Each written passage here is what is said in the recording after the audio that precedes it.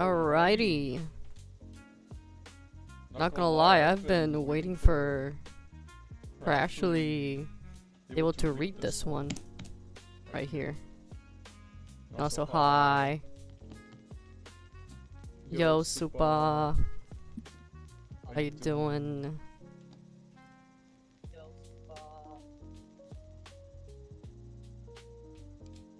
Hand cam is diabolical.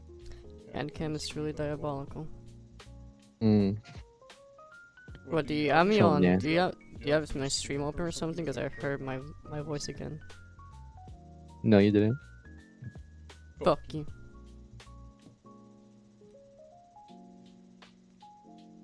Yo, Graham Vitreous. Yeah, Graham, I'm gonna study the entire thing.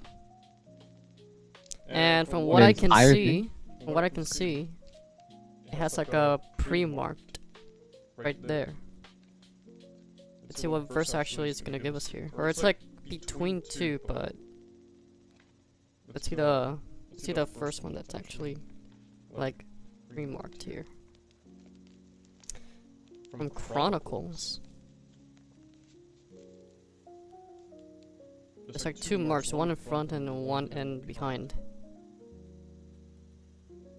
Voices echoing. Where? Yeah, your voice is sounding like kind of weird, like robotic. Is it? Where? Yeah, I don't know.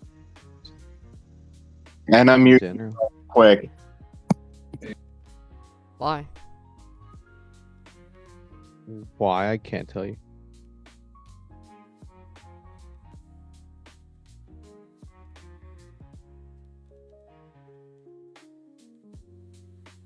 Where's Grim? Oh, there you go. Okay. You joined it live. Your real voice can be heard on stream. I didn't hear anything. I can. What the fuck was that?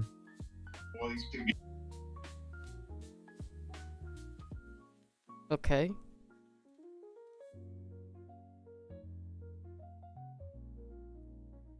Oh, because I have voice mod on. Why is Opera GX also open? The fuck? I had so much shit actually opened. There we go.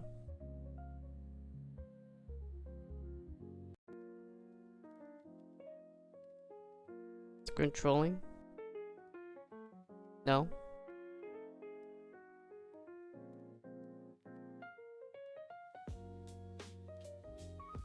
Chronicles 5-2. It's talking about Solomon here. Cute hands, deadpan voice. I've always sounded pretty deadpan.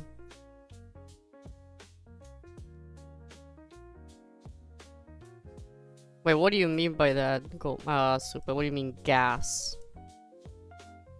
That So the wait. stream is gonna be good. Ah. Oh yeah, I forgot to put you here. Let me see what the other bookmark is.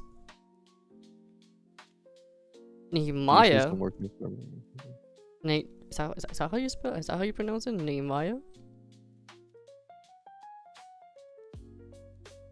Gold. Yeah. How do What's you up? How do you pronounce this? I've never heard this book before. You pronounce it, man. I'm not gonna try. Nehemiah? The book of Nehemiah. I've never been good at pronouncing anything. You sure about that? Dude, have you ever seen me read anything well? Like,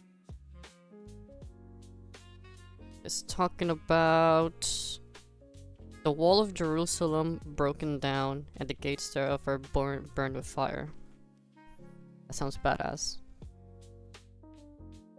But I want to read from the entire beginning. And we also had a little tiny bookmark here with a nice little message. in the beginning. Amos is a tough book, is it? Nehemiah. Nehemiah. Nehemiah. Alright, so from what I remember in childhood, the books that I mostly remember obviously have been Genesis, Exodus, Leviticus, Numbers, Deuteronomy, Joshua, Judges, Samuel, Kings, Psalms, Proverbs. I think also Solomon, I don't remember. Isaiah, Jeremiah, Ezekiel, Daniel, and Matthew, Mark, Luke, John, Acts, Romans, Corinthians, Philippians, Thessalonians, Timothy, James, Peter, John, Jude, and Revelation. The rest of the books, there's a lot of them that I've never ever heard before. Like Ezra or Nehemiah, Esther, Ruth, Obadiah. What Bible publications do you have? This is the King James Bible. Think too. All right. Nahum, Zephaniah, Malachi. What are these books actually?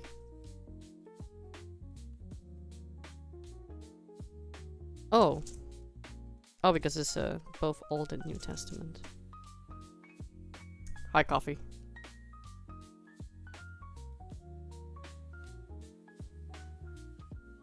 Alright, so we're going for the Old Testament. And we also had a little bookmark here.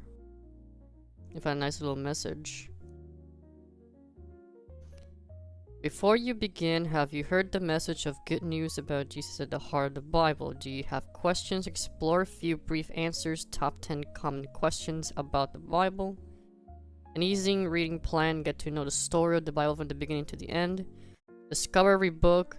Explore resources to help you understand with each of the 66 books. Jesus. Can we know God? Yes. Discover how God created you and you have a relationship with Him. For the Word of God is alive and powerful. Hebrews 4:12. Very nice message. And a free bookmark. Actually, let me put this aside.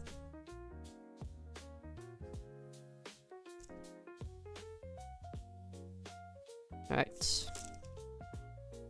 Start with Genesis. The most common and probably most misunderstood book, I believe. Okay.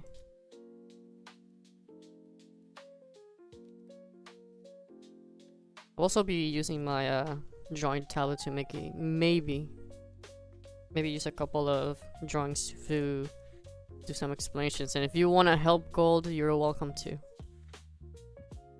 I don't have a King what was it? King What is it James again? I Bible? forgot. Yeah, I don't have one of those. I But- got my Niv Bible, Which ones do you usually have then? the Niv one, the one that Super has as well. Niv one? That's why I call it. I always say Niv. What's the Niv one? Is it just for Catholics or? Typically. You're gonna stay on my table Almost a year. and die. Yo, Lex. What's up, buddy? Oh, the new international version. Okay, now that's probably a more understood kinda. Expected you to read the Brain Rot Bible when I was supposed on Discord. They either read the Niv or the Nav Bible. Niv or Nav. It's actually a Brain Rot Bible. I mean, I wouldn't be surprised, but alright. The first book of Moses, our goat. There's a lot of things in here that I also might want to explain. Because as I said, Genesis has been like probably one of the most misunderstood books in my opinion. Because people take things either What are too you doing, bud? seriously. Huh? What are you What's up, doing? Huh? What are you doing on Bible? Review. What am I doing? Yeah, Yeah. Let's just I see don't where know. this goes, man. Just curious. just can't, goes. I can't read it. I can't study it. What makes you do that? I never thought of you doing a fucking Bible reading on stream. I mean, why not? Let's see where this goes. Okay. I just want to read it and also just give my perspective. You should get maybe. the point edition. Like what? What? Keep going. Buddy, are you okay? Yeah, Oh, no. I drink not- 2 beer. I'm not dealing with that right now. Also, so wait, I'm gonna put some Minecraft music instead as well, so the vibes can. Put some clear upscale music. I'm gonna put Minecraft music. All right. Okay, buddy. Did you have a Bible? That Bible beforehand? Or did you just get it for stream?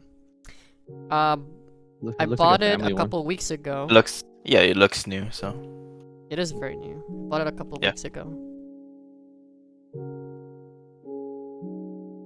I mean, hey, maybe it'll change me, maybe not. So, Let's see. and it's going to turn a different person after the stream. probably. Where do you stand on the stories of the Bible? Do you take them literally or metaphorically?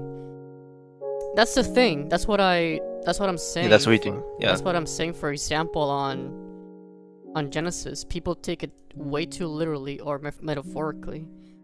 And let's take for example on the part of the firmament, but we'll get to that part as well, because I want to give my take on that as well, because we all know how divisive it can be. Alright, so Genesis. In the beginning God created the heaven and the earth. And the earth was without form and void, and the darkness was upon the face of the deep. And the Spirit of God moved upon the face of the waters. And God said, "Let there be light," and there was light.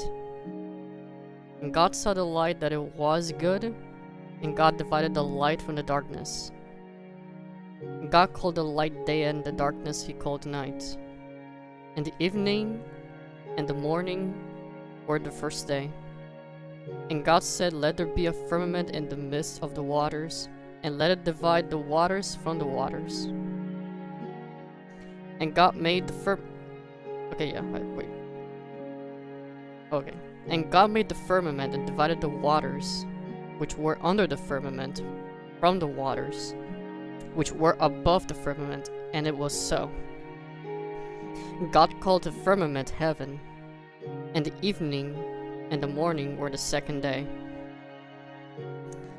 Alright. Let us explain this part here.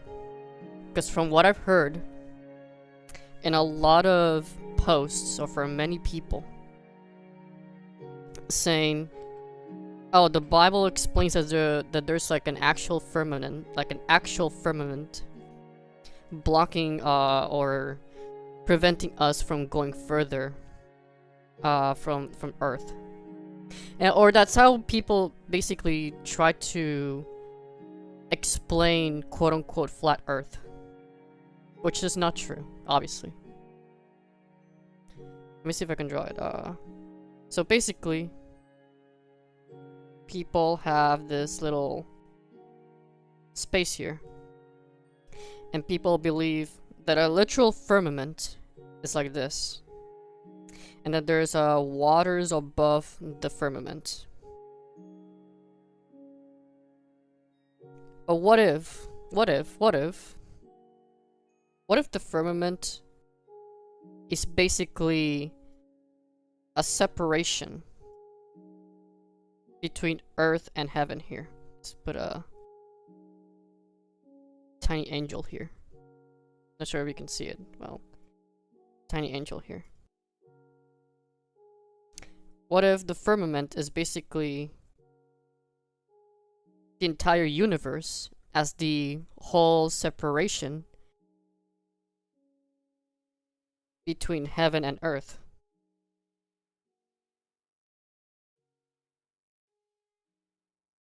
My take is the firmament is basically just the separation between earth and heaven. Because remember, at some point in the Bible, God, humanity or mankind is gonna try or attempt to reach heaven. which is the Tower of Babylon.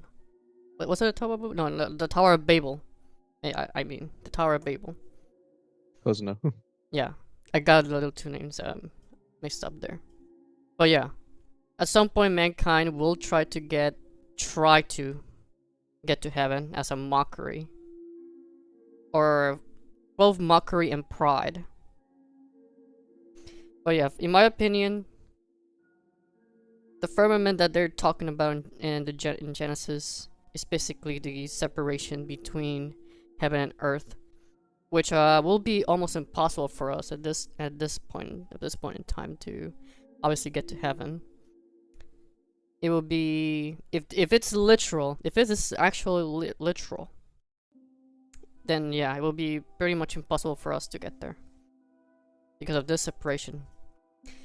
So I would completely deny this. And the waters, and it's saying about the let it divide the waters from the waters. What if it's just talking about the universe as like a literal sea, a sea of planets, sea of stars, galaxies, black holes. I mean, there's a reason why we call them celestial bodies, as well. It says the universe is an entire sea of many different things we don't know about yet. So yeah, that's my take on it. So, flat Earth is not real. I believe it's more accurate for the entire Earth to just be as we know it, and the universe being the literal firmament, and the waters as well, separating us from heaven.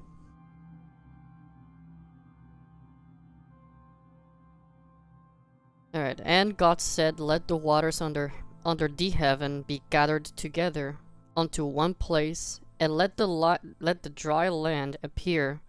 And it was so. And God called the dry land earth, and the gathering together of the waters called he seas. And God saw that it was good. And God said, Let the earth bring forth grass, the herb yielding seed, and the fruit tree yielding fruit after his kind, whose seed is in itself, upon the earth. And it was so." Wait a minute. After his kind, whose seed is in itself upon the earth. You hold your pen like you escaped from a lab. What do you expect?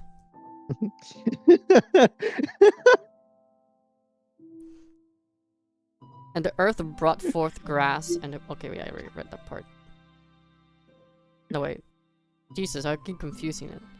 And the earth brought forth grass and herb yielding seed after his kind, and the tree yielding fruit, whose seed was in itself after his kind. And God saw that it was good. It's okay, and words are hard. I know. I get a little lost. And the evening and the morning were the third day. And God said, Let there be lights in the firmament of the heaven to divide the day from the night, and let them be for signs and for seasons and for days and years. Okay, so I think I'm starting to understand why people actually are trying to say that flat Earth is more canonical to the Bible. Okay, I see where they're getting this. Saying, let there be lights in the firmament. But like we said, the firmament should then be the universe itself. Let's say this is the sun, and then this is the moon. Okay, wait. Moon and sun. Let there be lights in the firmament of the heaven to divide the day from the night, and let them be for signs and for seasons and for days and years. Okay, so the universe being the firmament, Let's just say that. And from there, there's already light from the sun, and then also the moon along with it. And then saying that it will be used for signs, for seasons, and for days, for years. Obviously, we have the many seasons. We have the eclipses, the moon phases, and that can be pretty much used for different signs. Well, I guess at the time, it would be used for different signs. We would all know that eclipses, comets in the past would be used as different signs, whether it would be sickness or wars. Flip us all off, do it, no balls. For you guys.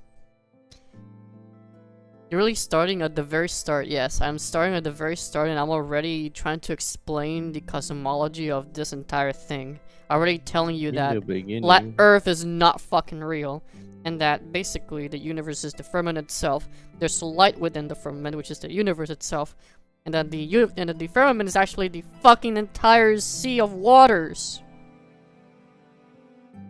Ah. This is gonna be a multi-part series. Yes. We're starting off okay. with Genesis, and then we're gonna continue with different books. Alright, alright. And let them be for lights in the firmament of the heaven to give light upon the earth, and it was so. And God made two great lights, the greater light to rule the day, and the lesser light to rule the night. He made the stars also. And God set them in the firmament of the heaven to give light upon the earth, and to rule over the day and over the night, and to divide the light from the darkness. And God saw that it was good. So again, yes, we have many different celestial bodies inside the firmament then. If the firmament was like the one here above, it would not make any sense then. Because literally say, let them be for lights in the firmament of the heaven to give light upon the earth. Just remember, heaven is separate from earth here. We are separated in the firmament, which is the universe itself. God and heaven are outside of the universe. In this case.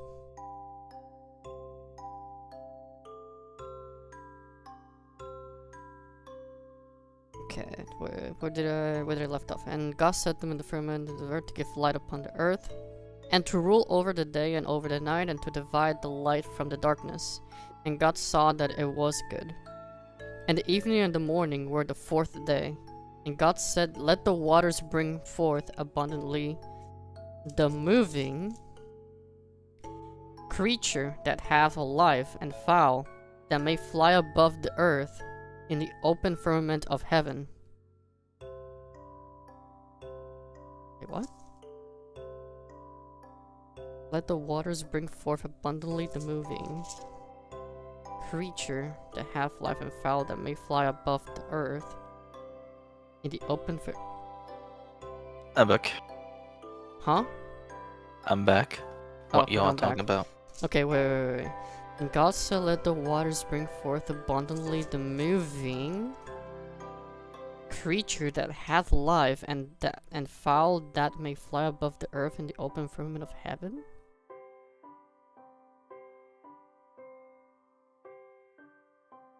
What?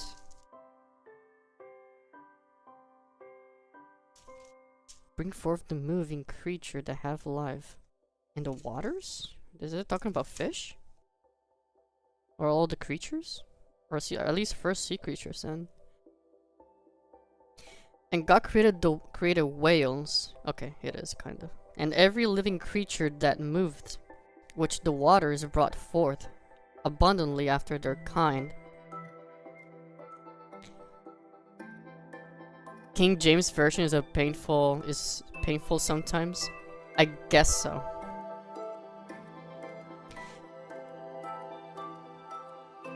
Okay, move which was the waters brought forth abundantly after their kind, and every winged fowl after his kind. And God saw that it was good. And God blessed them. saying, "Be fruitful and multiply, and fill the waters and the seas, and let fowl multiply in the earth." Okay, so he's telling us to multiply.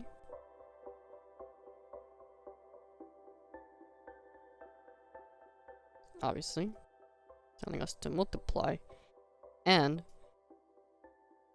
use the animals to let fowl multiply. I'm guessing he's telling us we can hunt. We can hunt animals. But no, telling the fish to multiply? Is it? Okay, wait. Brought forth abundantly after their kind, and every winged fowl after his kind. Bless them, saying, "Be fruitful and fill the waters in the sea." Okay, yeah, probably it is. Okay, yeah. It probably is just showing, or at least telling kinda telling the fish to multiply. Be fruitful. And the evening and the morning were the 5th day. And God said, "Let the earth bring forth the living creature after his kind, cattle and creeping thing, and beasts of the earth after his kind," and it was so.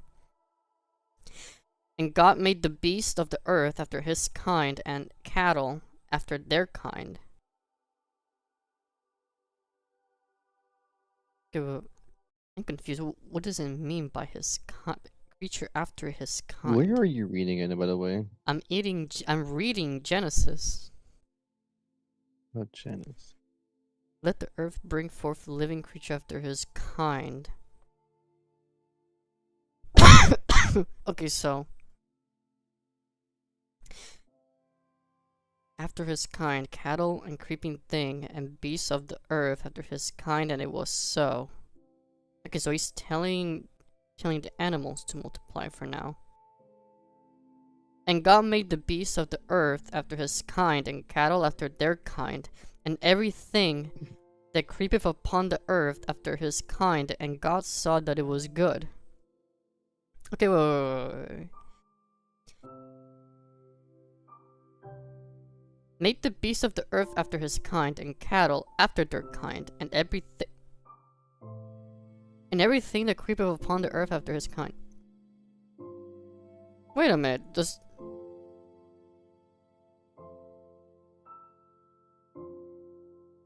after his kind, and cattle after their kind, and everything that creepeth upon the earth after his kind. Well, here it is. This is where you're at. Is this okay. evolution? Maybe? I think so. Yeah, because it starts with the sea, with the sea, obviously, starting off with the fish, or at least all the different creatures that reside in the ocean. And now it's going for the land creatures, saying to multiply, and that after those beasts multiply, they'll another kind. Yeah, after they multiply, it'll come from their kind, and then that kind will come from the other kind. The same goes for the cattle, for all everything that creepeth upon the earth. So in a way, it is actually explaining explaining evolution. Or it's just explaining how maybe different bloodlines in animals work, kinda, or maybe just different bloodlines in animals. This verse is stating that each creature was made in each of their kinds of species, basically saying that every species of animal was made. Well, that's how evolution kinda works as well, because from the perspective of evolution, everything comes from a common ancestor. And at some point, every animal came from a specific ancestor here.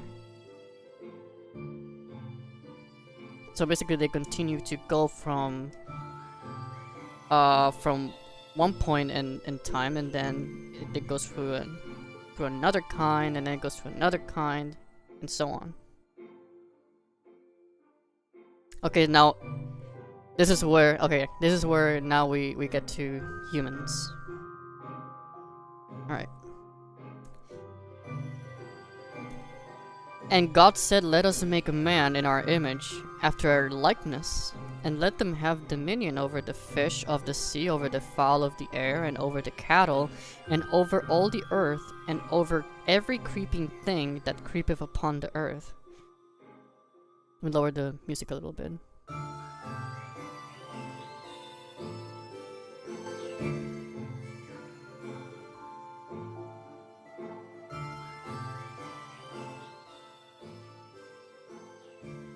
Hopefully it's not too annoying.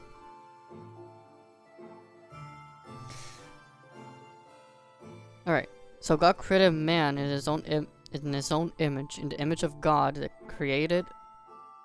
In the image of God created he him, male and female, created he them.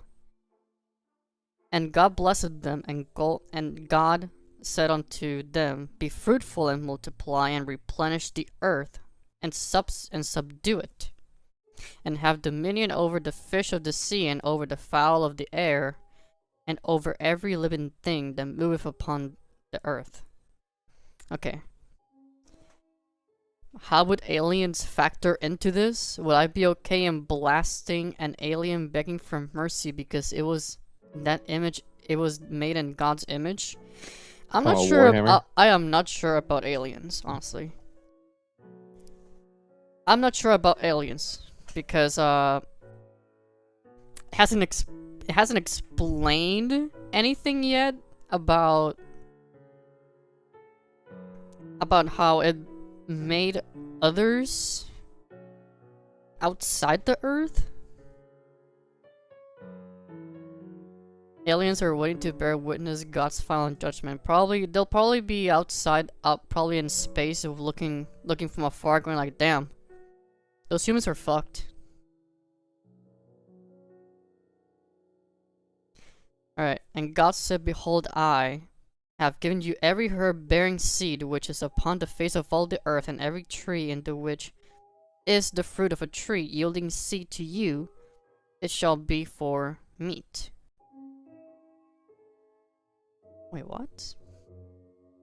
Okay, I understand the other part then. So every seed, every fruit, every plant, I give it to you, shall be for meat. Oh. Maybe it'll be for feeding. For feeding the animals then. "And to every beast of the earth, and to every fowl of the air, and to everything that creepeth upon the earth, wherein there is life, I have given every green herb for meat," and it was so. And God said, "Everything that had made, and behold that it was very good, and the evening and the morning were the sixth day."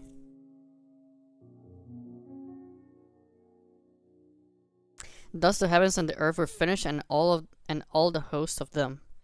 On the seventh day God ended his work which he made, and he rested on the seventh day from all his work which he made. Just chilling now. He deserves a little rest. And God blessed the seventh day and sanctified it, because that in it he had rested from all his work which God created and made. Which should be understandable that every Sunday should be resting for all of us as well.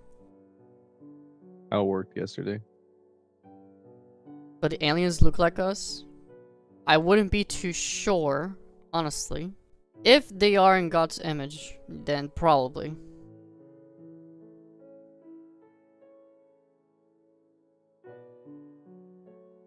These are the generations of the heavens and of the earth when they were created in the day that the Lord God made the earth and the heavens. And every plant of the field before was in the earth, and every herb of the field before it grew, for the Lord God had not caused it to rain upon the earth, and there was not a man to till the ground.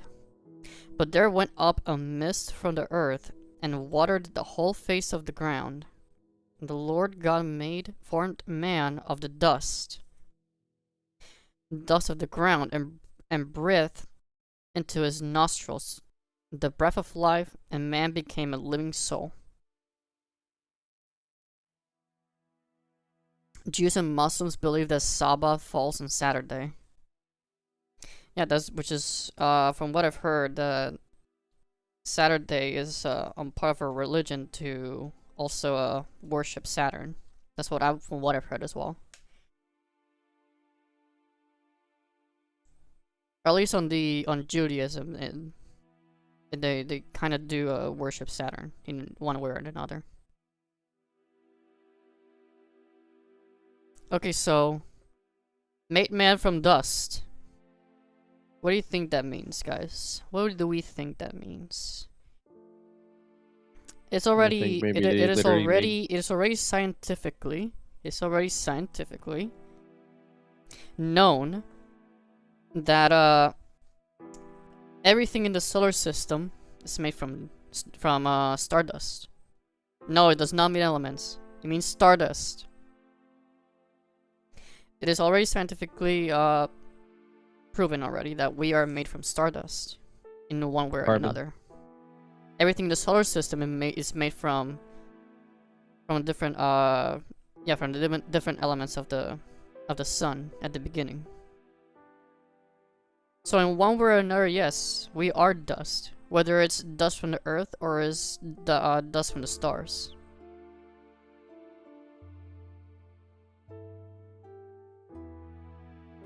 And the Lord God planted a garden eastward in Eden, and there he put the man who he had formed.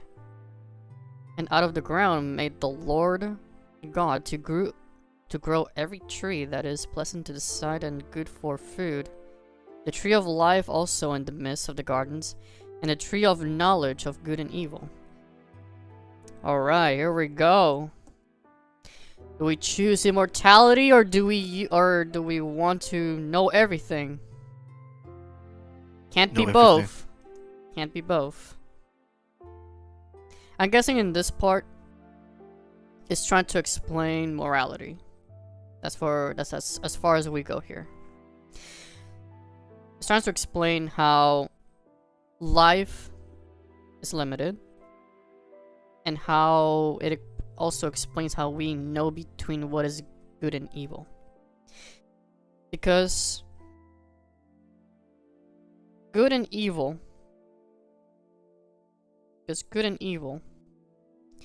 can both be taken religiously and can be also taken from a biological standpoint. By biological standpoint, I'm talking about how through time, meaning that through time, we associate good and evil by how something feels. Like, for example, let's say I punch gold in the past at some point. I punch gold, and it actually hurt. He feels uncomfort. He's discomforted. That would be known as something bad, right? Feeling hurt is actually something bad, and so if I continue to punch gold, at some point he's going to stop moving. He's gonna die. All right, that is evil. Then. And so on, we continued to associate discomfort with what is evil, and what was comfort was good. But obviously not all comfort is good. Some comfort is evil as well. At some point we started probably going around with different comforts, like probably lust. Like, we all know lust at some point, it is pretty bad for us. Like, psychologically and in our lives also. It can ruin one's life. Yes, it can. Because lust, at some point, it'll take over your time. It'll take over your life. It can take over you financially. It can take over you psychologically. And yeah, it'll basically ruin your entire life. So at some point, comfort was good, discomfort was bad. And then we continued to get a little too comfortable at some point. And then we associated that with quote-unquote addiction, or being a little too comfortable that we just become lazy. Is that why I'm horny all the time? Well, like, I don't think there's an explanation for your horniness, I guess. But also that in a way also explains why the cardinal sins explains morality as well at some point, because also greed, obviously greed can also ruin your life. Since greed is about wanting more, gluttony is about greed is about just having more. Gluttony is about wanting more. Pride is basically just saying, oh, I am better than anyone else in here, and I'm never gonna change because I am just that good, or I don't need any change. It's basically selfishness. And there's envy, obviously, being envy, saying, oh, I wish I could have more of this, and you continue to obsess over becoming better instead of just following a certain path. And then there's sloth, obviously, also. Sloth just keeps you in place, doesn't make you change, it doesn't lead you anywhere, it just lets you stay in one place, and it's just not gonna get you anywhere, basically. It doesn't get you into the right path in life. And so yeah, that's probably also why the cardinal sins are probably something that people should probably keep more in mind of, and just learn from them, and just not do them. Alright. Where were we? I forgot where were we? The Lord formed man on the ground. Okay, yeah, he just where he made man. And the Lord God planted our garden eastward in Eden, and there he put man whom he had formed.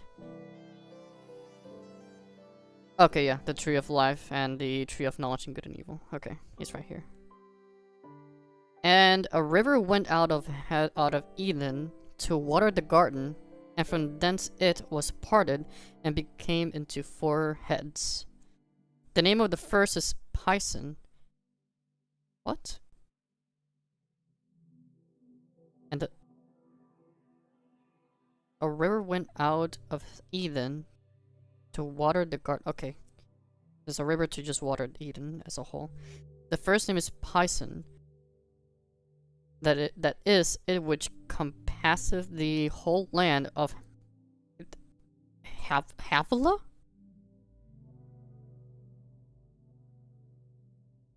What? I have never heard of this. Where there is gold, and the gold of that land is good, there is... What is this? You good? And the gold of that land is good, there is bdellium and the onyx stone. And the name of the second river is Gihon.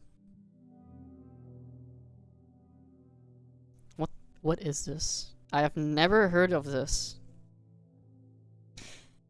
The same is it that compasseth the whole land of Ethiopia. Did I buy the right Bible? Nah. This is King James. Yeah. King James version. I hope I'm I hope I bought the right one. We'll get the scan one. And the name of the third river is Hiddekel, that is it which goeth towards the east of Assyria.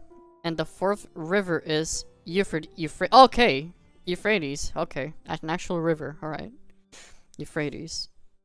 Wait, are these actual real? Wait, I know Euphrates is an actual place, but what about the others then? Let me search real quick. Assyria. I see Olympus. Huh? I see Olympus. What do you mean? When you lift the Bible, I can see the reflection of Olympus. Yeah, because it's in front of right there. Steam Okay, page, so yeah. Assyria was an ancient Mesopotamian empire.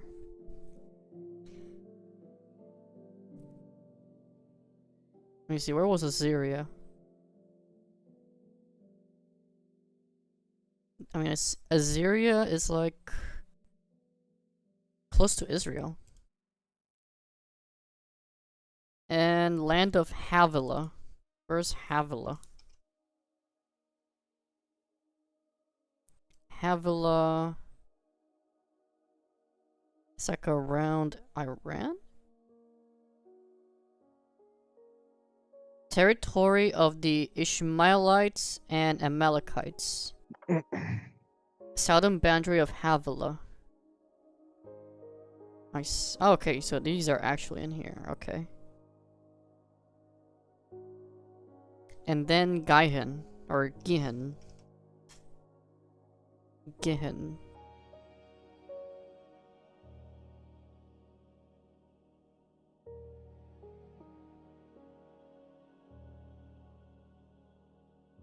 Let me see where that is. The Gihon River, primary water source of ancient Jerusalem. I see. Euphrates is actually known as the cradle of civilization, I believe.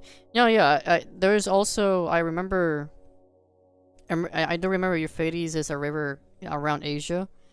And I know that in some point in Revelations, they do say that Euphrates River is going to dry up, and it's actually drying up right now. But I believe it's like until like 2035, 2040, that's going to completely dry up. So if it keeps up drying, if it keeps drying up, actually, We got some But yeah. time on our hands. kinda, yeah, we do. Before actually we get our lives settled. Alright. The Lord God took the man and put him into the Garden of Eden to dress it and to keep it. And the Lord God commanded the man, saying, Of every tree of the garden thou mayest freely eat, but of the tree of knowledge of good and evil thou shalt not eat of it. For in the day that thou eatest thereof thou shalt surely die.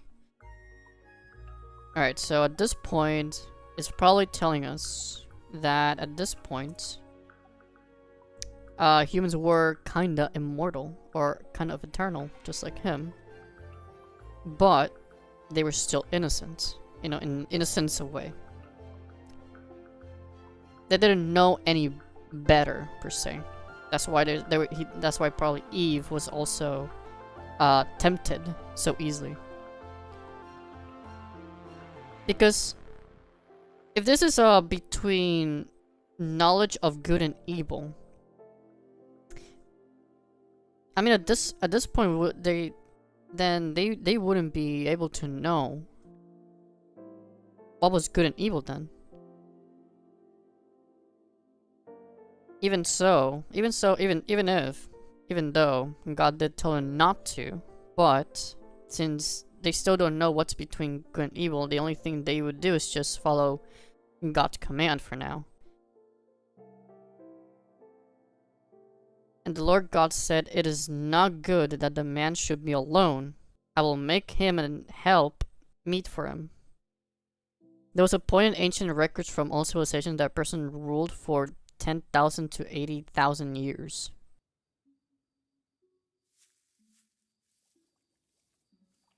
A person ruled?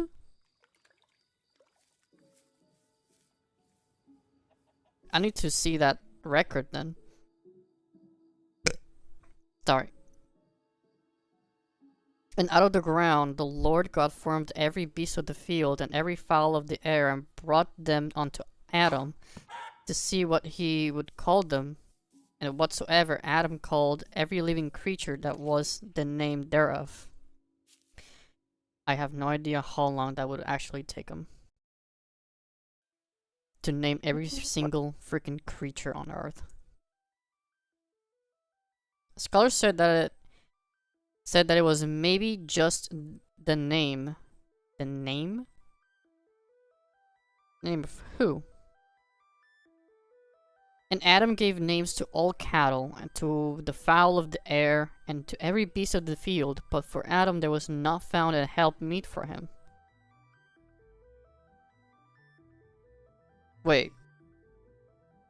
Wait a minute.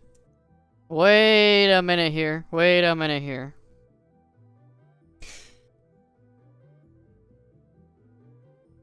Okay, wait.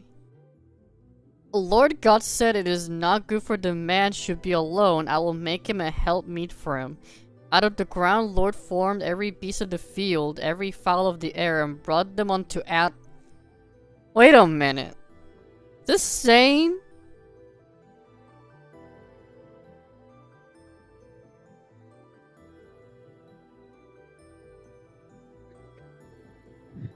Wait. No, that can't be. That can't be right. Was it trying to make a partner for Adam from every beast or every fowl, every cattle? I mean, I know Adam here was naming them, but it was also saying should not the man.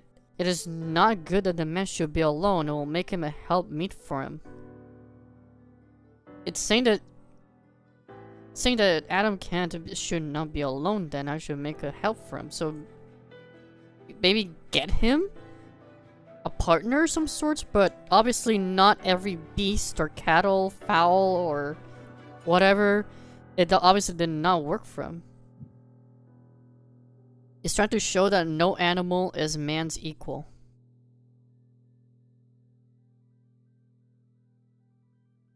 You'll be queen and until you die, and your successor will also be named Enna, regardless of what happens, until the clan in charge or administration or people say we want change. I guess that makes sense on how certain names like George II, George III, and so on. That's probably how it goes. That's probably why there's numbers in the names. Okay. Alright, Vitreous, you make a fair argument there. You make a fair argument that basically showing that no animal is man's equal. They just cannot be like the same as man. They cannot reason like men. And the Lord God caused a deep sleep to fall upon Adam, and he slept, and he took one of his ribs and closed up the flesh instead thereof. And the rib which the Lord had taken from the man made he a woman, and brought her unto the man. And Adam said, This is now bone of my bones, and flesh of my flesh. She shall be called a woman, because she was taken out of man. Therefore shall a man leave his father and his mother, and shall cleave unto his wife, and they shall be one flesh. Alright, so this is basically explaining then how birth comes to be then. That they shall be one flesh between the father and the mother. They will create one flesh, a son or daughter. Woman spawned, beginning of the end, bro. Biblically levels up over. Yeah, it is the first marriage, and It is also probably trying to explain how birth works and saying, and they shall be one flesh, or I guess both of them.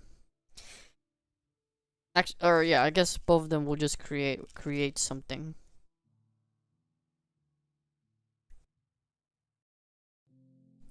Like saying, oh, let's say like saying, oh, when me and bro have our own kids, and then they mate with each other to create some sort of hybrid between me and bro, something like that.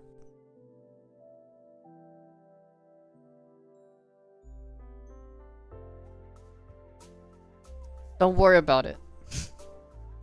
And they were both naked, the man and his wife, and were not ashamed. Now the serpent was more subtle than any beast of the field which the Lord God had made. And he said unto the woman, Yea, hath God said, Ye shall not eat for every tree of the garden? And the woman said unto the serpent, We may eat of the fruit of the trees of the garden, but of the fruit of the tree which is the midst of the garden, God hath, and he said, Ye shall not eat of it, neither shall ye touch it, lest ye die. The serpent said unto the woman, Ye shall not surely die, for God doth know that in the day yet eat thereof, then your eyes shall be opened, and ye shall be as gods, knowing good and evil. Alright, so from here, it's trying to explain how the serpent is trying to tempt, obviously trying to tempt Eve. And in one way, it probably would be true. In one way or another, it probably would be true that Adam and Eve at some point, if they did eat from both life, from the tree of life and the tree of knowledge between good and evil, they will be somewhat like God. But they didn't eat from just the one of life. Or they were going to eat the one from life, but God didn't let them. Because they actually just they only ate the one from knowledge and good between good and evil. And so God then had to swipe the tree of life away from them before they actually became like him.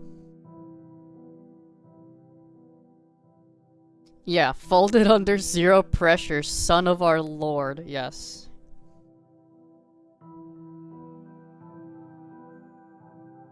And when the woman saw that the tree was good for food, and that it was pleasant to the eyes, and a tree to be desired to make one wise, she took of the tree, of the fruit thereof, and did eat, and gave also unto her husband with her, and he did eat.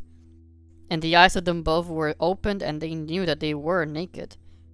And they sewed fig leaves together, and made themselves aprons. And they heard the voice of the Lord God walking in the garden in the cool of the day. And Adam and his wife hid themselves from the presence of the Lord God amongst the trees in the garden. The Lord called unto Adam, said unto him, Where art thou? And he said, I heard thy voice in the garden, and I was afraid, because I was naked, and I hid myself. And he said, Who told thee that thou was naked? Hast thou eaten of the tree whereof I commanded thee, thou shalt not eat? And the man said, The woman whom thou gavest to be with me, she gave me of the tree, and I did eat. And the Lord God said unto the woman, What is this that thou hast done? And the woman said, The serpent beguiled me, and I did eat.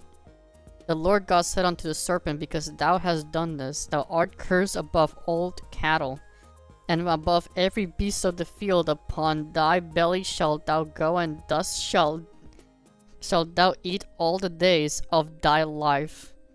Frickin' remove all your freaking legs or arms and whatever, and now you're going to be slithering around like a peasant, and that's how you'll eat your food. And I will put enmity between thee and the woman, and between thy seed and her seed. It shall bruise thy head, and thou shalt bruise his heel. Unto the woman he said, I will greatly multiply thy sorrow and thy conception, and sorrow thou shalt bring forth children. Thy desire shall not be to thy husband, he shall rule over thee. Okay, so because the woman folded under zero pressure, he said, okay, you know what, I'm gonna put Adam in charge of you. I'm gonna put men in charge of women because they folded under zero pressure. God damn it. I mean, I guess that makes sense. If you fold under zero pressure like this, I would also put someone else to be in charge of you and to just keep a look at you.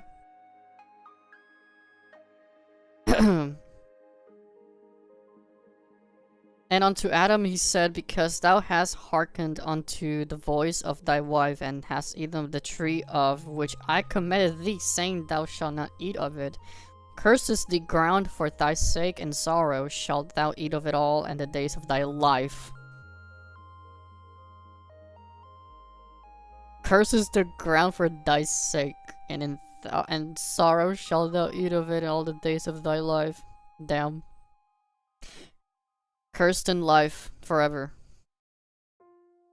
Thorns also thistles shall it bring forth to thee, and thou shalt eat the herb of the field.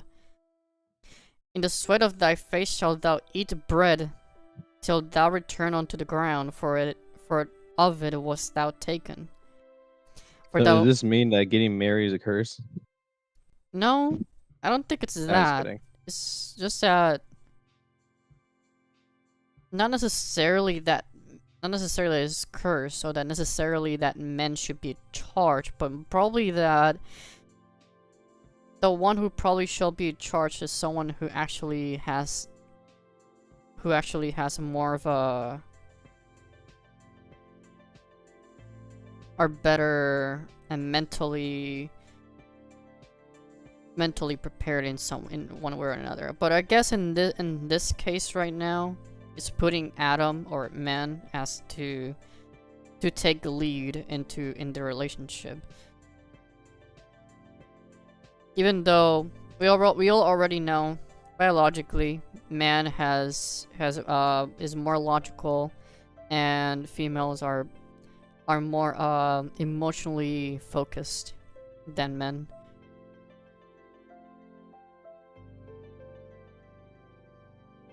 I feel like this is like for better or for worse, sickness and in health. She's your problem, Brotato.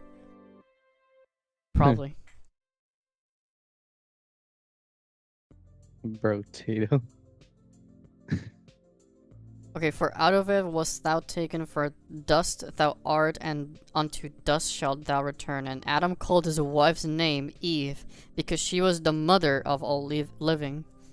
Unto Adam also to his wife did the Lord make coats of skin, and clothed them. And the Lord God said, behold, the man is become as one of us, to know good and evil. And now lest he put forth his land, and take also of the tree of life, and eat, and live forever. See? I fucking knew it. So, in some way, he's probably speaking to the angels, or his highest angels, or seraphim, I guess, saying that, behold, man is become one of us, to know good and evil, and not, well, I guess not really, like, not really towards the angels, but maybe there's, I don't want to say multiple gods, but maybe there's something here. Maybe Lord God here is talking to the Son and the Holy Spirit here. We can definitely say that in here is probably the Trinity in the work here. Because he's saying, behold, the man is become as one of us, to know good and evil. The only us here would be the Trinity then, between the Father, Son, and Holy Spirit here. And now lest he put forth his hand and take also the tree of life and eat it and live forever. Swiping the tree of life away, otherwise he will become eternal like us. He will know good and evil like us. Let's take it away from him before this happens. Before anything else more drastic happens. Therefore the Lord God sent him forth from the Garden of Eden to till the ground from whence he was taken. So he drove out the man, and he placed at the east of the garden of Eden cherubims. Oh wait. Drove out the man, placed at the east of the garden of Eden cherubims, and a flaming sword which turned every way, to keep the way of the tree of life. And Adam knew Eve his wife, and she conceived, and bare Cain, and said, I have gotten a man from the Lord. There's our boy Cain, which is theorized as well that he's still roaming the earth somehow. I don't know. He's just chilling. I don't know. They say he's still roaming around, but I highly doubt it. Probably because I'm pretty sure he did probably rule for a long time. Maybe, I'm not sure. Because he was cursed to roam around, to roam the earth, I believe. I know God put a curse on him. And she again bare his brother Abel, and Abel was a keeper of sheep, but Cain was a tiller of the ground, a farmer, or not a farmer, I guess. Well, I guess both were farmers. And in the process of time it came to pass that Cain brought of the fruit of the ground an offering unto the Lord, and Abel he also brought of the firstlings of his flock of the fat thereof. And the Lord has respect unto Abel and to his offering. But unto Cain to his offering he had not respect, and Cain was very wroth, and his countenance fell. The Lord said unto Cain, Why art thou wroth? And why is thy countenance fallen? If thou doest well, shalt thou not be accepted, and if thou doest not well, sin lieth at the door, unto thee shall be his desire, and thou shalt rule over him. Cain talked with Abel, his brother, and came to pass, when they were in the field, Cain rose up against Abel, his brother, and slew him. He became the first. Okay, no, this is not a. Fuck, what's the name of the game? I forgot. This is not a. What's the game called? I forgot.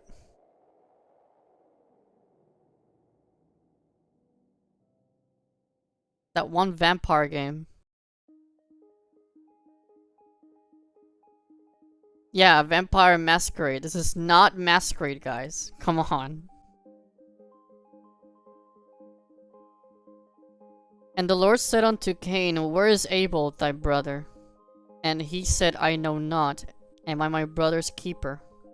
He said, What hast thou done? The voice of thy brother's blood crieth unto me from the ground. And now art thou cursed from the earth, which hath opened her mouth, to receive thy brother's blood from thy hand. When thou tillest the ground, it shall not henceforth yield unto thee.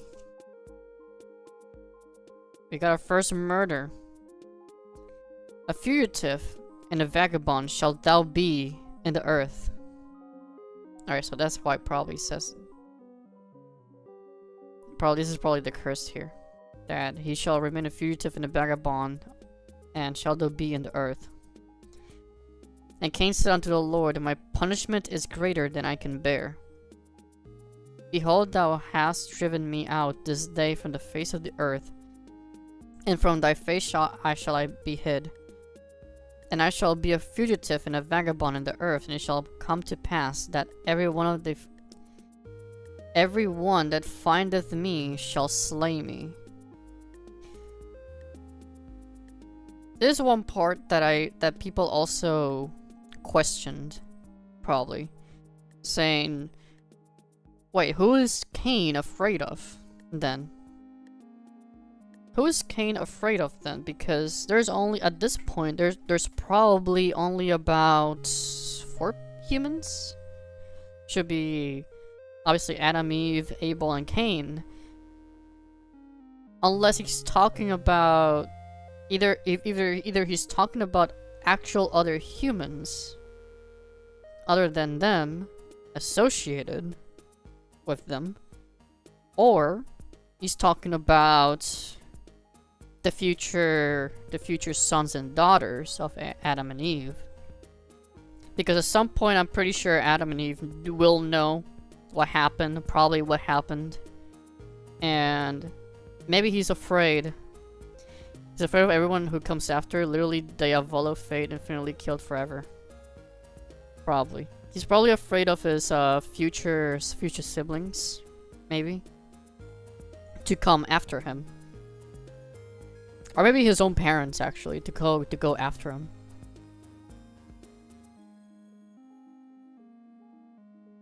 In some modern stories, God made a bunch of humans. No, yeah, and the, I think it was in the Book of Enoch,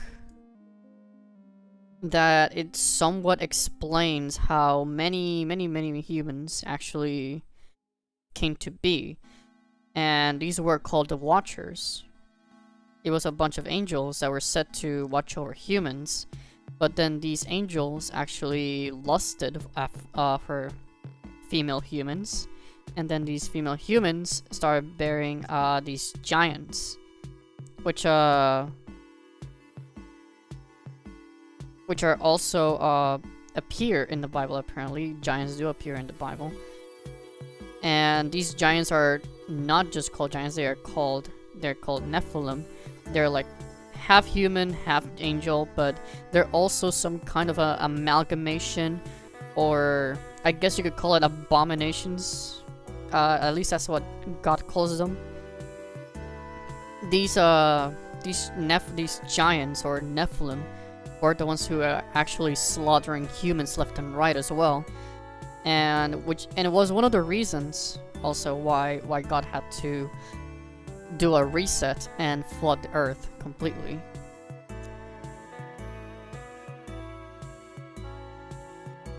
It's really just fanfic, not recognized as part of the main books. It is said that apparently on the Ethiopian Bible, which is said to be older than King James, they say that the Book of Enoch is in the Ethiopian Bible, but at the same time, also Book of Enoch is an apocryphal book that was written hundreds of years after the rest of the books or original books of the Bible was written. So I don't think it would be considered. Yeah, I don't think it would be considered canon. No, yeah, Enoch is a very interesting person because he is also the only person in the Bible to go to heaven alive. He was, or at least God took him to heaven alive, and that was it. And it was nothing after that.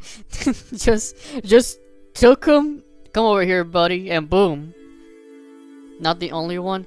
Oh yeah, fuck yeah. Sorry, yeah. He was one of the few people who was taken by God.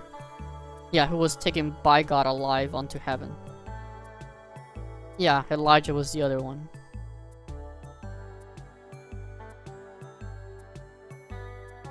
And the Lord said unto him, Therefore whosoever slayeth Cain, vengeance shall be taken on him sevenfold. And the Lord set a mark upon Cain, lest any finding him should kill him. And Cain went out from the presence of the Lord and dwelt in the land of Nod, on the east of Eden. Land of Nod. Where is Nod, actually? Land of Nod. Where was the land of Nod?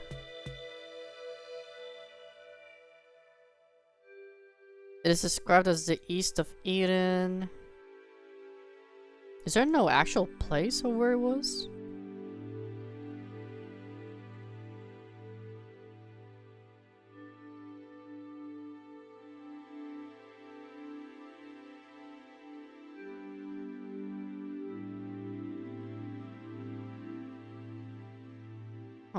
I guess there's nowhere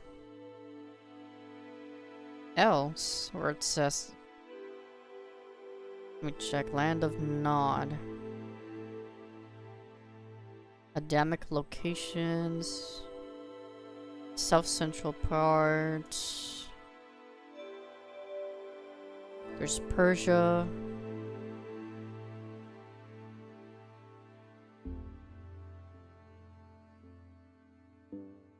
Huh. All we know is that it's on the east of Eden, where Cain was exiled.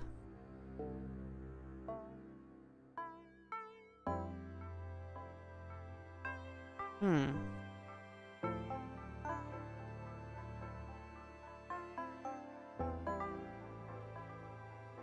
So he became a vagabond, or someone that simply just roams around the earth.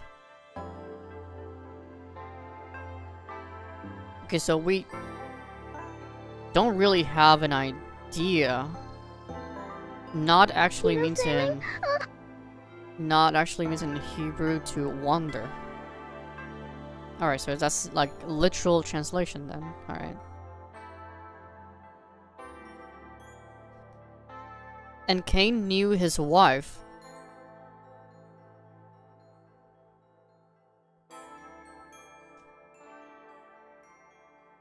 Where the fuck did she come from? See? we already went. We are already going through something here. Either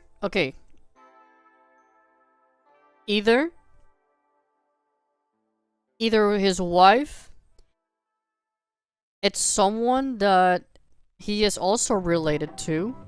Maybe at this point there's probably hundreds, probably thousands of humans now, and he chose one of them, one of his related. Did not know "not" means to wander till today. Yeah, me neither until now. But anyways, and Cain knew his wife. Most likely this wife is related, meaning at some point in Genesis, incest was not a thing. Or kinda was a thing, but not literally, as in like, you could probably just continue to multiply and multiply without any consequences. Or at least biological consequences.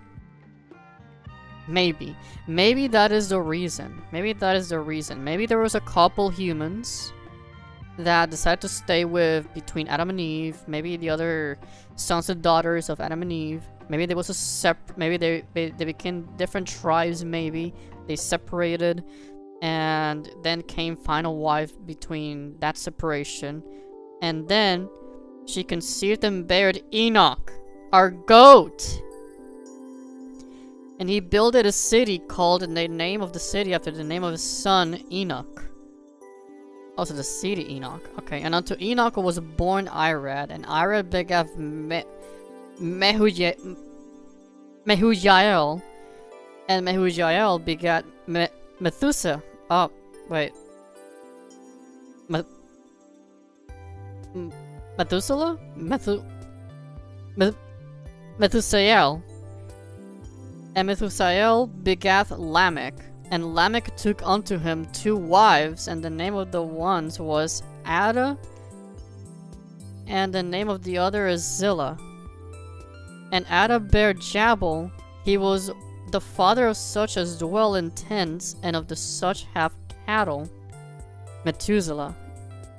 Is it Methuselah or Methusael? Because you can see her, right? Methusael. So not sure. So I know Methuselah. He's probably he was the oldest and who lived the longest apparently. And Ada bare Jabal, and he was the father of such dwell in his tents, and of such as have cattle. And his brother's name was Jubal. He was the father of all such as handle the harp and organ. And Zillah, she also bare Tubal-Cain, an instructor of every artificer in brass and iron. And the sister of Tubal-Cain was Naamah. And Lamech said unto his wives Ada and Zillah, hear my voice, ye the wives of Lamech, Hearken unto my speech, for I have slain a man to my wounding and a young man to my hurt.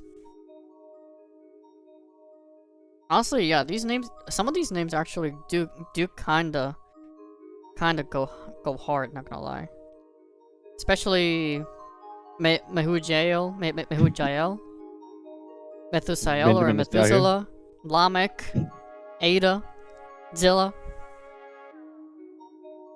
If Cain shall be avenged sevenfold, truly Lamech 70 and 70, Lamech 70 and sevenfold.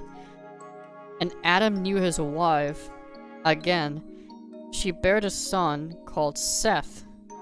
For God said she hath appointed me another seed instead of Abel, whom Cain slew. And to Seth, to him also there was born a son called Enos. Then began men to call upon the name of the Lord. This is the book of generations of Adam. In the day that God created man, in the likeness of God made him. Male and female created he them, and blessed them, and called their name Adam in the day when they were created. And Adam lived 130 years, begat a son in his own likeness. He had a son at 130 years, after his image, and called his name Seth. And the days of Adam, after he had begun Seth, were 800 years, and he begat sons and daughters. Okay, so they made all of these children for 800 years. They got bored. And all the yeah, I'm pretty sure people will actually get bored at that time. And all the days that Adam lived were 930 years, and he died. Okay. And he died. All right, buddy. So I'm it's excited, eh? I just love how it just goes like, oh yeah, he lived through an entire life, 130 years. Then when had so many children, sons and daughters for 800 years, and all those days he lived until 930 years, and he died.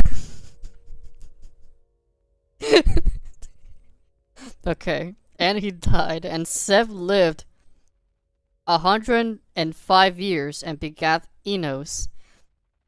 Seth lived after he begat Enos 807 years and begat sons and daughters.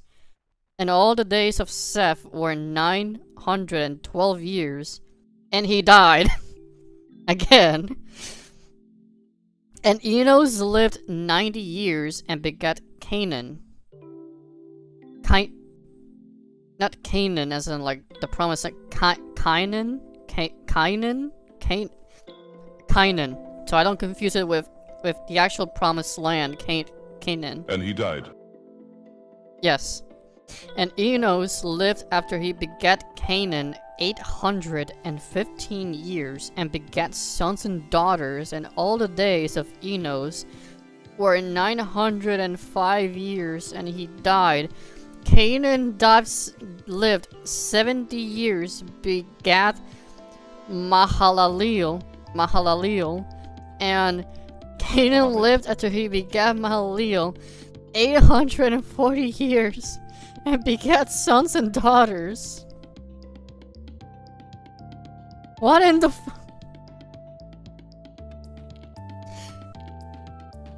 And in all the days Canaan were 910 years, and he died. And Mahalaleel lived 65 years, and begat Jared. And Mahalaleel lived after he begat Jared 830 years, and begat sons and daughters. And in all of the days of Mahalaleel were 895 years, and he died. And Jared lived 162 years, and he begat Enoch. And Jared lived after he begat Enoch, another Enoch, I guess, I'm not sure. 800 years and begat sons and daughters, and all the days of Jared were 962 years, and he died. And Enoch lived 65 years, begat Methuselah. Oh, here he is, Methuselah. The actual Methuselah, not Methusael. Is it this one's the actual Methuselah? And Enoch walked with God after he begat Methuselah 300 years, and begat sons and daughters. All the days of Enoch were 365 years old. Oh. And Enoch walked with God, and he was not, for God took him. Damn. So all these people that lived, begat sons and daughters, and they died. And then comes Enoch, just aura farming, out of nowhere, and then walked with God, and he was not, for God took him. It's like, come over here, buddy. You're aura farming too much. And Methuselah lived 187 years, and begat Lamech. And Methuselah lived after he begat Lamech 780 years, and 2 years, and begat sons and daughters. All the days of Methuselah were 969 years, and he died. Oh my god.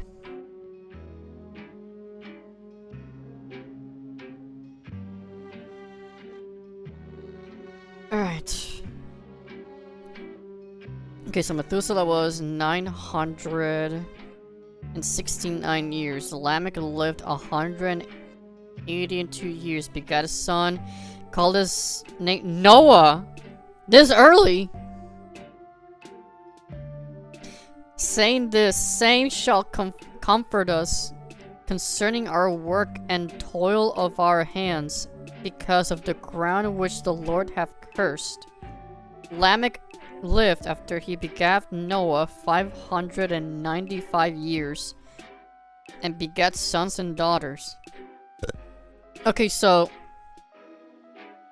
from what I'm seeing here is that all these people then started having sons and daughters for hundreds of years, and most likely they've had hundreds of thousands of children, probably living up until they freaking died.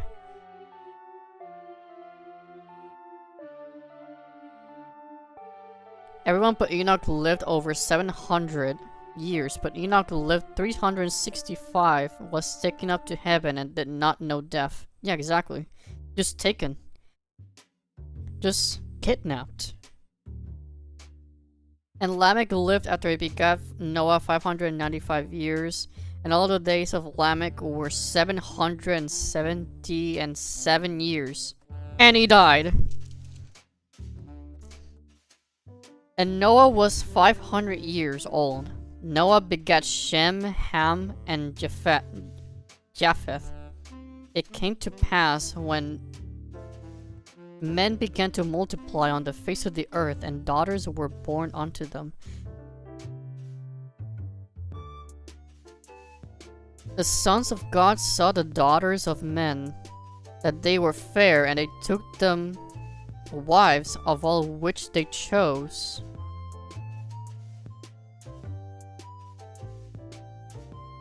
Is this talking about the angels that mated with female humans? The sons of God? And the Lord said, my spirit shall not always strive with man, for that he is also flesh, yet his days shall be 120 years. Okay, so the max... Okay, so at this point, God said, okay, you guys are living way too long and multiplying way too much. I'm gonna limit your years to probably maximum 120 years. There were giants in the earth. No context whatsoever. Just, there were giants in the earth. There were giants in the earth after the sons of God mated with the angels. I forgot to patch the update. Yeah, probably new nerf update. Age nerf. What? The age nerf. That's so bad. Angels don't have kids, so the sons of God probably meant Adam's descendants. Yep, no, but the Nephilim are a thing. So, most likely the sons of God probably means the so-called Watchers from the Book of Enoch. But I guess you can call these the fallen angels, or quote-unquote fallen angels. There were giants in the earth in those days, and also after that, when the sons of God came into the daughters of men, and they bare children to them, the same became mighty men which were of old, men of renown. And God saw that the wickedness of man was great in the earth, and that every imagination of the thoughts of his heart was only evil continually. It repented the Lord that he had made man on the earth, and it grieved him at his heart. And the Lord said, I will destroy man whom I have created from the face of the earth, both man and beast, and the creeping thing, and the fowls of the air, for it repenteth me that I have made them. But Noah found grace in the eyes of the Lord. These are the generations of Noah. Noah was just a man, and perfect in his generations, and Noah walked with God. And Noah begat 3 sons, Shem, Ham, and Japheth. The earth also was corrupt before God, and the earth was filled with violence. And God looked upon the earth, and behold, it was corrupt, for all flesh had corrupted his way upon the earth. Okay, so we can assume that the earth here, not only was filled with violence, it was corrupted, it was wicked, it was evil all over around. Most likely, whether it was Cain or not who was ruling this, and his corruption, or Cain's wickedness spread across the earth, most likely. And there were giants, in which the sons of God mated with the female humans with. Nephilim just meant giants. They didn't say anything about being offspring of angels or fallen. The thing is that people assume, or I guess most people assume, is that when it says that the sons of God, people assume that it's that they are angels. People assume, at least, because how do you explain then where did giants come from then?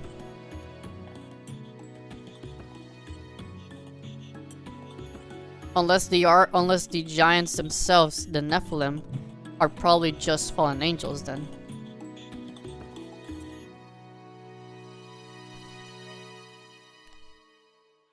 And God said unto Noah, the end of all flesh is come before me, for the earth is filled with violence through them, and behold, I will destroy them with the earth.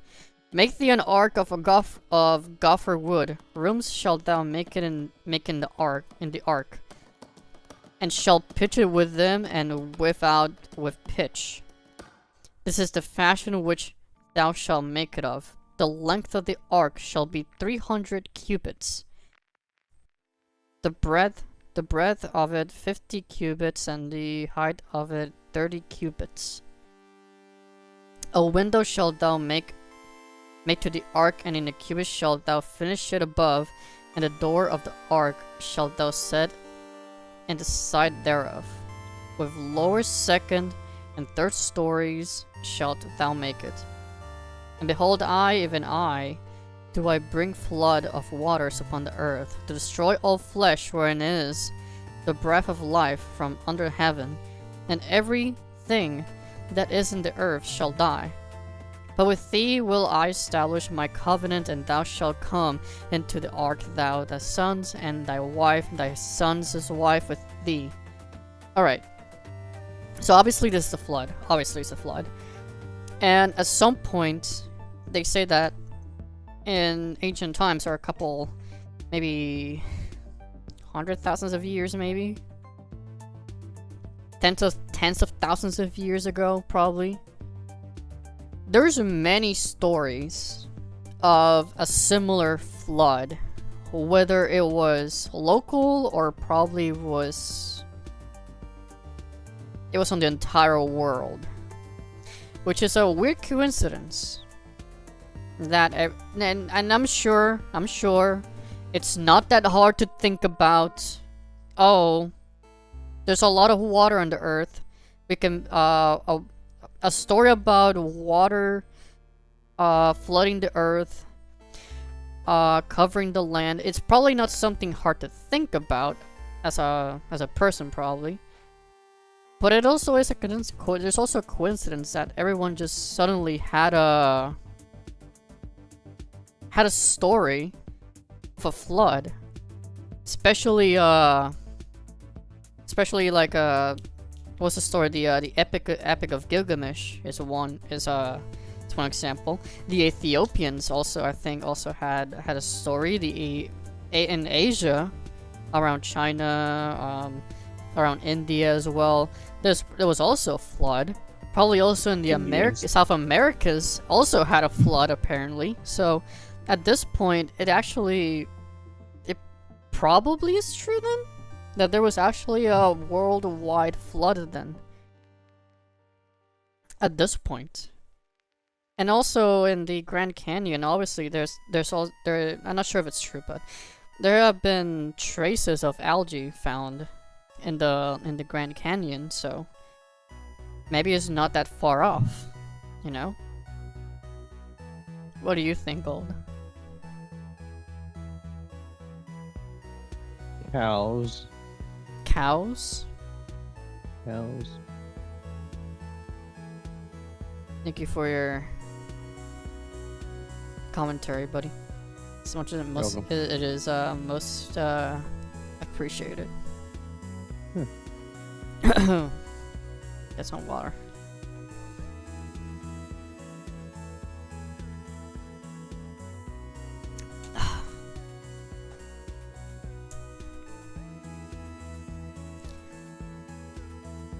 Alright. And of every living thing of all flesh, 2 of every sort shalt thou bring into the dark, to keep them alive.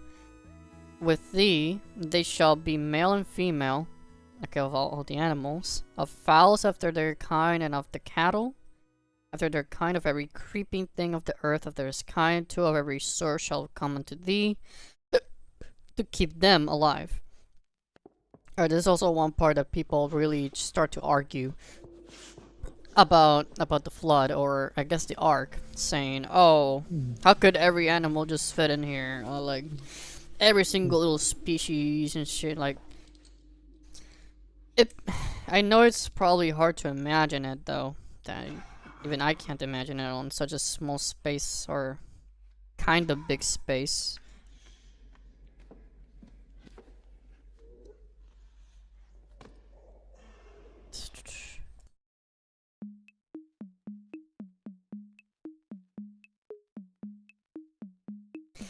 Was the behemoth before or after the flood?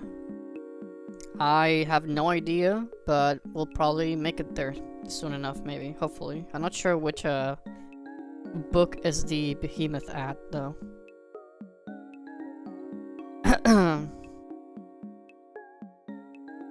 And take thou unto thee of all food that is eaten, and thou shalt gather it to thee, and shall be for food for thee and for them. Thus did Noah, according to all that God commanded him, so did he. And the Lord said unto Noah, Come thou and all thy house into the ark, for thee have I seen righteous before me in this generation. I've seen righteous before me, but probably the best amount of righteousness God has seen in Noah compared to almost everyone else. Probably.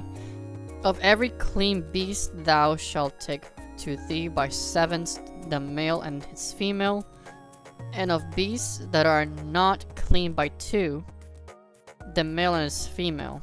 Okay, so by clean beasts probably means like, I think it means like the animals that have specific hooves, I believe. Like for example, cows and goats are are clean animals, and I believe it was one of them was the pigs. Also were one of the not clean animals. So God was saying to Noah to have more of those clean animals rather than the dirty ones, probably to stay alive during all that time in the ark. Of fowls also of the air by sevens. Yeah, the ones that are also clean. Fowls of the air by sevens of male and female to keep seed alive upon the face of all the earth. For yet 7 days, and I will cause it to rain upon the earth 40 days and 40 nights. And every living substance that I have made I destroy from off the face of the earth. And Noah did according unto all that the Lord commanded him.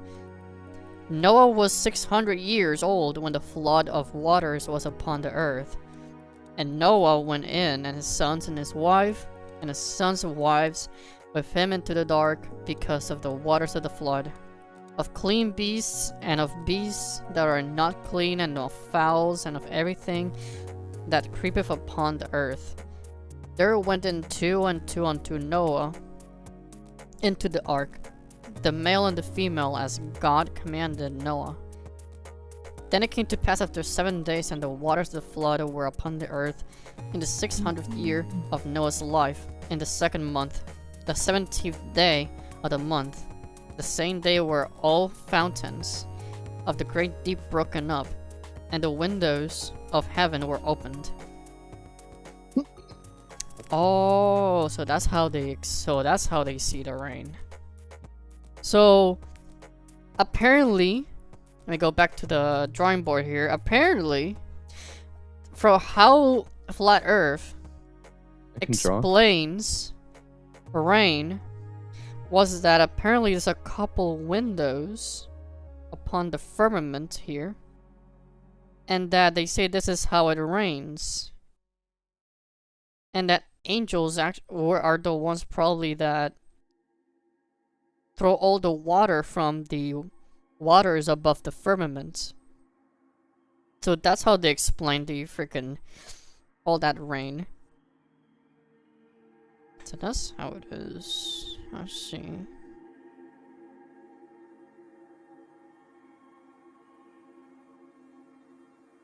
Yeah, and the windows of heaven were open, and the rain was upon the earth 40 days and 40 nights. Okay, so that's how they explain things then. But in reality, let's be obvious. Let's be completely obvious here. We already know where rain comes from, so let's not beat around the bush. Huh? What is it, Gold? What? What is it? I'm not touching you. You said something, so I'm asking you. What is not? I'm not asking that. You fuck. In the selfsame day entered Noah and Shem and Ham and Japheth, the sons of Noah, and Noah's wife, and the 3 wives of his sons with them into the ark. They and every beast after his kind, and all the cattle after their kind, and every creeping thing that creepeth upon the earth after his kind, and every fowl after his kind, every bird of every sort. And they went unto Noah into the ark, 2 and 2 of all flesh, wherein is the breath of life. And they went in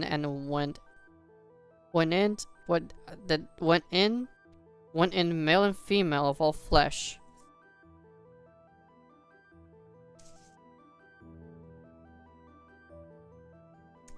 God commanded him, and the Lord shot him in. Go with here. And the flood was 40 days upon the earth, and the waters increased to and bear up the ark, and it was lift above the earth.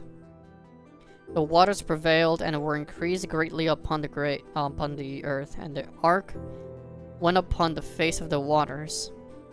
And the waters prevailed exceedingly upon the earth, and all the high hills that were under the whole heaven were covered.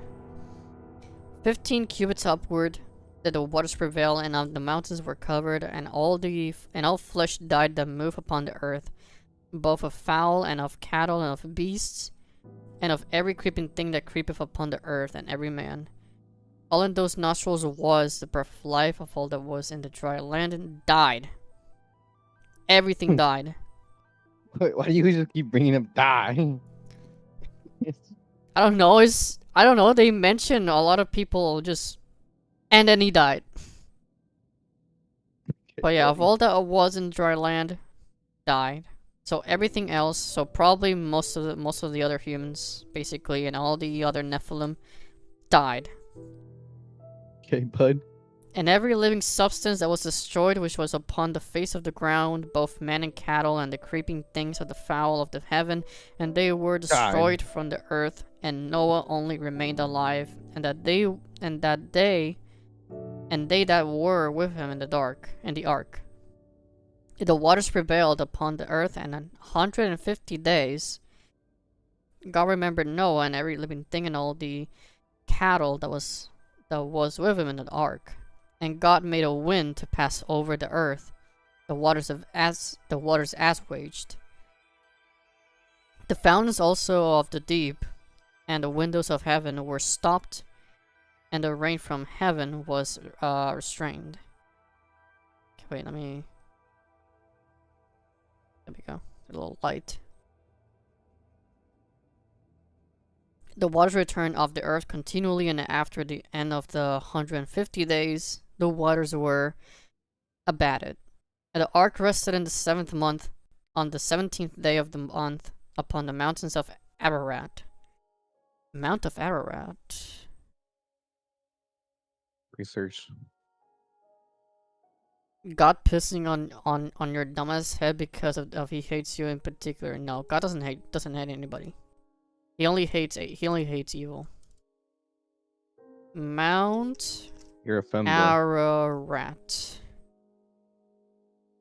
Okay, so Mount Ararat is obviously an actual mountain then. It's located in Turkey. A massive snow-capped volcanic massif in eastern Turkey near the borders with Armenia, Iran, and Azerbaijan. The highest peak in Turkey. That is very interesting. Hungry. So we know where the ark rested then and landed there. Or just rested there, yeah.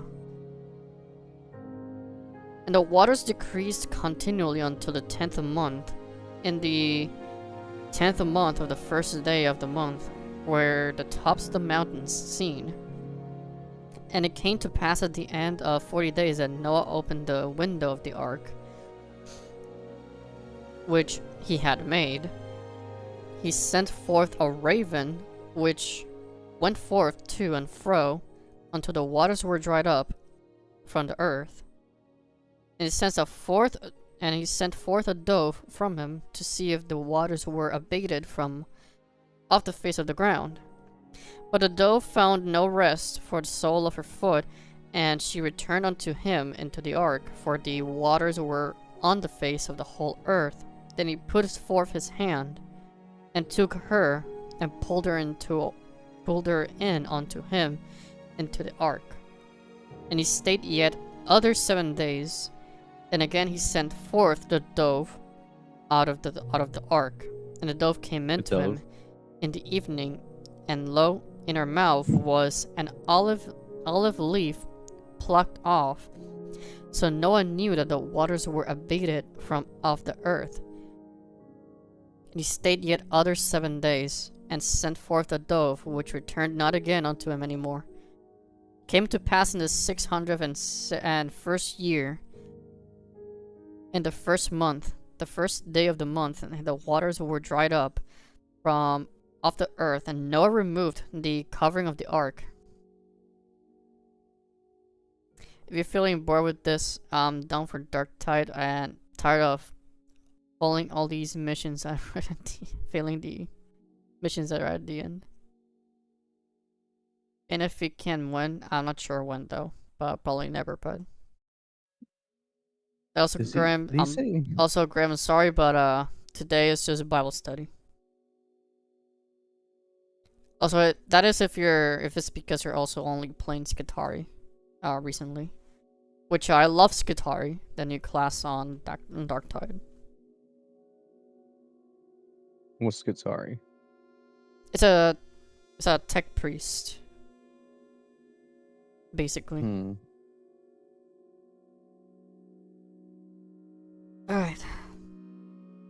Alright, so Noah turned 601 years old. Removed the covering of the ark and looked, and behold, the face of the ground was dry. And in the 2nd month of the 7th and 20th day of the month, the earth was dried. And God spake unto Noah, saying, Go forth of the ark, and thou and thy wife and thy sons wives with thee. Bring forth with thee every living thing that is with thee of all flesh, both of fowl and of cattle, and of every creeping thing that creepeth upon the earth, that they may breed abundantly in the earth, and be fruitful, and multiply upon the earth. Alright, so he's giving Noah the same mission that Adam was supposed to have originally, which Adam did, but wickedness in the end came onto the earth.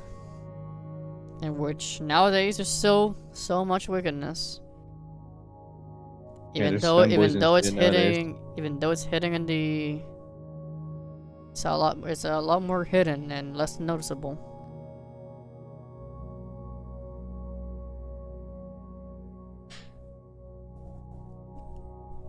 Yeah, my throat. Do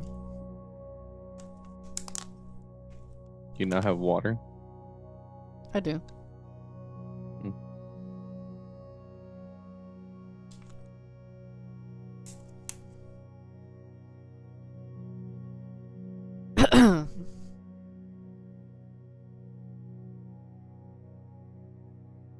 Alright.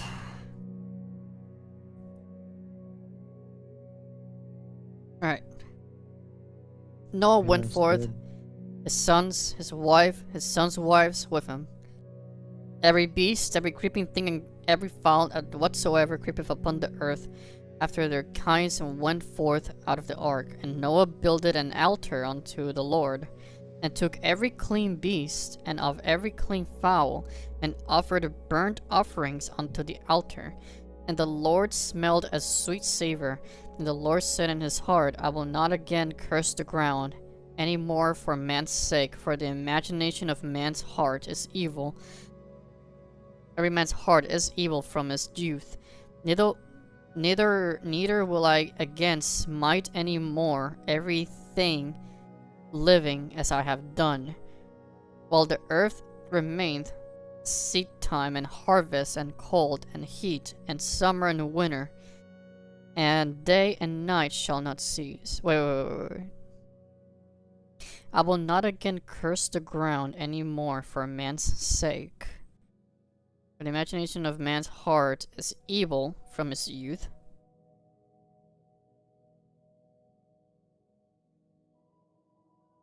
Wait, so how wait, if the land was cursed... If the land was cursed, that means they couldn't grow anything before? Mm-hmm.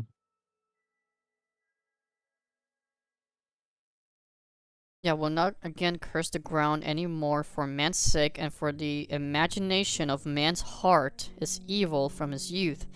Neither will I again smite any more everything living as I have done. Who did he smite?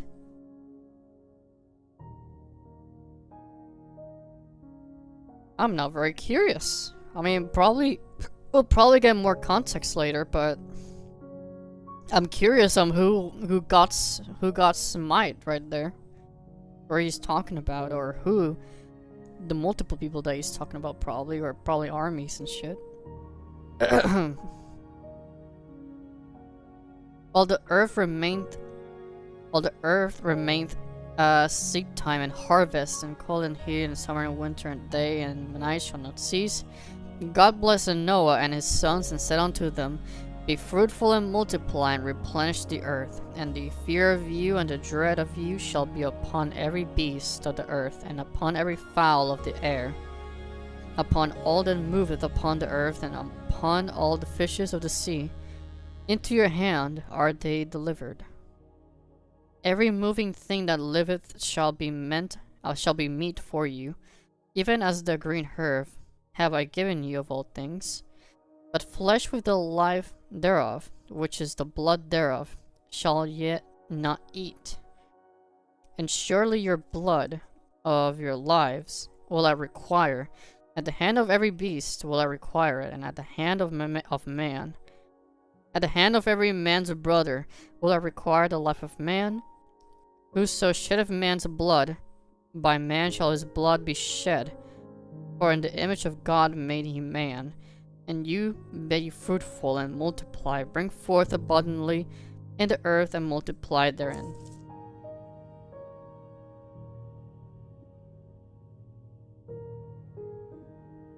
Alright. Alright, we're still with Noah. I'm seeing a lot of stuff here. Holy shit, and the other pages here. And God spake unto Noah and unto his sons with him, saying, And I, behold, I establish my covenant with you, and with your seed after you, and with every living creature that is with you, of the fowl of the cattle, and every beast of the earth with you. From all that go out of the ark, every beast of the earth, I will establish my covenant with you, neither shall all flesh be cut off any more by the waters of a flood. Neither shall there be any more be a flood to destroy the earth. And God said, This is the token of the covenant which I make between me and you, and every living creature that is with you, for perpetual generations.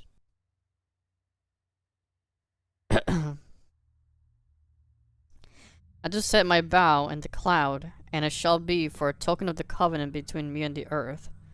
It shall come to pass when I bring a cloud over the earth, that the bow shall be seen in the cloud.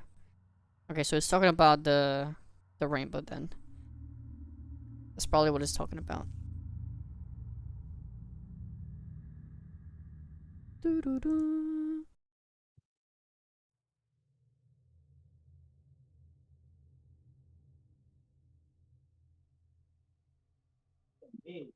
I will remember my covenant, which is between me and you and every living thing of all flesh, and the water shall no more become a flood to destroy all flesh.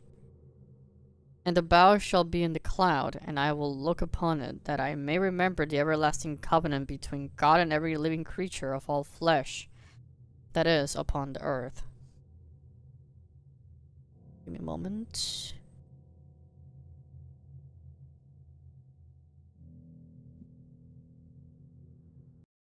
Doo-doo.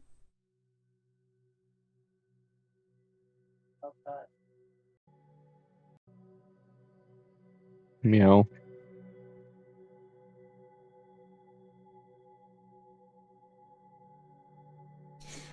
And God said unto Noah, This is the token of the covenant which I have established between me and all the flesh that is upon the earth. The sons of Noah that went forth of the ark, and were Shem and Ham and Japheth, and Ham is the father of Canaan. Damn rock streak. Canaan! These are the 3 sons of Noah, and of them was the whole earth overspread.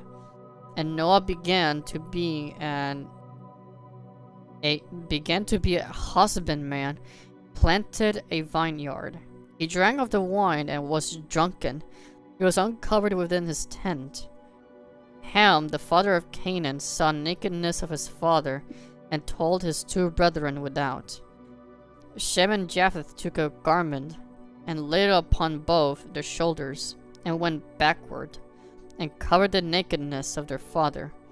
Their faces were backward, and they saw not their father's nakedness.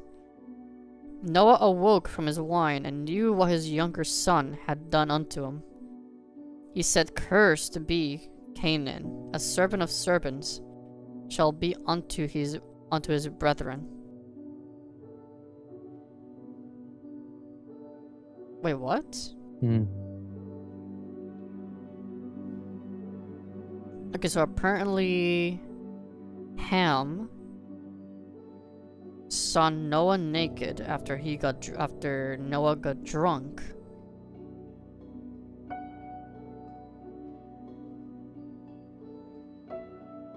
Okay, so Shem and Japheth then took the garment laid upon their shoulders, I guess walking backwards, and covered Noah. Yeah, they did, so they could not see him naked, and Noah woke from his wine, knew that his younger son had done unto him. Wait, what do you mean he had done unto him?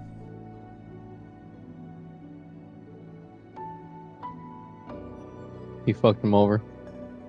Okay, so it says Ham saw the nakedness and told his two brethren without. Wait, what?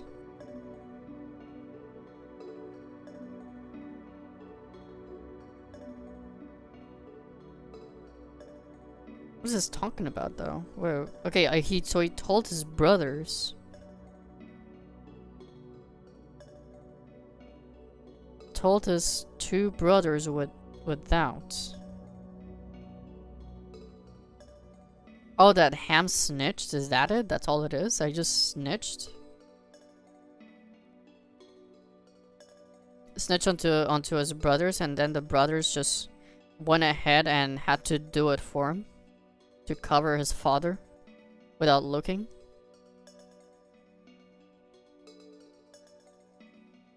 Some people think Ham did Noah and... Okay, buddy, now.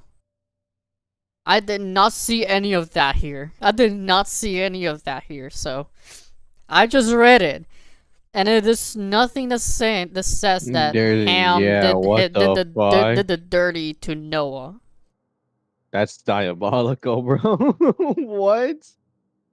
Like you said, just Noah drank from the wine. He got drunk. He was naked in his tent. Told his two brethren without. Okay, let me search it up. Let me search what it means. Ham told his brethren without.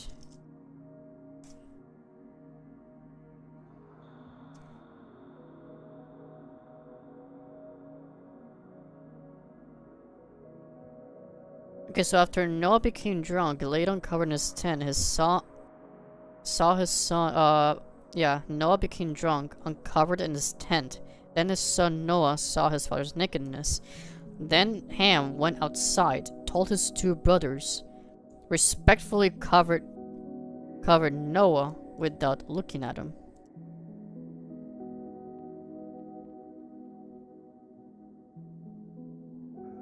Oh.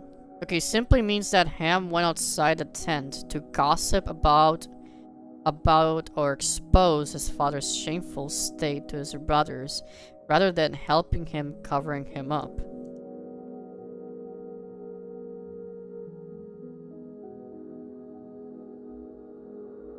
Okay, so it's basically teaching here that instead of mocking someone for, I guess, their stupidity, I guess, or because someone did something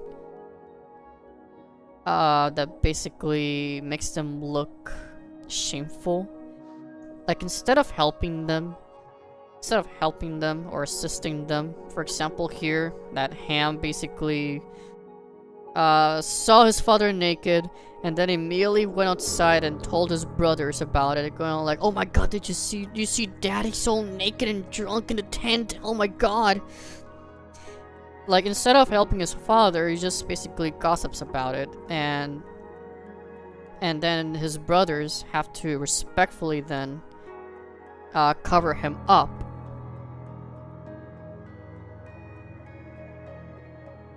So it basically is teaching us here, hey, don't be a dick.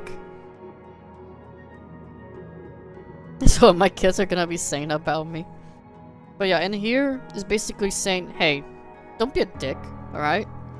If someone is in a shameful state, in a state where they need help or assistance, actually help them, you know? Like, for example, oh, like, did you hear this person from our class, remember? He's now homeless and stuff. Instead of gossiping about it, like, at least try to help them or assist them in any way you can. After Exodus, can we jump to 1 Samuel? Why though? It's just funny that he got mad at his son for something that he did because his grandson's line to be slaves. Yeah, that's probably a little much, but I guess it's because he probably felt a little too ashamed. Probably. But again, don't be drunk as well.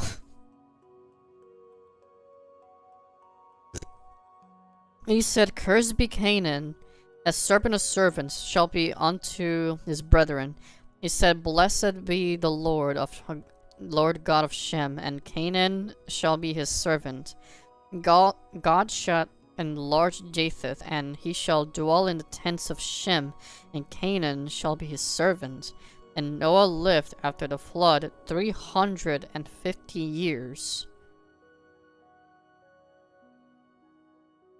So Noah was 601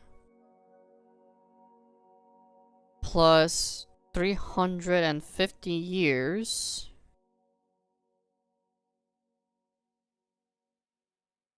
$951 years old.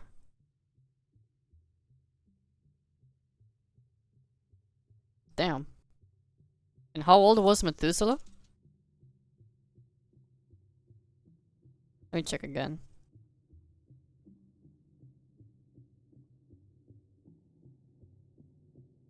Where's Methuselah? Okay. Methuselah lived after Begath.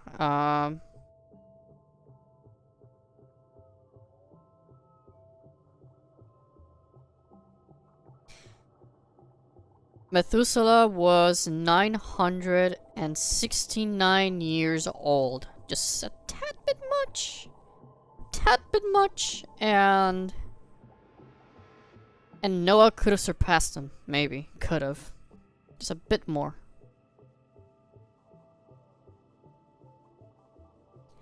Now these are the generations of the sons of Noah, Shem, Ham, and Japheth, and unto them were sons born after the flood. The sons of Japheth, Gomer, and Magog, and Madai, and Javran, and Tubal, and Meshech, and Tyrus. And the sons of Gomer, Ashkenaz, and Riphath, and Togarma. Togarma. Wait, let me move over here. The sons of Javan, Elishna, and Tarnish. Tarnish? Elden Ring? Tarnish! Right there. It's Tarnish.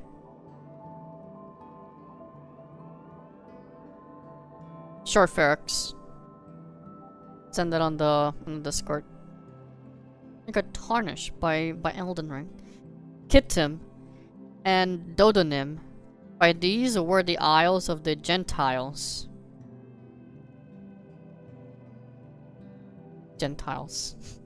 Divided in their lands, everyone after his tongue, after their families and their nations, and the sons of Ham, Cush, and Mizraim, and Phut, and Canaan, the sons of Cush, Seba, and Havilah, and Septa, and Ramah, and Septica, and the sons of Ramah, Sheba, and Dedan, and Cush begat Nimrod. He began to be a mighty one in the earth. He was a mighty hunter. Wait, Cush begat Nimrod. Oh, Nimrod. He began to be a mighty one on the earth. He was a mighty hunter before the Lord, wherefore it is said, even as Nimrod, the mighty hunter before the Lord. And the beginning of his kingdom was Babel, and Erech, and Akkad, and Calneh, in the land of Shinar. Out of that land went forth Ashur,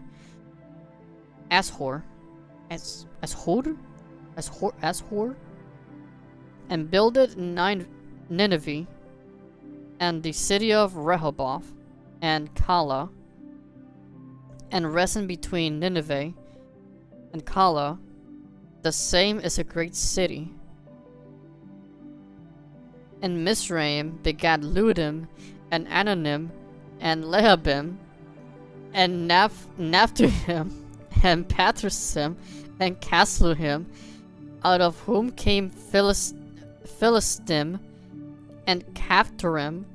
And Canaan begat Sidom, his firstborn, and Heth, and the Jebusite, and the Amorite, and the Girgasite, and the Hivite, and the Arkite, and the Sinite, and the Arvadite, and the Samarite, and the Hamathite. And after the war were the families of the Canaanites spread abroad. And the border of the Canaanites was from Sidon, as thou comest to Gerar unto Gaza, as thou goest unto Sodom and Gomorrah, the famous perverted cities, and Admah, and Zeboim, even unto Lasha. These are the sons of Ham, after their families, after their tongues, in their countries, and in their nations, unto Shem also, the father of all the children of Eber, and the brother of Japheth the older, even unto him were children born, the children of Shem, the children of Shem, Elam, and Ashur, and Arphaxad, and Lud, and Aram, and the children of Aram, Uz, and Hul, and Gether, Mash, and Arphaxad begat Salah, and Salah begat Eber, and unto Eber were born 2 sons. The name of one was Peleg, for in his days was earth divided. What, the nations divided? And his brother's name was Joktan. How many people are here? How many characters are here? I guess side characters. I am not memorizing all these names. And Joktan begat Almodad, and Shalef, and Hazar-Maveth, and Jerah, and Hadram, and Uzal, and Diglah, and Obal, and Abimael, and Sheba, and Ophir, and Havilah, and Hobab. All these were the sons of Joktan, and their dwelling was from Mesha, and thou goest unto Sephar, a mount of the east. These are the sons of Shem, after their families, their tongues, and their families after their nations. Okay, wait. I want to make sure that I didn't skip anything. Okay. I didn't skip anything. These are the sons of Shem after the families of their tongues and their lands and after their nations. These are the families of the sons of Noah after their generations and their nations. And by these were the nations divided in the earth after the flood, and the whole earth was of one language and of one speech. This is the Adamic language they're talking about. I heard there was, I did hear there was like an original human language here, which was called I think it was Adamic. I think it was called. Let me check real quick. Adamic language. Okay, no, it's hypothetical. Hypothetical original language spoken by Adam and Eve in the Garden of Eden. According to Abrahamic traditions, it is interpreted in the divine language. Okay, but I don't think it's scripture, right? It's Adamic. It's Adamic language. scripture. Okay, no, it is not scripture. Yeah, it's mostly subject of linguistic theory then. Alright. Okay, so Adamic is not scripture then. Alright. But it is theorized that that was probably the name of the language, I guess. Adamic language. And it came to pass as they journeyed from the east that they found a plain in the land of Shinar, and they dwelt there. And they said one to another, "Go, let us make brick and burn them thoroughly." And they had brick for stone, and slime had they for mortar. And they said, "Go to, let us build a city and a tower whose top may reach unto heaven." Tower of Babel, of course. "And let us make us a name, lest we be scattered abroad upon the face of the whole earth." And the Lord came down to see the city and the tower which the children of men builded. And the Lord said, "Behold, the people is one, and they have all one language. And this they begin to do, and now nothing will be restrained from them, which they have imagined to do. Go to, let us go down, and they're confounded in their language, that they may not understand one another's speech." And so the Lord scattered them abroad from thence upon the face of all the earth, and they left off to build the city. Therefore is the name of it called Babel, because the Lord did there confound the language of all earth, and from thence did the Lord scatter them abroad upon the face of all earth. Ugh. So that's how all the languages are actually now, like, they were made then. The only way to stop us from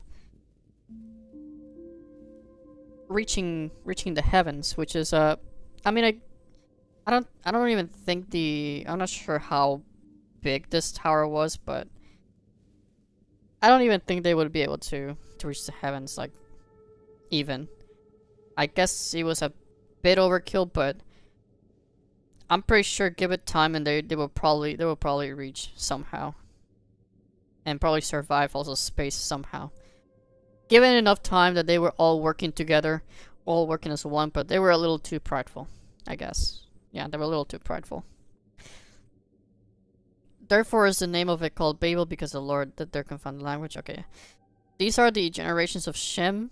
Shem was 100 years old, begat Arphaxad 2 years after the flood. Shem lived after he begat Arphaxad 500 years, begat sons and daughters. Arphaxad lived 530 years, begat Salah, and Arphaxad lived after begat Salah 403 years then. And begat sons and daughters, and Salah lived 30 years, begat Eber. Salah lived after he begat Eber 403 years, and begat sons and daughters, and Eber lived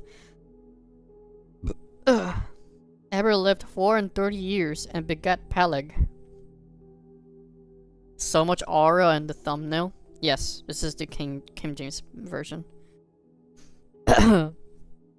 We are at page 15, and my throat is already drying up. But we must keep going. And Eber lived after he begat Peleg 430 years, and begat sons and daughters, and Peleg lived 30 years, and begat Reu. And Peleg lived after he begat Reu 209 years, and begat sons and daughters. Reu lived 230 years, and begat Serach. Yes, I know, PDB, thank you. I'll get some water later. Reu lived after he begat Serach 207 years, begat sons and daughters. And Serug lived 30 years and begat Nahor.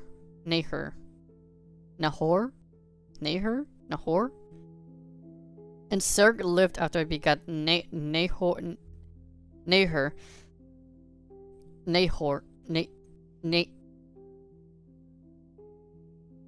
I don't know how to pronounce Nahor. 200 years and begat sons and daughters. And Nahor lived 29 years and begat Terah. And Nahor lived after he begat Terah 119 years. Terah lived 70 years, begat Abram, Nahor, and Haran. Now these are the generations of Terah. Terah begat Abram, Nahor, and Haran. And Haran begat Lot. Our goat? Our other goat? Oh, well, not kind of goat, I guess. I know what's gonna happen here. This poor Lot. Poor Lot. I feel bad for Lot. And Haran died before his father Terah in the land of his nativity in Ur in Chaldees. And Abram and Nahor took them wives. And the name of Abram's wife was Sarai. And Sarai, the name of Nahor's wife, Milcah, the daughter of Haran, the father of Milcah and the father of Iscah. But Sarai was barren, she had no child. Terah took Abram his son, and Lot the son of Haran his son's son, and Sarai his daughter-in-law, his son Abram's wife, and they went forth with them from Ur and Chaldees to go into the land of Canaan, and they came unto Haran and dwelt there. And the days of Terah were 205 years, and Terah died in Haran.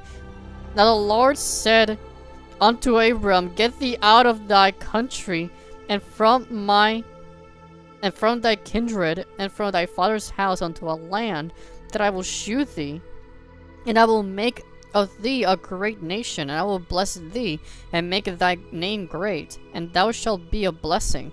And I will bless them that bless thee, and curse him that curseth thee, and in thee shall all families of the earth be blessed. And so Abram departed as the Lord had spoken unto him, and Lot went with him. And Abram was 75 years old when he departed out of Haran. And Abram took Sarai his wife, and Lot his brother's son, and all their substance that they had gathered, and the souls that they had gotten in Haran. And they went forth to go into the land of Canaan, and into the land of Canaan they came, and Abram passed through the land, the place of Sichem, unto the plain of Moreh, and the Canaanite was in the land. And the Lord appeared unto Abram, and said unto thy seed will I give this land, and there builded he an altar unto the Lord who appeared unto him. And he removed from thence unto a mountain on the east of Bethel, and pitched his tent, having Bethel on the west, and Hai on the east. And there he builded an altar unto the Lord, and called upon the name of the Lord. And Abram journeyed, going on still toward the south. And there was a famine in the land, and Abram went down into Egypt to sojourn there, for the famine was grievous in the land. And it came to pass when he was come near to enter into Egypt, that he said unto Sarai his wife, Behold, now I know that thou art a fair woman to look upon. Therefore it shall come to pass when the Egyptians shall see thee, that they shall say, This is his wife, and they will kill me, but they will save thee alive. Say, I pray thee, thou art my sister, that it may be well with me for thy sake, that my soul shall live because of thee. And it came to pass that Abram was common to Egypt. The Egyptians beheld the woman, that she was very fair. The princes of also of Pharaoh saw her and commended her before Pharaoh, and the woman was taken into Pharaoh's house. And he entreated Abram well for her sake, and he had sheep and oxen, and he asses and menservants, and maidservants, and she-asses, and camels. And the Lord plagued Pharaoh and his house with great plagues, set because of Sarai, Abram's wife. And Pharaoh called Abram and said, What is that thou hast done unto me? Why didst thou not tell me that she was thy wife? Why saidst thou, She is my sister? So I might have taken her to me to wife. No, therefore, behold thy wife, take her and go thy way. And Pharaoh commanded his men concerning him, and they sent him away, and his wife, and all that he had. Oh my God. This does not refer to the kingdom of Israel today, no matter what some people might claim. No, I'm aware of that. It was never claimed that Israel was blessed, but it was someone that was renamed to Israel, and that his seed was blessed, not the nation itself. No. It was someone else. It was a person, not a nation, that was blessed. And Abram went up out of Egypt, he and his wife, and all that he had, and Lot with him into the south. And Abram was very rich in cattle, in silver, and in gold. He went on his journeys from the south even to Bethel, unto the place where his tent had been at the beginning, between Bethel and Hai, unto the place of the altar which he had made there at first. And there Abram called out the name of the Lord. And Lot also, which went with Abram, had flocks and herd and tents. And the land was not able to bear them, that they might dwell together of their for the substance was so great, so that they could not dwell together. And there was a strife between the herdmen of Abram's cattle and the herdmen of Lot's cattle. And the Canaanite of the Perizzite dwelt Perizzite dwelt then in the land. And Abram said unto Lot, Let there be no strife, I pray thee, between me and thee, and between my herdmen and thy herdmen, for we be brethren. Is not the whole land before thee? Separate thyself, I pray thee, from me. If thou wilt take the left hand, and then I will go to the right. If thou wilt depart to the right hand, then I will go to the left. Lot lifted his eyes, and beheld all the plain of Jordan, that it was well watered everywhere, before the Lord destroyed Sodom and Gomorrah, even as the garden of the Lord, like the land of Egypt, as thou comest unto Zoar. Wait, we already destroyed Sodom and Gomorrah?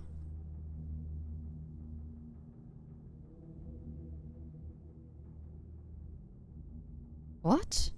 I thought that was a little later. Wasn't this like the... Wasn't this the perverted city?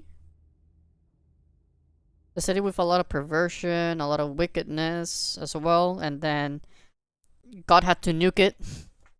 Well, not literally, but freaking burned it to the ground with sulfur.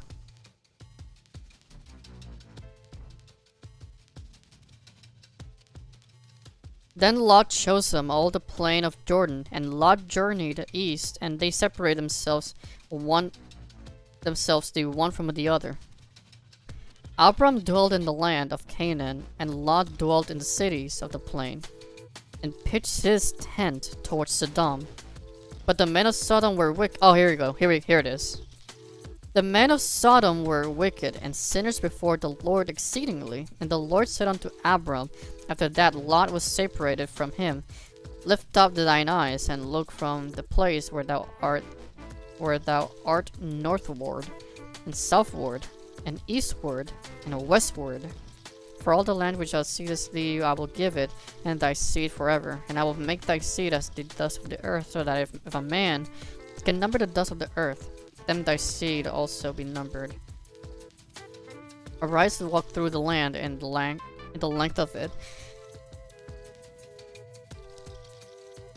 and in the breadth of it, for I will give it unto thee. Then Abram removed his tent and came dwelt in the plain of Mamre, which is in Hebron, and built there an altar unto the Lord. And it came to pass in the days of Amraphel, king of Shinar, Arioch, king of Elazar, Shedorlaomer, king of Elam, and Tidal, king of nations, that these made war with Bera, king of Sodom, and with Bersha, king of Gomorrah, Shinab, king of Admah, and Shemeber, king of Seboim, and the king of Bela, which is Soad. My goodness. Okay, so we're getting maybe close to destroying Sodom and Gomorrah, maybe, or no? No, this is Abram still. I don't know much about this story though. I think this is mostly just explaining kinda all the different kingdoms that were, or different tribes and kingdoms that were around in the Middle East at the time, probably. All these were joined together in the Vale of Siddim, which is the Salt Sea. 12 years they served Chedorlaomer, and in the 13th year they rebelled. In the 14th year came Chedorlaomer, and the kings that were with him, and smote the Rephanes in Ashtaroth, Karnaim, and the Susams in Hams, and the Emims in Shavakiriathaim, and the Horites in their mount Seir unto El Paran, which is by the wilderness. And they returned and came to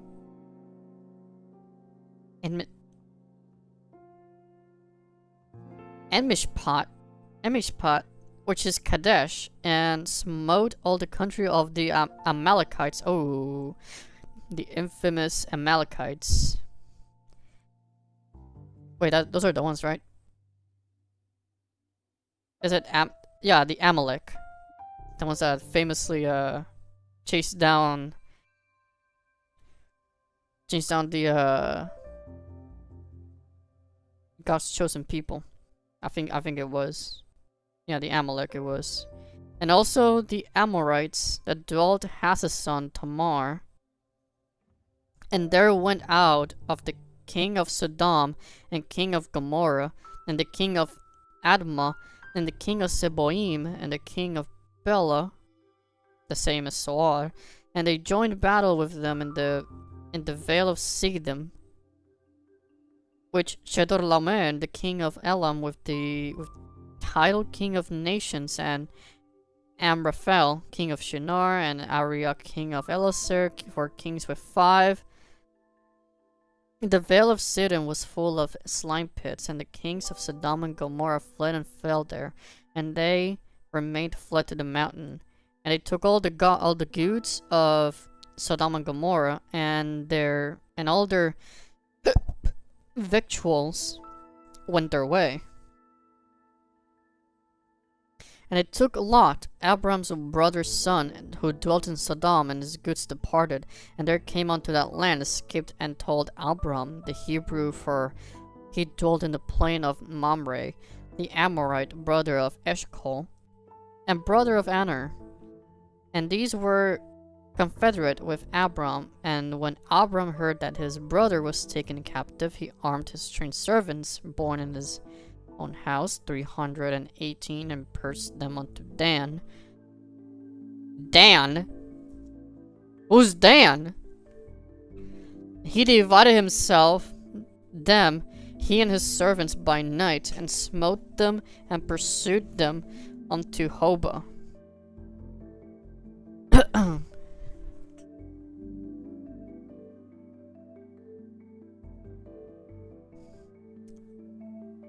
Okay, unto Hobah, which is on the left hand of Damascus.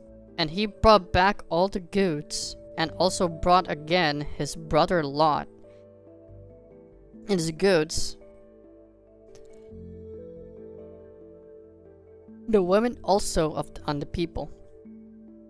And the king of Sodom went out to meet him after his return from the slaughter of Chedorlaomer, and of the kings that were with him at the valley of Shaveh, which is the king's dale.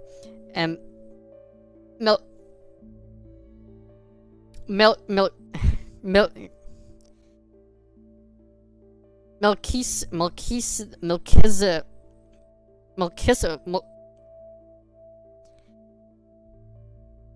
Melchizedek, king of Salem, brought forth bread and wine, and he was the priest and the Most High God.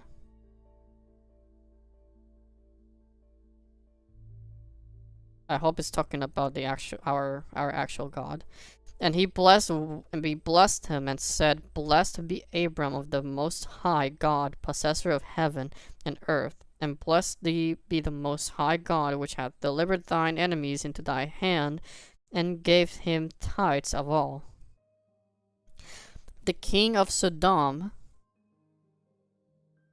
the king of Sodom said unto Abram, Give me the persons and take the goods to thyself. And Abram said to the king of Sodom, I have lifted up mine hand unto the Lord, the Most High God, the possessor of heaven and earth, and I will not take from a thread, even to a shoal, shoe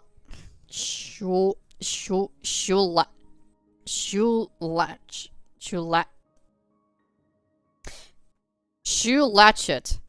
and that I will not take anything that is thine, lest thou shalt say, I have made Abram rich. Save only that which the young men have eaten, and the portion of the men which went with me, Anereshkol and Mamre, let them take their portion. After these things said, the word of the Lord came unto Abram in a vision, saying, Fear not, Abram, I am thy shield, and thy exceeding great reward. Abram said, Lord God, what wilt thou give me, seeing I go childless and steward of my house? Is this Eliezer of Damascus? And Abram said, Behold, to me thou hast given no seed, and lo, Eo, one born in my house, is mine heir. And behold, the word of the Lord came unto him, saying, This shall not be thine heir, but he that shall come forth out of thine own bowels shall thine heir. And he brought him forth abroad, and said, Look now toward heaven, and tell the stars, if thou be able to number them. And he said unto him, So shall thy seed be. And he believed unto the Lord, and he counted unto him for righteousness. And he said unto him, I am the Lord that brought thee out of Ur of the Chaldees, to give thee this land to inherit. And he said, Lord God, whereby shall I know that I shall inherit? He said unto him, Take me an ephah of 3 years old, and a she goat of 3 years old, and a ram of 3 years old, and a turtle dove, and a young pigeon. He took unto him all these, and divided them in the midst, and laid each piece one against another. But the birds divided he did not. And when the fowls came down upon the carcasses, Abram drove them away. And when the sun was going down, a deep sleep fell upon Abram and Eo, and a horror of great darkness fell upon him. And he said unto Abram, Know the surety that thy seed shall be a stranger in a land that is not theirs, and shall serve them, and they shall afflict them for 400 years. And also that nation whom they shall serve will I judge, and afterward shall they come out with great substance. And thou shalt go to thy fathers in peace, thou shalt be buried in a good old age. Oh my goodness. This is so much to take in, man. How much is left for Genesis? Oh my god. There's so much. There's so much left.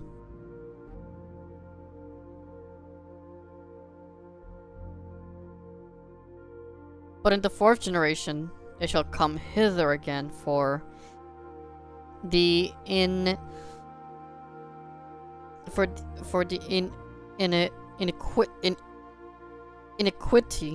of the Amorites is not yet full, and it came to pass that when the sun went down, it was dark. Behold, a smoking furnace and a burning lamp that passed between those pieces. In the same day, Lord made a covenant with Abram, saying, Unto thy seed have I given this land, from the river Egypt unto the great river, the river Euphrates.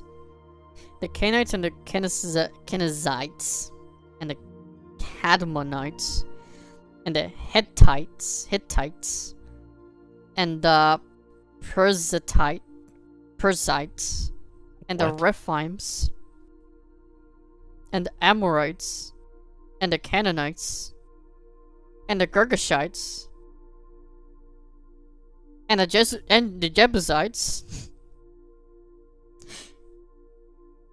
and the Nexites.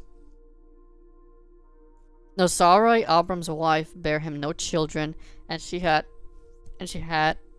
a handmaid, an Egyptian, whose name was Hagar.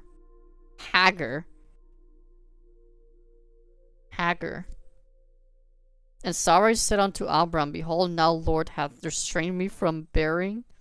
I pray thee, go in unto my maid, and it may be that I may obtain children by her. And Abram hearkened to the voice of Sarai. And Sarai, Abram's wife, took Hagar, her maid, the Egyptian named Abram, had dwelt 10 years in the land of Canaan, gave her to her husband Abram to be his wife. And he went unto Hagar, and she conceived. And when she saw that she had convinced, her mistress was despised in her eyes, and said unto Abram, My wrong be upon thee, I have given my maid into thy bosom. And when she saw that she had conceived, I was despised in her eyes. The Lord judge between me and thee. But Abram said unto Sarai, Behold, thy maid is in thy hand. Do to her as it pleaseth thee. And when Sarai dealt hardly with her, she fled from her face. And the angel of the Lord found her by a fountain of water in the wilderness, by the fountain in the way to Shur. And he said, Hagar, Sarai's maid, whence camest thou, and whither wilt thou go? And she said, I flee from the face of my mistress Sarai. And the angel of the Lord said unto her, Return to thy mistress, and submit thyself under their hands. And the angel of the Lord said unto her, I will multiply thy seed exceedingly, that it shall not be numbered for multitude. And the angel of the Lord said unto her, Behold, thou art with child, and shalt bear a son, and shalt call his name Ishmael. Yo, coffee! We got Ishmael here. A goat. Well, from both stories actually. From Limbus. Because the Lord hath heard thy affliction, and he will be a wild man. His hand will be against every man, and every man's hand against him, and he shall dwell in the presence of all his brethren.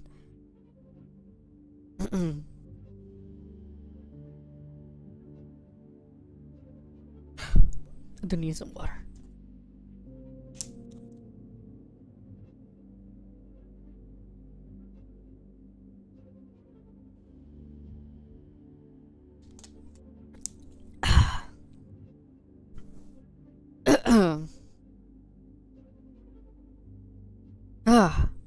Alright.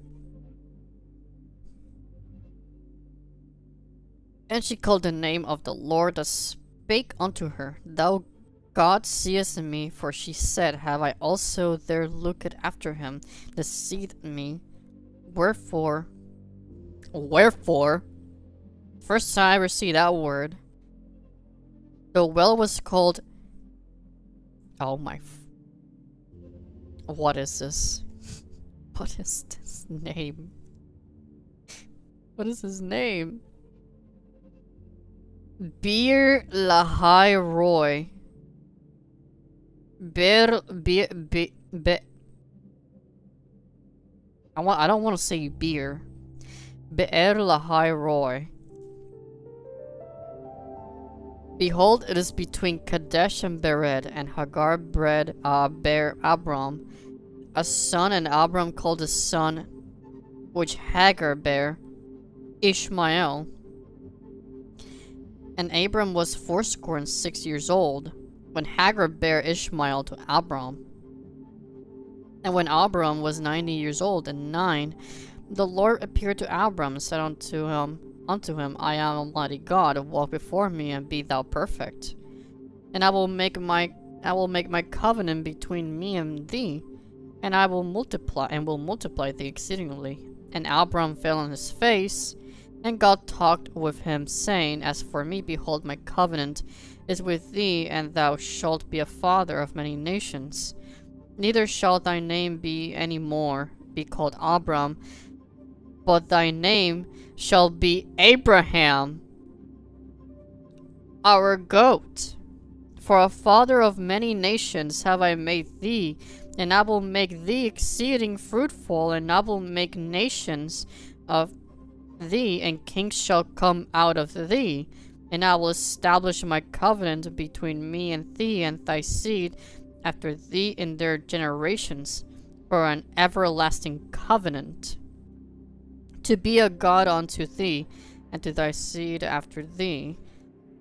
And I will give unto thee, and to thy, I will give unto thee and to thy seed after thee, the land wherein thou art a stranger, all the land of Canaan, for an everlasting possession, and I will be their God.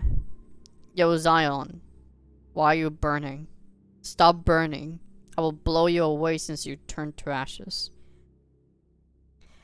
And God said unto Abraham, Thou shalt keep my covenant, therefore thou and thy seed after thee in their generations. This is my covenant, which yet shall keep between me and you, and thy seed after thee. Every man child among you shall be circumcised, and yet shall circumcise the flesh of your foreskin, and it shall be a token of the covenant betwixt me and you. Why do you need to circumcise? And he that is 8 days old shall be circumcised among you. Every man shall in generation see that is born in the house or bought with money of any stranger which is not of thy seed. He that is born in thy house, and he that is bought with thy money, must needs be circumcised, and my covenant shall be in your flesh for an everlasting covenant. And the uncircumcised man child whose flesh and of his foreskin is not circumcised, that soul shall be cut off from his people. He hath broken my covenant. And God said unto Abraham, As for Sarai thy wife, thou shalt not call her name Sarai, but Sarah shall be her name be. Alright, so instead of Sarai, it's Sarah. And instead of Abram, now it's Abraham, our actual goat of the Abrahamic religion, of the Old Covenant. Of course, Old Covenant of Christianity, which obviously it is right now, the Old Testament. And I will bless her, and I will give thee a son of also of her. Yeah, I will bless her, and she shall be a mother of nations, and kings of people shall be of her. Then Abraham fell upon his face and laughed, and said in his heart, Shall a child be born unto him that is 100 years old? And shall Sarah that is 90 years old bear? And Abraham said unto God, Oh, that Ishmael might live before thee. And God said, Sarah thy wife shall bear thee son indeed, and that son shall be named Isaac, our other goat. And I will establish my covenant with him for an everlasting covenant, and with his seed after him. And as for Ishmael, I have heard thee. Behold, I have blessed him, and will make him fruitful, and I will multiply him exceedingly. 12 princes shall be beget, and I will make him a great nation. But my covenant I will establish for it with Isaac, which Sarah shall bear unto thee this set time in the next year. And he left off talking with him, and God went up from Abraham. And Abraham took Ishmael his son, and all that were born in his house, and all that were bought with his money, every male among the men of Abraham's house, and circumcised of the flesh of their foreskin in the selfsame day, as God had said unto him. And Abraham was 90 years old, and 9, when he was circumcised in the flesh of his foreskin. And What? Ishmael, his son, coffee. We are with Ishmael here now. Yeah. Ishmael mentioned. Yeah, a goat. Always the Malkabo. Is he gonna destroy the well? And Ishmael, his son, was 13 years old when he was circumcised in the flesh of his foreskin. In the selfsame day it was Abraham circumcised, and Ishmael his son. And all the men of his house, born in the house and bought with money of the stranger, were circumcised with him.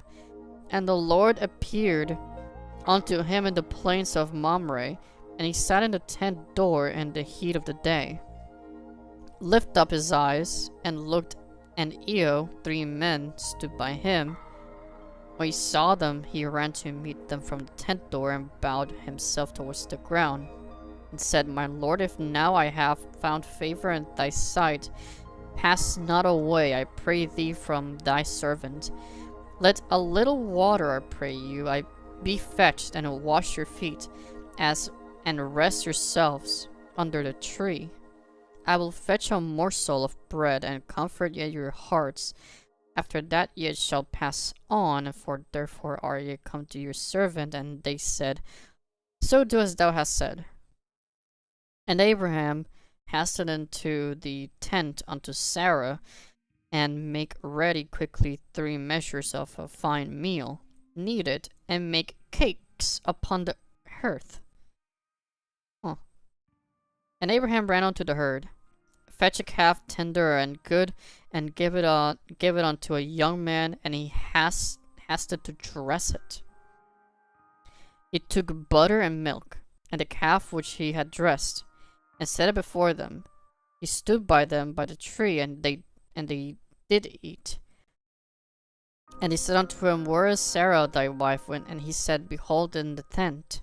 And he said, I will certainly return unto thee according to the time of life, and Eo, Sarah thy wife, shall have a son. And Sarah heard it in the tent door, which was behind them. Now Abraham and Sarah were old and well stricken in age, and it ceased to be with Sarah after the manner of women. Therefore Sarah laughed within herself, saying, After I am waxed old shall I have pleasure, my Lord being old also.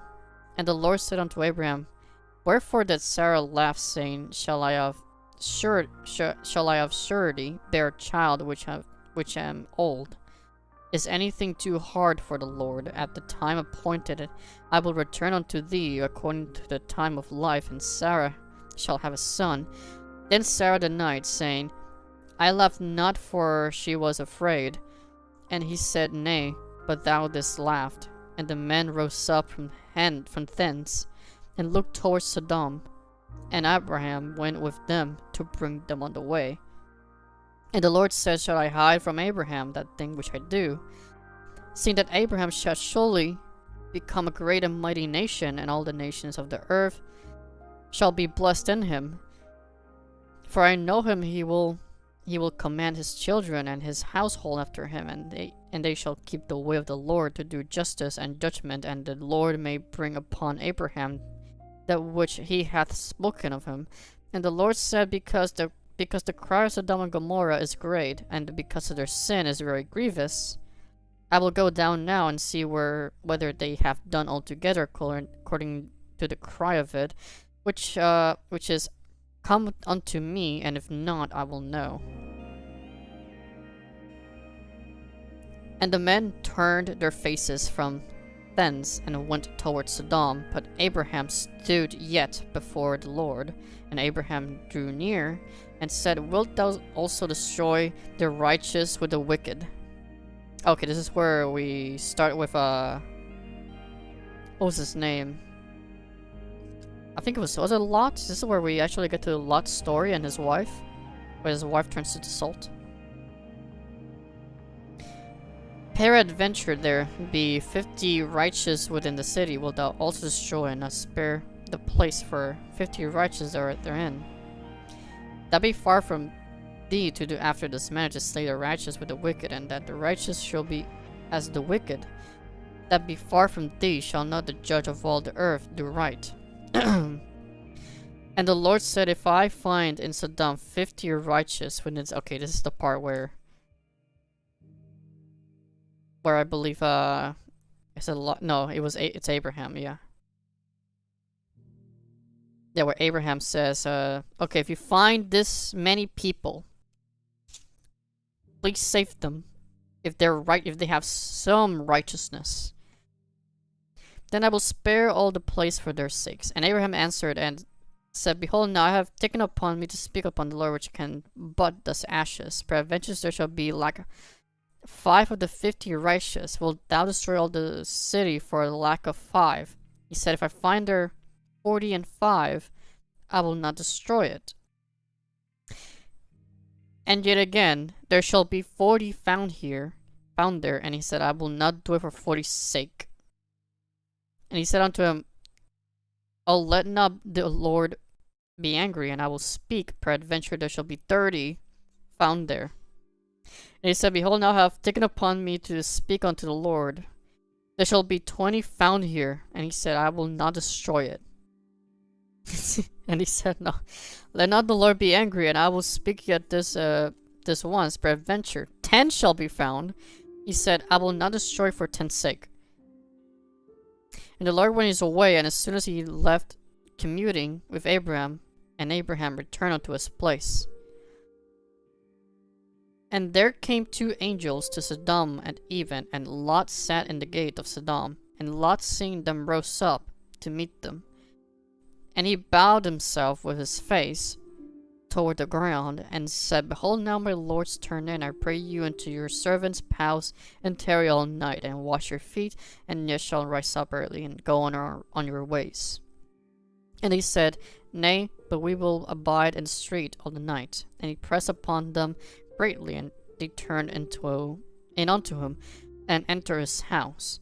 And he made them a feast, and did bake unleavened bread, and they did eat. But before they lay down, the men of the city, even the men of Sodom, compassed the house around, both old and young, all the people from every quarter. And they called unto Lot, and said unto him, Where are the men which came unto thee into thee this night? Bring them out unto us, that we may know them. Okay, so in this part, basically, I believe it was the angels that came to help Lot to escape Sodom and Gomorrah, to escape Sodom. And then these people noticed the angels, which apparently were really, really beautiful men, I guess. And then all these people started surrounding Lot's house, and they were all, or at least it wasn't one angel, I guess, or 1 or 2 angels. And then The people of Sodom started surrounding Lot's house, saying, "Hey, let us have a piece of that."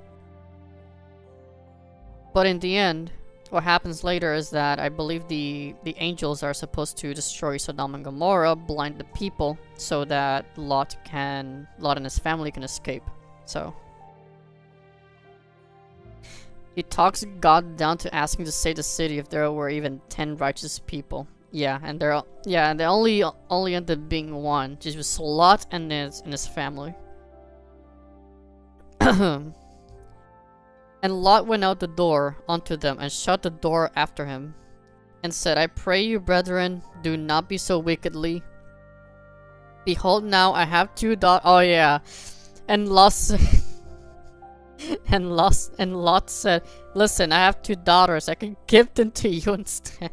And they were like, "Nah, we want them, man." "Behold, now I have 2 daughters which have not known man. Let me, I pray you, bring them out unto you, and do you to them as is good in your eyes. Only unto these men do nothing, for therefore came they under the shadow of my roof." And they said, "Stand back." And they said again, "This one fellow came into sojourn, and he will needs be a judge. Now we will deal worse with thee than with them." And they pressed sore upon the man. Even Lot came near to break the door, but the men put forth their hand and pulled Lot into the house to them, and shut the door. And they smote the men that were at the door of the house, which with blindness, both small and great, so that they wearied themselves to find the door. And the men said unto Lot, "Hast thou here any besides son-in-law, and thy sons and thy daughters, and whatsoever thou hast in the city, bring them out of this place? For we will destroy this place, because the cry of them is waxen great before the face of the Lord, and the Lord hath sent us to destroy it." And Lot went out and spake unto his sons-in-law, which married his daughters, and said, "Up, get you out of this place, for the Lord will destroy the city." But he seemed as one mocked unto his sons-in-law. And when the morning arose, then the angels hastened Lot, saying, "Arise, take thy wife, and thy 2 daughters which are here, lest thou be consumed in the iniquity of the city." And while he lingered, the men laid upon his land, and upon the hand of his wife, and upon the hand of his 2 daughters, the Lord being merciful unto him, they brought him forth, and set him without the city. And it came to pass when they had brought them forth abroad, and that he said, "Escape for thy life, look not behind thee, neither stay thou in all the plain. Escape to the mountain, lest thou be consumed." And Lot said unto them, "Oh, not so, my lord. Behold, now thy servant hath found grace in thy sight, and thou hast magnified thy mercy which thou hast shewed unto me in saving my life, and I cannot escape to the mountains, lest some evil take me and I die.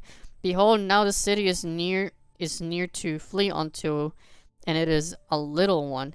Oh, let me escape thither. It is not a little one, and my soul shall live." And he said unto him, "See, I have said to thee concerning this thing also, that I will not overthrow this city, for the which thou hast spoken. Haste thee, escape thither, for I cannot do anything, till thou be come thither." Therefore the name of the city was called Zoar. The sun risen up upon the earth when Lot entered into Zoar. Then the Lord rained upon Sodom and upon Gomorrah brimstone and fire from the Lord out of heaven. And he overthrew those cities and all the plain, and all the inhabitants of the cities, and that which grew upon the ground. But his wife looked back from behind them, and she became a pillar of salt. I guess in this part, what it's trying to teach us is that no matter what, there are some things that are better to be let go, and sometimes it's just better to keep moving forward and just not look back, because those things, or whatever you're going through, whatever you were feeling, whatever things you were doing, they were just not, even especially if they were not good, and sometimes you have to sacrifice something, and it takes just not to look back. Just don't look back. Just keep moving forward. I remember from a one quote that I remember that it said, I may be a slow walker, but I never look back. I think it was something like that. I may be a slow walker, but I never stop and don't look back.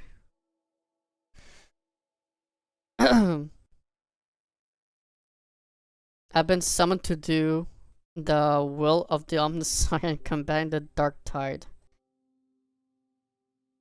Think about jumping straight to 1 Samuel after Exodus, Leviticus, Numbers, and Deuteronomy. Lots of rituals and math measurements. I want to continue reading like normally, but also after hopefully, I don't think I will finish Genesis. Oh shit.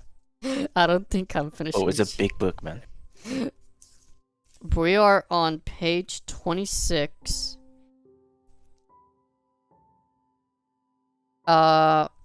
Genesis ends on page 82. Brother. Play Limp as well. Huh? Play Limp as well. No. That will continue. And also, about Sodom and Gomorrah, a lot of people also were kind of thinking, oh, why destroy a nation or kingdom or city that just killing a lot of innocent people? Let's clarify, these are not innocent people at all. There was too much perversion, so, and a lot of wickedness. We have no idea what kind of horrors these people were doing out in the open, or even behind closed doors, or in secret. They probably were even worse than nowadays. Probably worse, actually. And there's a reason why they had to be literally nuked. Honestly. So, and the same for the Amalek, same for the later on, I think Canaanites. I believe. There's a reason why all these people have to be slayed. Smit, I guess you can say. There's a reason why. It's because these people were evil, and evil should not be something to be negotiating with, or that you should just forgive or have some mercy upon. Evil's terrible and should be eliminated. And Abraham got up early in the morning to the place where he stood before the Lord, and he looked upon Sodom and Gomorrah, and toward all the land of the plain, and beheld, and Eo, the smoke of the country, went up as the smoke of a furnace. It came to pass when God destroyed the cities of the plain that God remembered Abraham, and sent Lot out of the midst of the overthrow, when he overthrew the cities in which Lot dwelt. And Lot went up out of Zoar, and dwelt in the mountain, and his 2 daughters with him. And he feared to dwell in Zoar, and he dwelt in a cave, he and his 2 daughters.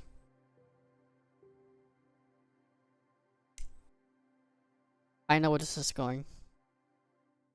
And the firstborn said unto the younger, Our father is old, and there is not a man in the earth to come in unto us in the manner of all the earth. Come, let us make our father drink wine, and we will lie with him, that we may preserve seed of our father. Oh God. Oh, come on. Hmm. Oh, come on. Are you two girls that desperate? Frickin' making their father drunk and then just make him just nutting in them. And they made their father drink wine that night, and the firstborn went in and lay with her father, and he perceived not when she lay down, nor when she arose. And it came to pass unto the morrow that the firstborn said unto the younger, Behold, I lay yesternight with my father, let us make him drink wine this night also, and go thou in, and lie with him, that we may preserve seed of our father.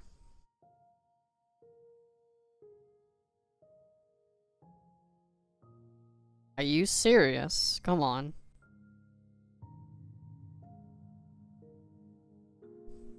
This is incest before anime was a thing.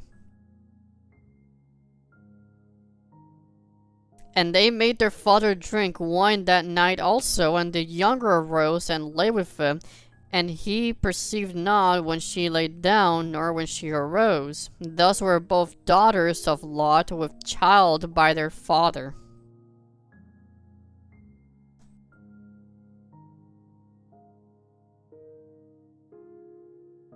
Okay, buddy. Okay, buddy.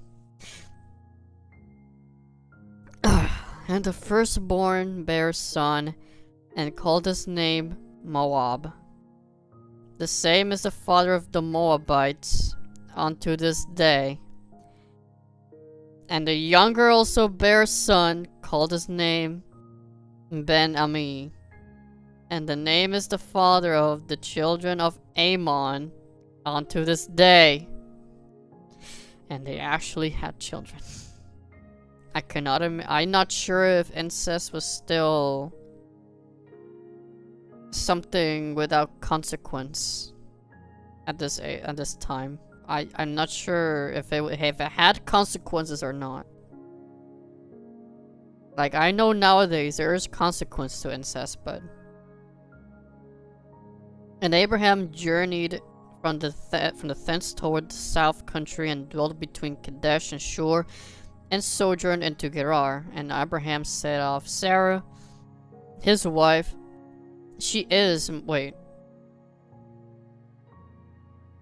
Abraham said of Sarah, his wife, she is my sister. And Abimelech, king of Gerar, sent and took Sarah. But God came to Abimelech in a dream by night, and said to him, Behold, thou art but a dead man for the woman which thou hast taken, for she is a man's wife. But Abimelech had not come near her, and he said, Lord, wilt thou slay also a righteous nation? Said he not unto me, She is my sister. And even she herself said, He is my brother in the integrity of my heart, and innocency of my hands have I done this. And God said unto him in a dream, Yeah, I know that thou didst this in the integrity of thy heart, but I also withheld thee from sinning against me. Therefore suffered I thee not to touch her.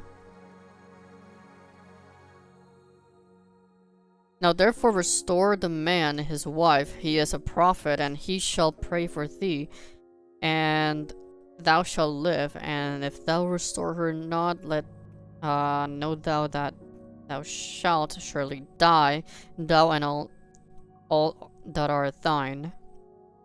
Therefore Abimelech rose early in the morning, and called all his servants, and told all these things in their ears, and the men were sore afraid. Then Abimelech called Abraham, and said unto him, What hast thou done unto us? And what I have offended thee?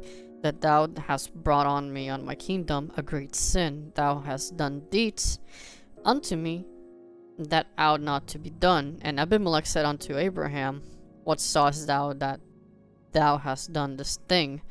And Abraham said, Because I thought surely the fear of God is not in this place, and they will slay me for my wife's sake.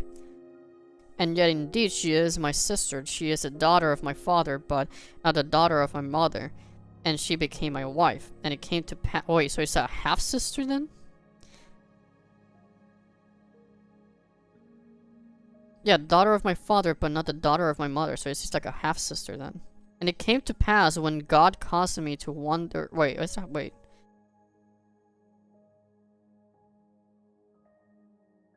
Yeah, she's the daughter of my father, but not the daughter of my mother. So yeah, it is a half sister.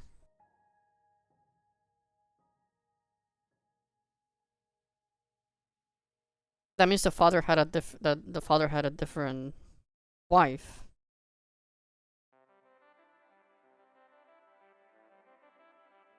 And it came to pass when God caused me to wander from my father's house, that I said unto her, This is thy kindness which thou shalt shew unto me. At every place whither we shall come, say of me, He is my brother.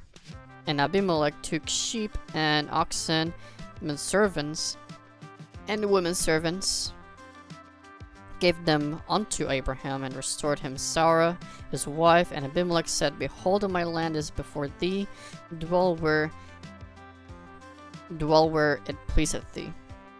And unto Sarah he said, Behold, I have given thy brother 1,000 pieces of silver. Behold, he is to thee a covering of the eyes unto all that are with thee, and with all other. Thus she was reproved.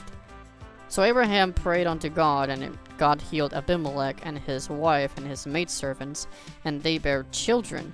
For the Lord had fast closed up all the wombs of the house of Abimelech, because of Sarah. Bitch. Thank you. Because of Sarah, Abraham's wife, and the Lord visited Sarah as he had said, and the Lord did unto Sarah as he had spoken. For Sarah conceived and bare Abraham a son in his old age, at the set time in which God had spoken to him. And Abraham called the name of his son that was born unto him, who Sarah bare to him, Isaac.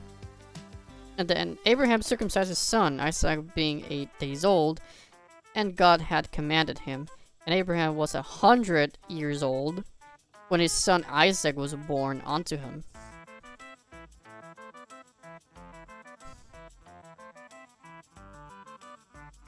Goodness gracious.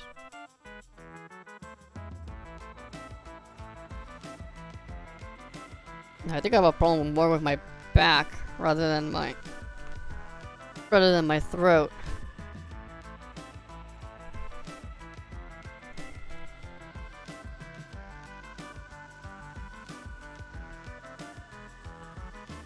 And Sarah said, God hath made me to laugh, so that all that hear will laugh with me.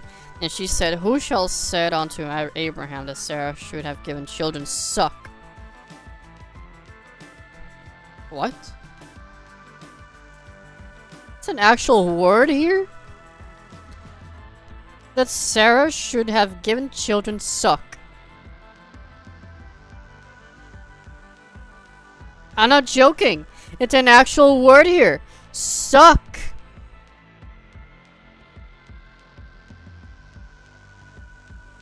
I'm shocked. I am shocked. For I have borne him a son in his old age, and the child grew and was weaned. And Abraham made a great feast that same day that Isaac was weaned. And Sarah said, a son of Hagar the Egyptian,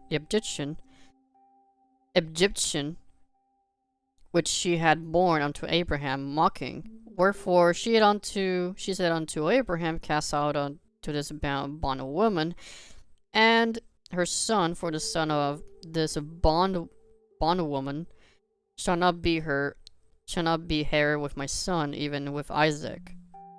And the thing was very grievous in Abraham's sight because of his son. And God said unto Abraham, let it not be grievous in thy sight because of the lad, and because of thy bondwoman, and all that Sarah hath said unto thee, hearken unto her voice. For in Isaac shall thy seed be called.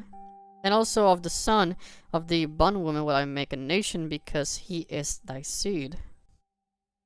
And Abraham rose up early in the morning, and took bread and a bottle of water. A bottle of water! Yeah. A bottle! A bottle. What happened? A bottle. Yeah, a bottle. A bottle. When was a bottle made? I think it's Bottle made as a of glass. water. When was it made?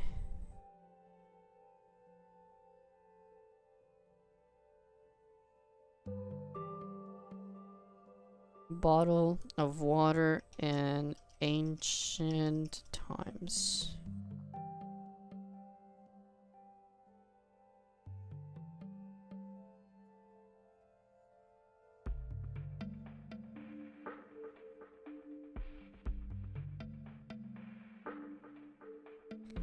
Ancient times, age.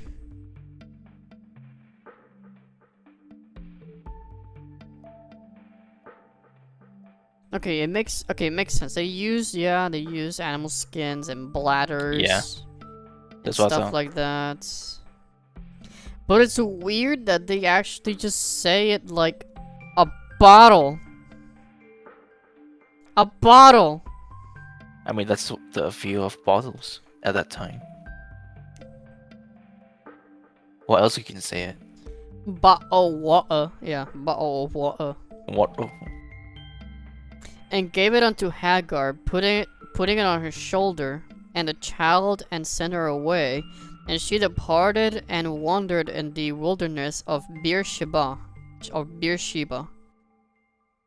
And the water was spent in the bottle. I'm so shocked with that. And she cast the child under one of the shrubs.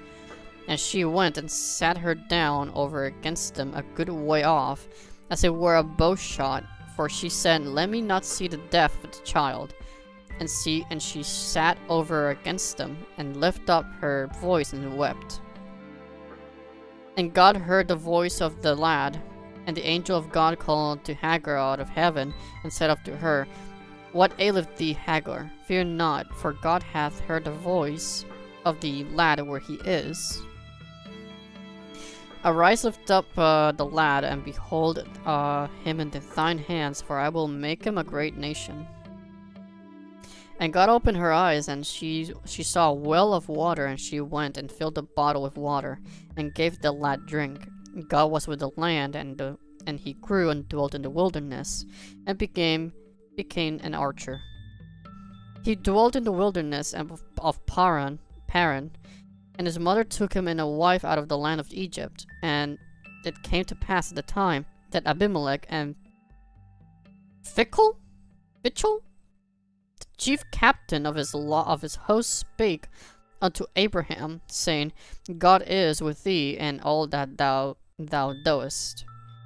Now therefore swear unto me here by God that thou wilt not deal falsely with me, nor with my son, nor with my son's son, but according to the kindness that I have done unto thee, thou shalt do unto me, and to the land wherein thou hast sojourned. And Abraham said, I will swear.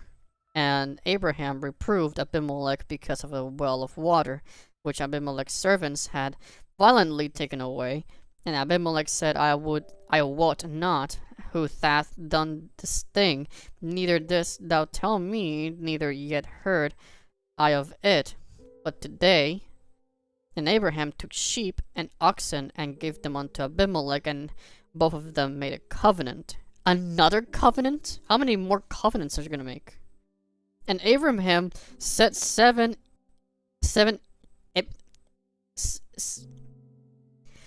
what is this word? What is this word? Ewe? Lambs? 7 Ewe?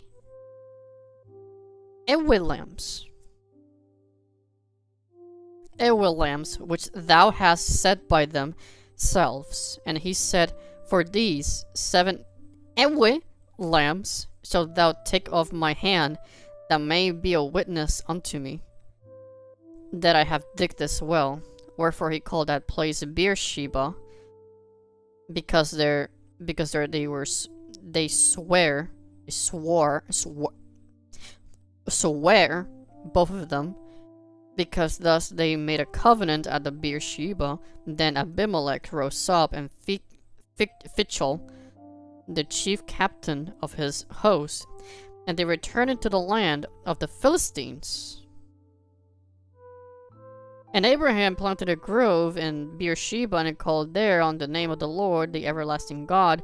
And Abraham sojourned in the Philistines' land many days. And it came to pass after these things that God did tempt Abraham, and said unto him, Abraham, and he said, Behold, here I am. And he said, Take now thy son, and thine only son Isaac, whom thou lovest, and get unto the land of Moriah, and offer him there for a burnt offering. Oh, this is the part where Abraham's gonna wrestle with an angel of God, just to be blessed. That is kind of badass, though.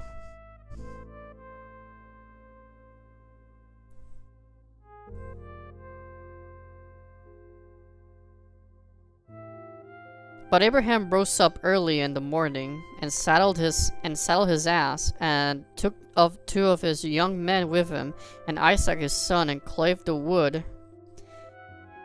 Love the Minecraft OST for this. It really doesn't match, not gonna lie.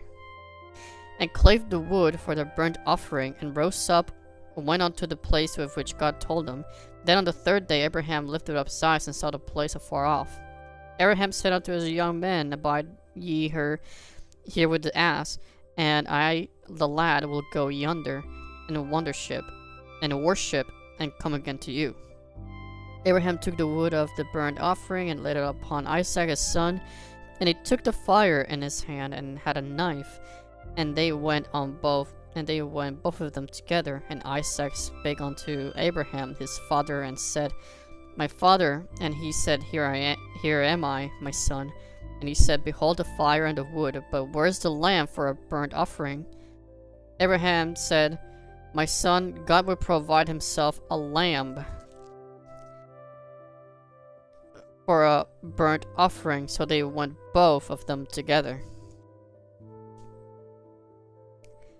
Oh, poor Isaac. They came to the place which God had told them of, and Abraham built an altar there, and set the wood in order, and bound Isaac his son, and laid him on the altar upon the wood. And Abraham stretched forth his hand, took the knife to slay his son. And the angel Lord called him out of heaven, and said, Abraham, Abraham. And he said, Here am I. And he said, Lay not thine hand upon the lad, neither do thou anything unto him. For now I know that thou fearest God, seeing thou hast not withheld thy son, thine only son, from me. And Abraham lifted his eyes, and looked, and behold behind him, a ram caught in a thicket by his horns. Abraham went and took the ram, offered him up for a burnt offering in the stead of his son. Abraham called the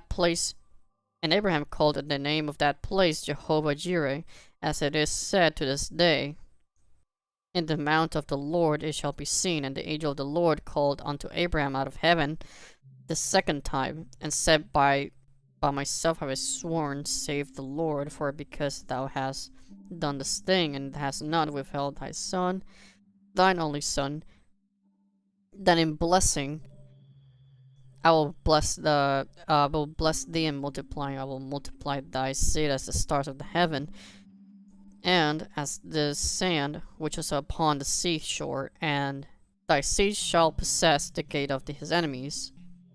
And in thy seed shall all the nations of the earth be blessed, because thou hast obeyed my voice. So Abraham returned unto his young men, and they rose up and went together to Beer-sheba. And Abraham dwelt at Beer-sheba. And it came out to pass after these things, and it was told Abraham, saying, Behold, Milcah, she hath also borne children unto thy brother Nahor. Huz his firstborn, and Buz his brother, and Kemuel, the father of Aram. It's not Abram anymore, though, it's Abraham. And Shes and Aram? Hazo, and Pildash, and Didlaph, and Bethuel. And Bethuel begat Rebekah. These 8 Milcah did not bear to Nahor, Abraham's brother. And his concubine, whose name was Reumah, she bare also Teba, and Gaham, and Thanash, and Maachah. And Zerah was 127 years old. These were the years of the life of Sarah. And Sarah died in Kirjath Arba, and the same is Hebron in the land of Canaan. And Abraham came to mourn for Sarah, to weep for her. Have you read through the whole thing before? I have not. It is my first trying to actually read the entire thing, and obviously I'm still in the beginning, but I still have. Let me check. How many? 9,000 miles to go. Probably a lot, though. Let me check. I would walk Oh, this is still 500. John. Let me see. Where's Revelation? Holy. I pass right now through a Revelation page, and 1,739 pages, and we're still on page 30. 31. That's what Yeah. the Bible. It's the Bible. It's Yeah, man, just it's the the Bible. Bible. The Holy Bible, man. It's just the Bible. And Abraham stood up from before his dead, and spake unto unto the sons of Heth, saying, I am a stranger and a sojourner with you. Give me a possession of a burying place with you, that I may bury my dead out of my sight. And the children of Heth answered Abraham, saying unto him, Hear us, my lord, thou art a mighty prince amongst us. In the choice of our sepulchres, bury thy dead. None of us shall withhold from thee his sepulchre, but that thou mayest bury thy dead. And Abraham stood up and bowed himself to the people of the land, even to the children of Heth.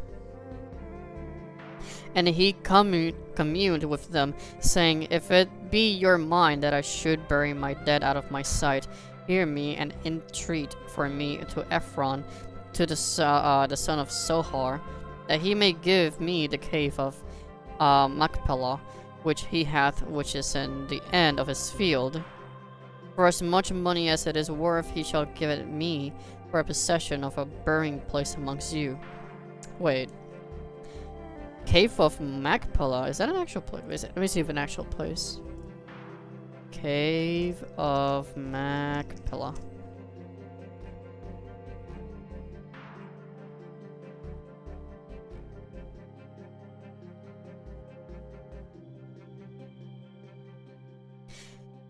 It is an actual place. It's a series of caves situated in the heart of the old city of Hebron in the west bank, 30 kilometers south of Jerusalem. Huh. Ew. So that's where Abraham was buried.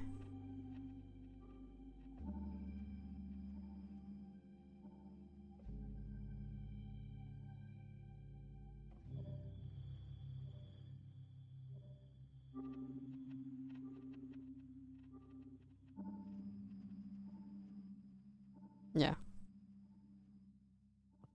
What are you doing here, kiddo? And Ephron dwelt among the children of Heth, and Ephron the Hittite answered Abraham in the audience of the children of Heth, even of all that went in at the gate of his city, saying, Nay, my lord, hear me, the field give I thee, and the cave that is therein I give thee in the presence of the sons of my people, I give I it thee, bury thy dead.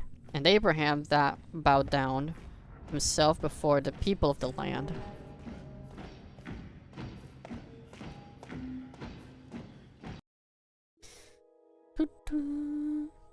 Yes. So Maple dear, what are you doing here, kiddo? I just wanted to be here if that's alright. That's fine. Nah, deported. I'm Filipino, Oh yeah, so deported. it Extra makes deported. sense. Exactly. You know, Jesus. Oh, If you want to stay, then meanwhile I continue reading. Yes, he can stay. oh, but that's fine. My apologies. Alright. Nay, my No lord, worries. hear me. The field give I thee, and the cave that is therein I give it thee in the presence of the sons of my people. Give it I thee, bury thy dead. And Abraham bowed down himself before the people of the land, and he spake unto Ephron and the audience of the people of the land, saying, But if thou wilt give it, I pray thee, hear me, I will give thee money for the field. Take it of me, and I will bury my dead there. And Ephron answered Abraham, saying unto him, My lord, hearken unto me. The land is worth 400 shekels of silver. What is that betwixt me and thee? Bury therefore thy dead. And Abraham hearkened unto Ephron, and Abraham weighed unto Ephron the silver, which he had named in the audience of the sons and of Heth, 400 shekels of silver, current money with the merchant. And the field of Ephron, which was in Machpelah, which was before Mamre, the field, and the cave, which was therein, and all the trees that were in the field, that were in all the borders round about, were made sure unto Abraham for a possession in the presence of the children of Heth before all that went in at the gate of his city. And after this Abraham buried Sarah his wife in the cave of the field of Machpelah before Mamre. The same is Hebron in the land of Canaan, and in the field and the cave that therein were made sure unto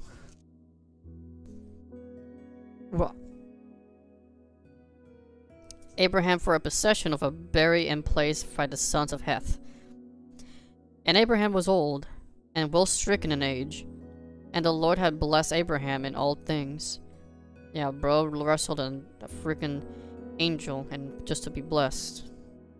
And Abraham sent unto his eldest servant to his house that ruled over all that he had, Put, I pray thee, thy hand under my thigh, and I will make thee swear by the Lord of God of heaven and the God of the earth, that thou shalt not take a wife unto my son or of the daughters of the Canaanites among whom I dwell. But thou shalt go unto my country and to my kindred, and take a wife unto my son Isaac. And the servant said unto him, Peradventure the woman will not be willing to follow me unto this land, must I needs bring thy son again unto the land from whence thou camest.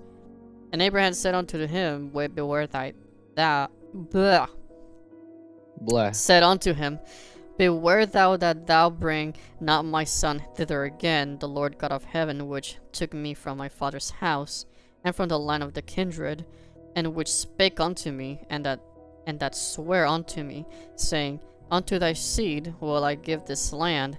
He shall send his angel before thee, and thou shalt take a wife unto my son from thence. And if the woman will not be willing to follow thee, then thou shalt be clear from this my oath. Only bring not my son thither again. And the servant put his hand on the thigh of Abraham his master, and sware to him concerning that matter. And the servant took 10 camels of the camels his master, and departed, for all the goods of his master were in his hand, and arose and went to Mesopotamia, unto the city of Nahor. And he made his camels to kneel down without the city by a well of the water at the time of the evening, even the time that women go out to draw water. And he said, O Lord God of my master Abraham, I pray thee, send me good speed this day, and shew kindness unto my master Abraham. Behold, I stand here by the well of water, and the daughters of the men of the city come out to draw water. And let it come to pass that the damsel to whom I shall say, let down thy pitcher. I pray thee that I may drink, and she shall say, drink, and I will give thy camels drink. Also, let the same be that she that thou hast appointed for thy servant Isaac, and thereby shall I know that thou hast shewed kindness unto my master. And it came to pass before he had done speaking, that behold, Rebekah came out, who was born to Bethuel, son of Milcah, the wife of Nahor, Abraham's brother, with her pitcher upon her shoulder. And the damsel was very fair to look upon, a virgin, neither had any man known her. And she went down to the well, and filled her pitcher, and came up. And the servant ran to meet her, and said, Let me, I pray thee, drink a little water of thy pitcher. And she said, Drink, my lord. And she hasted let down her pitcher upon her hand, and gave him drink. And when she had done giving him drink, she said, I will draw water for thy camels also, until they have done drinking. And she hasted and emptied her pitcher into the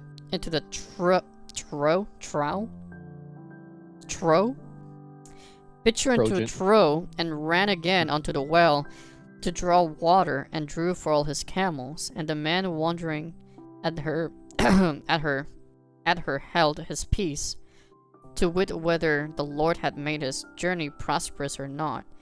And it came to pass, as the camels had done drinking, that the man took a golden earring of half a shekel weight, and 2 bracelets for her hands, and 10 shekels weight of gold, and said, Whose daughter art thou? Tell me, I pray thee, is there room in thy father's house for us to lodge in?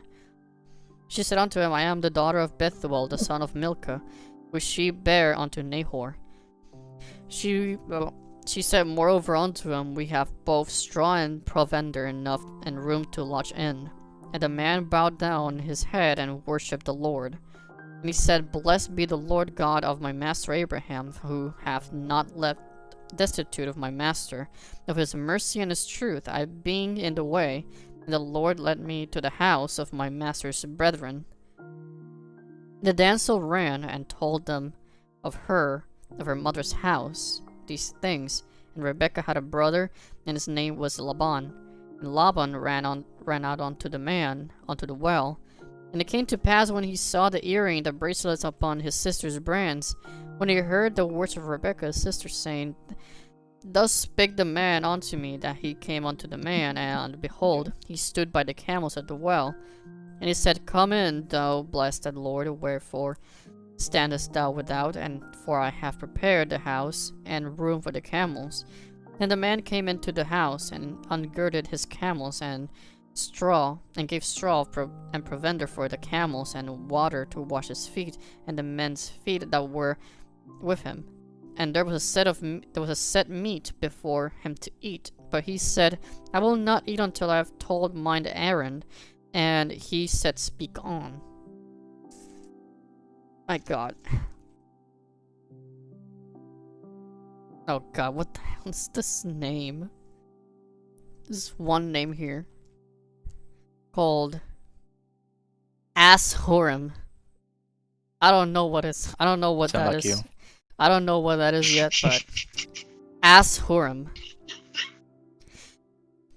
And he said, I am Abraham's servant, and the Lord hath blessed my master greatly, and he is become great, and hath given him flocks and herds and silver and gold, and menservants and maidservants, and camels and asses. And as Sarah, my master's wife, bare a son to my master when she was old, and she unto him hath he given all that he hath. And my master made me swear, saying, Thou shalt not take a wife to my son of the daughters of the Canaanites, in whose land I dwell. But thou shalt go unto my father's house and to my kindred, and take a wife unto my son. And I said unto my master, Peradventure the woman will not follow me. He said unto me, the Lord before whom I walk will send his angel with thee, and prosper thy way, and thou shalt take a wife for my son of my kindred, and of my father's house. Then shalt thou be clear from this my oath when thou comest to my kindred, and if they give not thee one, thou shalt be clear from my oath.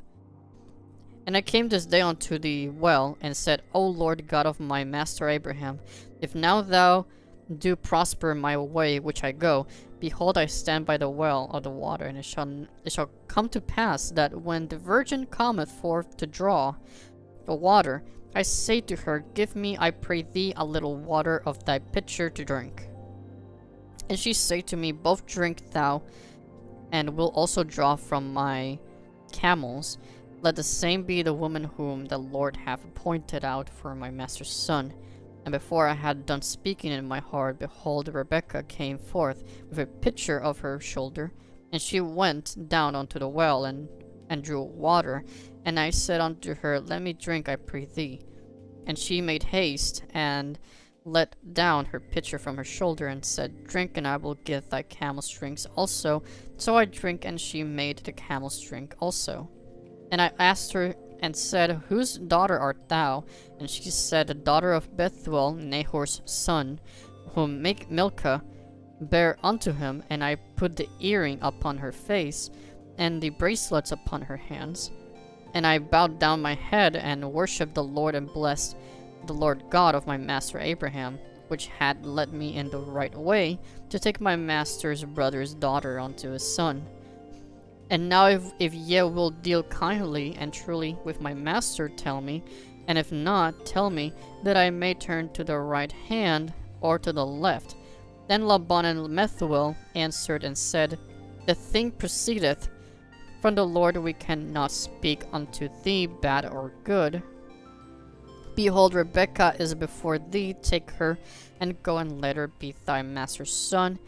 And the Lord hath spoken. And it came to pass that when Abraham's servant heard their words, he worshipped the Lord, bowing himself to the earth. And the servant brought forth jewels of silver, and jewels of gold, and raiment, and gave them to Rebekah. He gave also to her brother and to her mother precious things, and did eat and drink, he and the men that were with him, and tarried all night. And they rose up in the morning, and he said, Send away unto my master. And her brother and her mother said, Let the damsel abide with us a few days, at the least 10. After that she shall go. And he said unto them, Hinder me not, seeing the Lord hath prospered my way. Send me away, that I may go to my master. And they said, We will call the damsel, and inquire at her mouth. And they called Rebekah, and said unto her, Wilt thou go with this man? And she said, I will go. And they sent away Rebekah to their sister and her nurse, and Abraham's servant and his men. And they blessed Rebekah, and said unto her, Thou art our sister, be thou the mother of thousands of millions, and let thy seed possess the gate of those which hate them. And Rebekah rose, and her damsels, they rode upon the camels, and followed the man and the servant of Rebekah, and went his way. And Isaac came from the way of the well of Lahairoi, for he dwelt in the south country. And Isaac went out to meditate in the field, and eventide, and lifted up his eyes, and saw, behold, the camels were coming.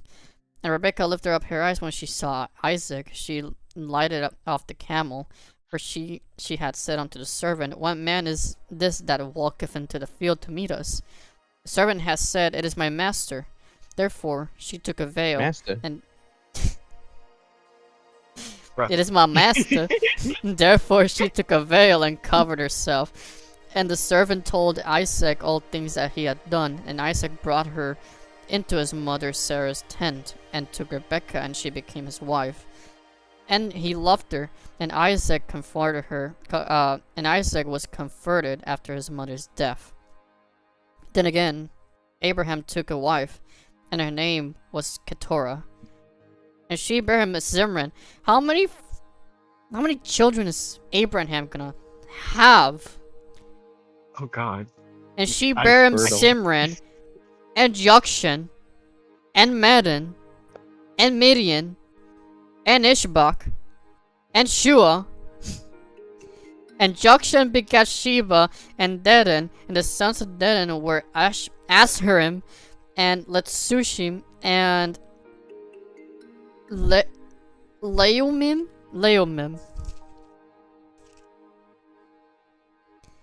Obama. If that sounds a lot, just wait till you get to Jacob. Don't remind me. And the sons of Miriam, Ephah, and Epher, and Hanak, Effa. and Abida, and Elda. All these were the children of Keturah. And Abraham gave all that he had unto Isaac. But unto the sons of the concubines which Abraham had, Abraham gave gifts, and sent them away from Isaac his son, while he yet lived, eastward unto the east country. And these are... Now she's halfway there.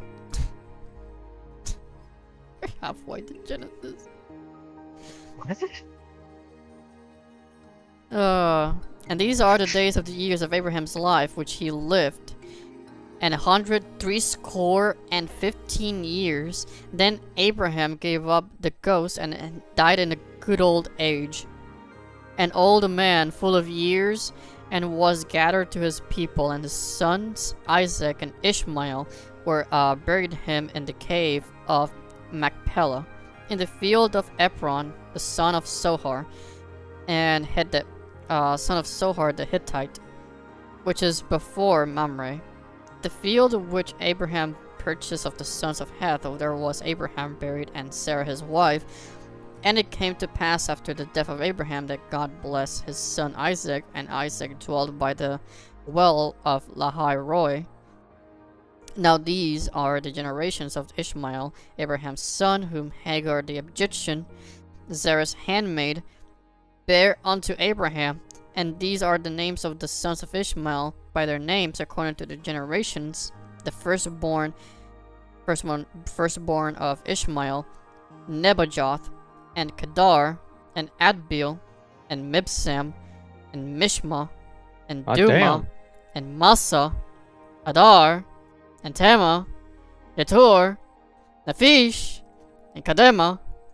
These are the sons of Ishmael, and these are the names by their towns and by their castles.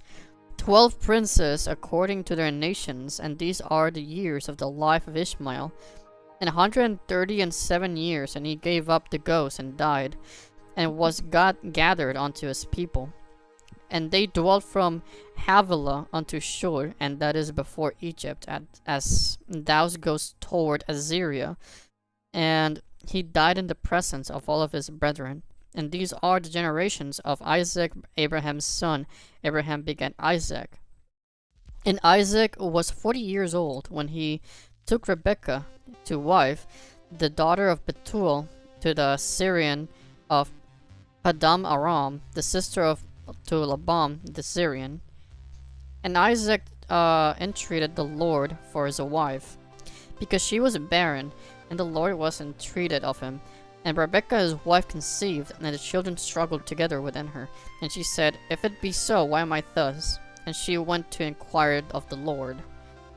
And the Lord said unto her, 2 nations are in thy womb, and two manner of people shall be separated from thy bowels, and the one people shall be stronger than the other people, and the elder shall serve the younger.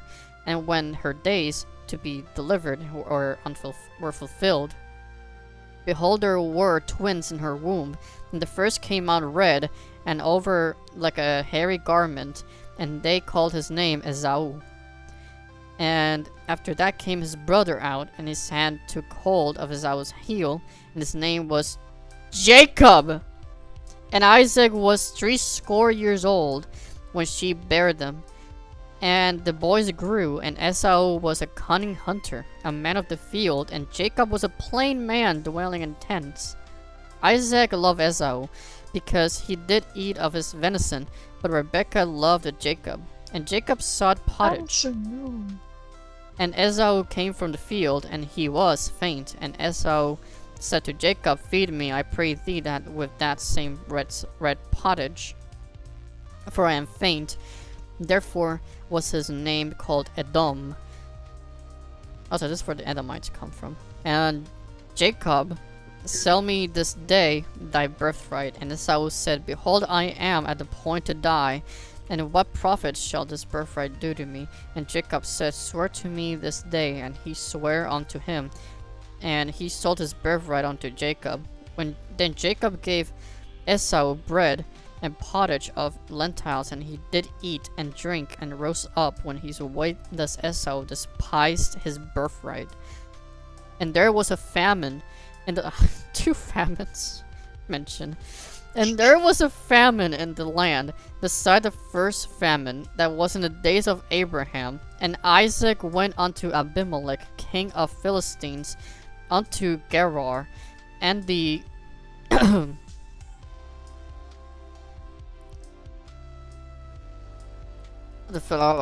And Isaac went unto Abimelech, king of the Philistines, unto Gerar, and the Lord appeared unto him, and said, Go not down into Egypt, dwell in the land which I tell thee of. Sojourn in this land, and I will be with thee, and will bless thee, for unto thee and to thy seed I will give all these countries, and I will perform the oath which I swear unto Abraham thy father, and I will make thy seed to multiply as the stars of heaven, and will give unto thy seed all these countries, and thy seed shall all the nations of the earth be blessed, because that Abraham obeyed my voice, and kept my charge, my commandments, my statutes, my laws. And Isaac dwelt into Gerar. And the man of the place asked him of his wife, and he said, She is my sister, for he feared to say, She is my wife, lest, said he, the man of the place should kill me for Rebekah, because she was fair to look upon. And it came to pass, when he had been there a long time, that Abimelech, king of the Philistines, looked at a window and saw, and behold, Isaac was sporting with Rebekah, his wife. And Abimelech called Isaac and said, Behold, of a surety she is thy wife's. And how saidst thou, She is my sister? And Isaac said unto him, Because I said, Lest I die for her. And Abimelech said, What is this thou hast done unto us? One of the people might lightly have lion with thy wife, and thou shouldest have brought guiltiness upon us. And Abimelech charged all his people, saying, He that toucheth this man or his wife shall surely be put to death. Then Isaac sowed in that land, and received the same year 100-fold, and the Lord blessed him. And the man waxed great, and went forward, and grew until he became very great. For he had possession of flocks, and possession of herds, and great store of servants, and Philistines envied him. And the Philistines envied him, for all the wells which his father's servants had digged in the days of Abraham his father. I won't fight back. It's the fact I just ended the loop of that. What? It'd be different if I found myself eventually like start. If you found yourself like what? Sorry, I accidentally unmuted myself and I have a noisy roommate. Oh, okay. Alright, for all the wells which his father's servants had dug in the days of Abraham his father, the Philistines had stopped them and filled them with earth. And Abimelech said unto Isaac, Go from us, for thou art much mightier than we. And Isaac departed thence, and pitched his tent in the valley of Gerar, and dwelt there. Isaac did again the wells of water which they had digged in the days of Abraham his father. For the Philistines had stopped them after the death of Abraham, and called their names after the names by which his father called them. And Isaac's servants digged in the valley, and found there a well of springing water. And the herdmen of Gerar did strive with Isaac's herdmen, saying, The water is ours. And he called the name of the well Ezek, because they strove with him. They digged another well, and they strove for that also. He called that name of it Sitnah. Jacob means heel grabber. I mean, I guess that makes sense. He was born grabbing his brother's heel, so. And even funnier than that, Esau just means hairy. Esau? Yeah, the hairy baby, they named him Harry. Oh yeah, because I think it was Jacob trying to like fool his father, thinking that I'm not sure if that's true. I think it was Jacob trying to fool his father Isaac, making him think that it was Esau or someone else. Yeah, exactly. Alright, okay, the name is Sitnah. And he removed from the thence and digged another well, and for that they strove not, and he called the name of it Rehoboth. And he said, For now the Lord hath made room for us, and we shall be fruitful in the land.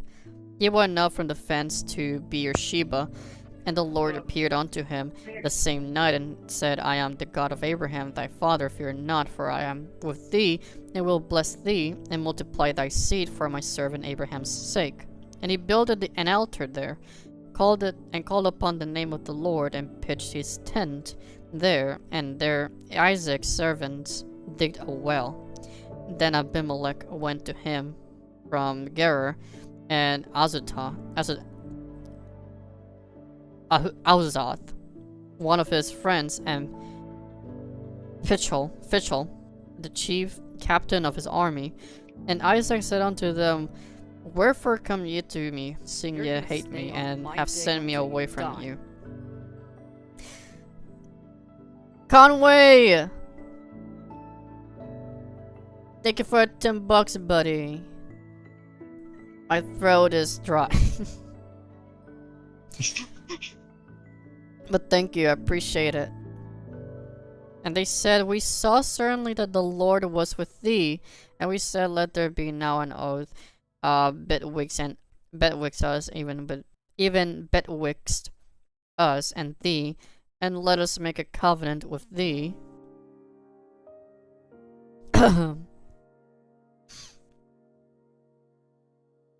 thou wilt do us no hurt, as we have not touched thee, and as we have done unto thee nothing will good, and have sent thee away in peace. Thou art now be blessed of the Lord.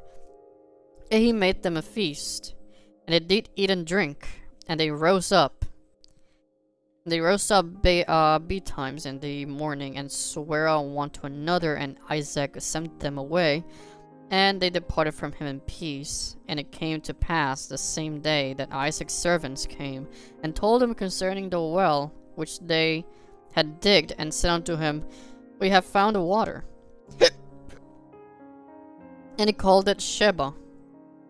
Therefore the name of the city is Beersheba unto this day. And Esau was 40 years old when he took to wife Judith, the daughter of Beeri the Hittite, and Bashemoth, the daughter of Elon the Hittite, which were a grief of mind unto Isaac and unto Rebekah.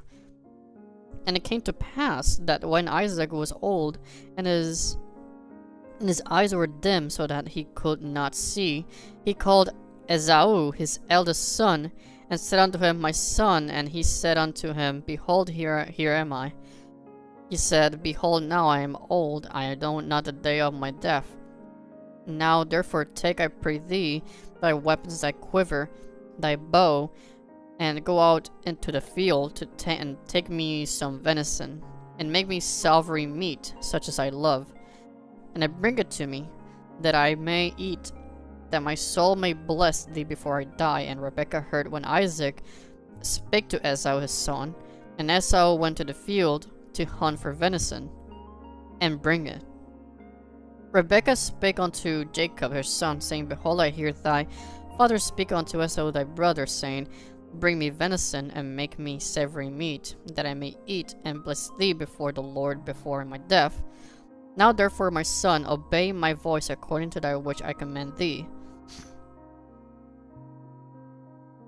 Go now to the flock, and fetch me from thence 2 good kids of the goats, and I will make them savory meat for thy father, such as he loveth. And thou shalt bring it to thy father, that he may eat, and that he may bless thee before his death. Jacob said to Rebekah his mother, Behold, Esau my brother is a hairy man, and I am a smooth man. My father, peradventure, will feel me, and I shall seem to him as a deceiver, and I shall bring a curse upon me, and not a blessing. And his mother said unto him, Upon me be thy curse, my son. Only obey my voice, and go fetch me them. He went and fetched, and brought them to his mother, and his mother made savory meat, such as his father loved. Oh wow, you really do that with the Bible? Wait, what do you mean I do that with the Bible?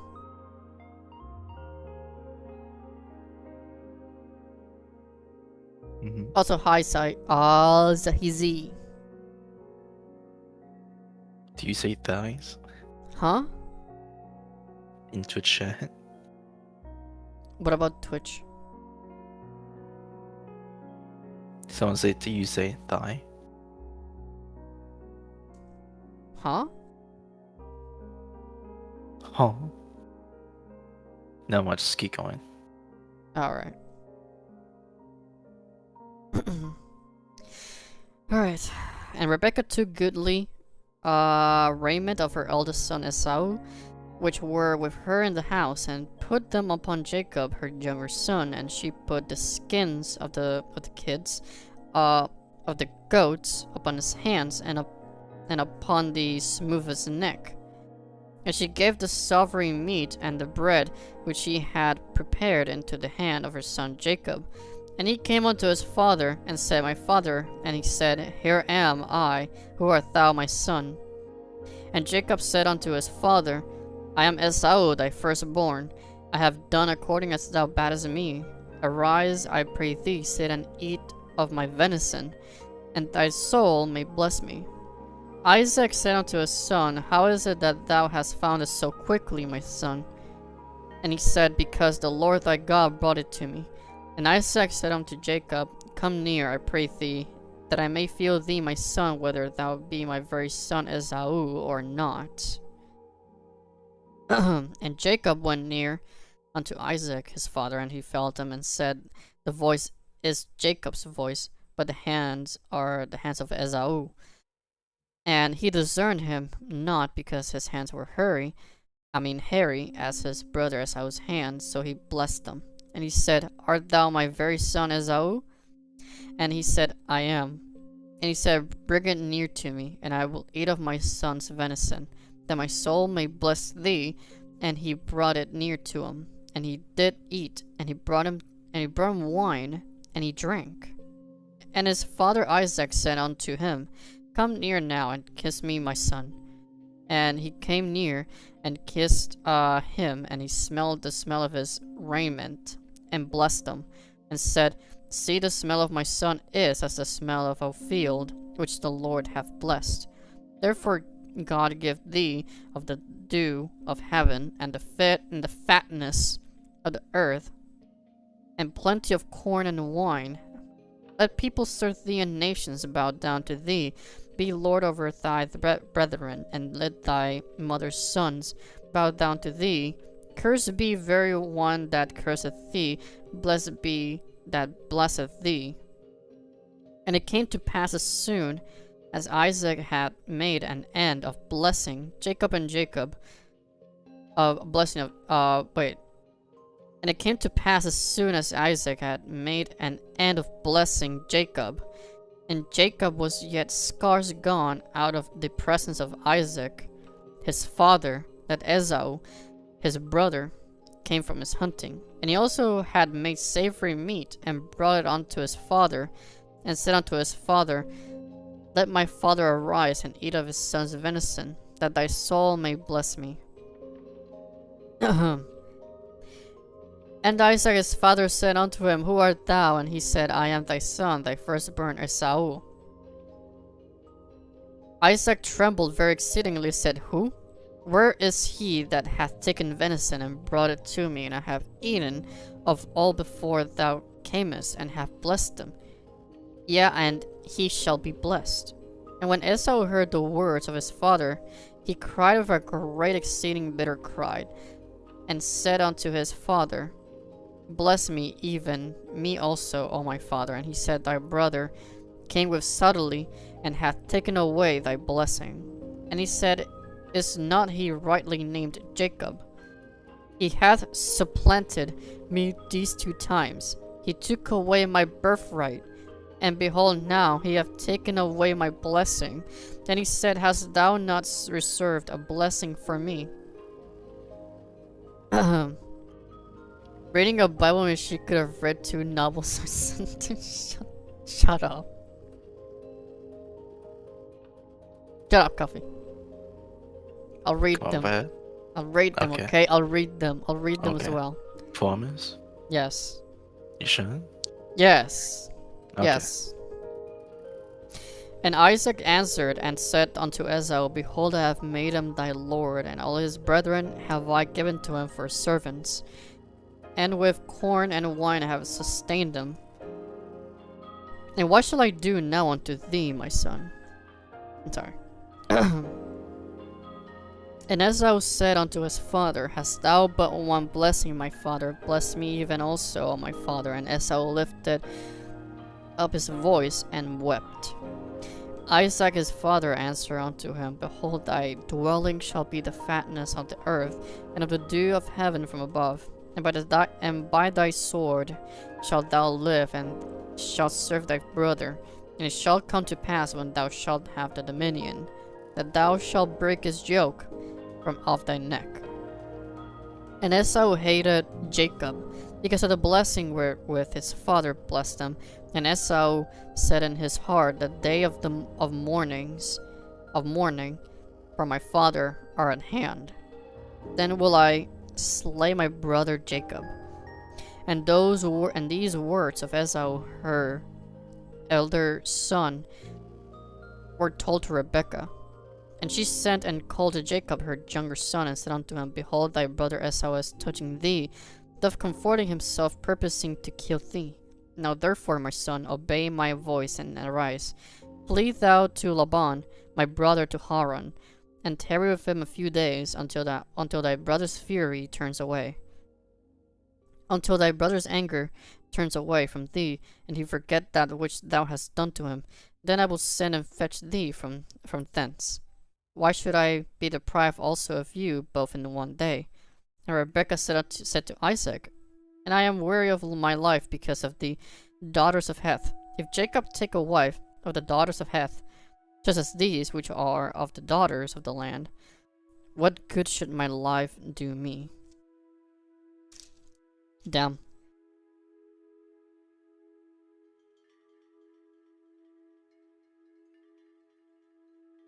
Jacob just went in and just took it. Just took his blessing. I mean, it wasn't just Jacob, it was also along with his mother as well. Probably because his mom was just his favorite. I mean, her favorite.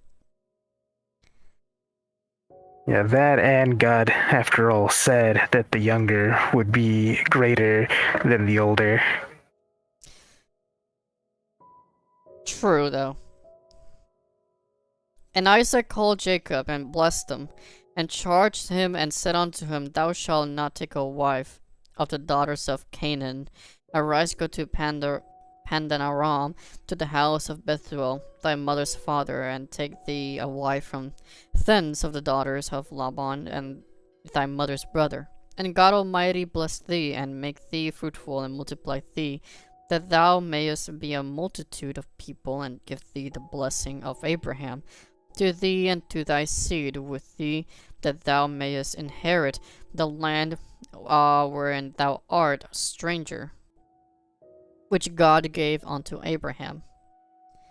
And Isaac sent away Jacob, and he went to Pandan Aram unto Laban, son of Bethuel the Syrian, the brother of Rebekah, Jacob's and Esau's mother. When Esau saw that Isaac had blessed Jacob, and sent him away to Pandan Aram to take him a wife from thence, and that as he blessed him, he gave him a charge, saying, Thou shalt not take a wife of the daughters of Canaan. And that Jacob obeyed his father and his mother, and was gone to Pandan Aram. And Esau, seeing that the daughters of Canaan pleased not Isaac his father, then went Esau unto Ishmael, and took unto the wives which he had Mahalath, the daughter of Ishmael, Abraham's son, the sister of Nebajoth, to be his wife. And Jacob went out from Beersheba and went toward Haran. And he alighted upon a certain place and tarried there all night, because the sun was set. And he took of the stones of that place, and put them for his pillows, and lay them at that place to sleep. He dreamed, and behold, a ladder set up of the earth, and the top of it reached to heaven. And behold, the angels of God ascending and descending on it. And behold, the Lord stood above it, and said, I am the Lord God of Abraham thy father, and the God of Isaac. The land whereon thou liest, and to thee will I give it, to thy seed. And thy seed shall be as the dust of the earth, and thou shalt spread abroad to the west, and to the east, and to the north, to the south, and in thee seed shall all the families of the earth be blessed. You are a simp.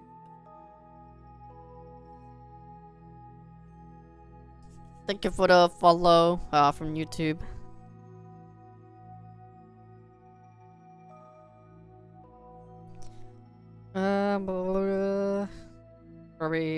Okay. And behold, I am with thee, and will keep thee in all places whither thou goest, and will bring thee again into this land. For I will not leave thee until I have done that which I have spoken to thee of. And Jacob awaked out of his sleep, and he said, Surely the Lord is in this place, and I knew it not. And he was afraid, and said, How dreadful is this place! This is none other but the house of God, and this is the gate of heaven. And Jacob rose up early in the morning, and took the stone to the that he had put for his pillows, and set it up for a pillar, poured oil upon the top of it, and called the name of that place Bethel. But the name of that city was called Luz. Luz?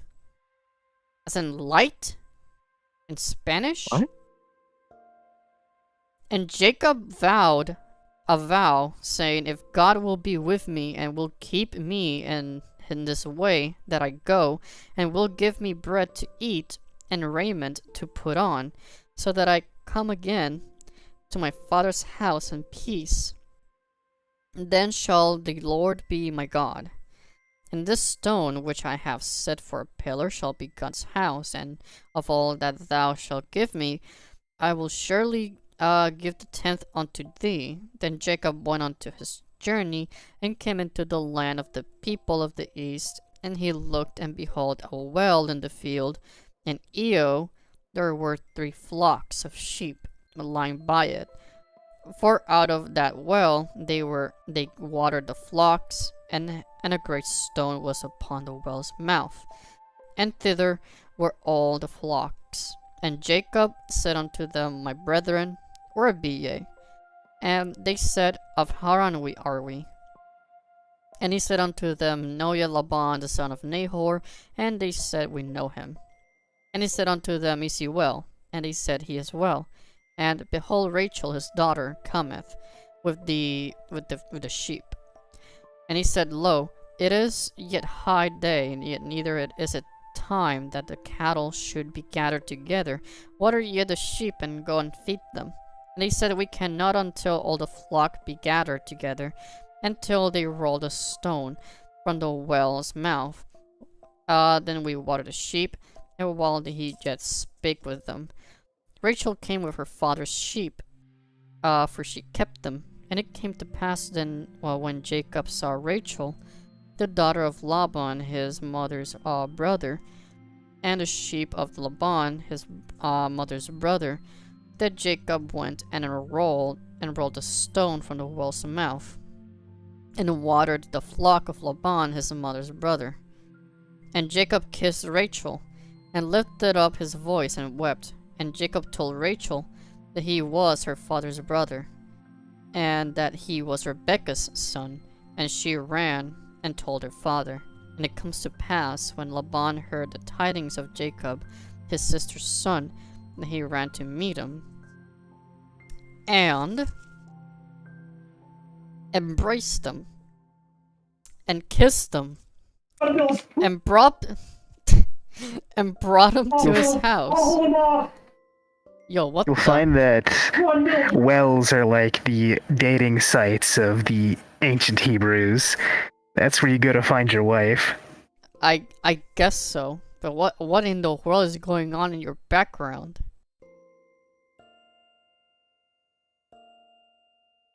It's kind of like how, you picture Greek people greeting each other by kissing each other on the cheek. No, yeah, I know. It's Yeah. just like how Judas kissed Jesus on the cheek, and the same thing for. My finger. Yo, what in the frick is up in your background? I don't know who is screaming in your background. I'm sorry, I'm trying to mute as much as I can when he starts shouting. My God. Alright. And Laban said to him, Surely thou art my bone and my flesh. And he abode with him the space of a month. And Laban said unto Jacob, Because thou art my brother, shouldest thou therefore serve me for naught? Tell me, what shall thy wages be? And Laban had 2 daughters, and the name of the elder was Leah, and the name of the younger was Rachel. Leah was tender-eyed, but Rachel was beautiful and well-favored.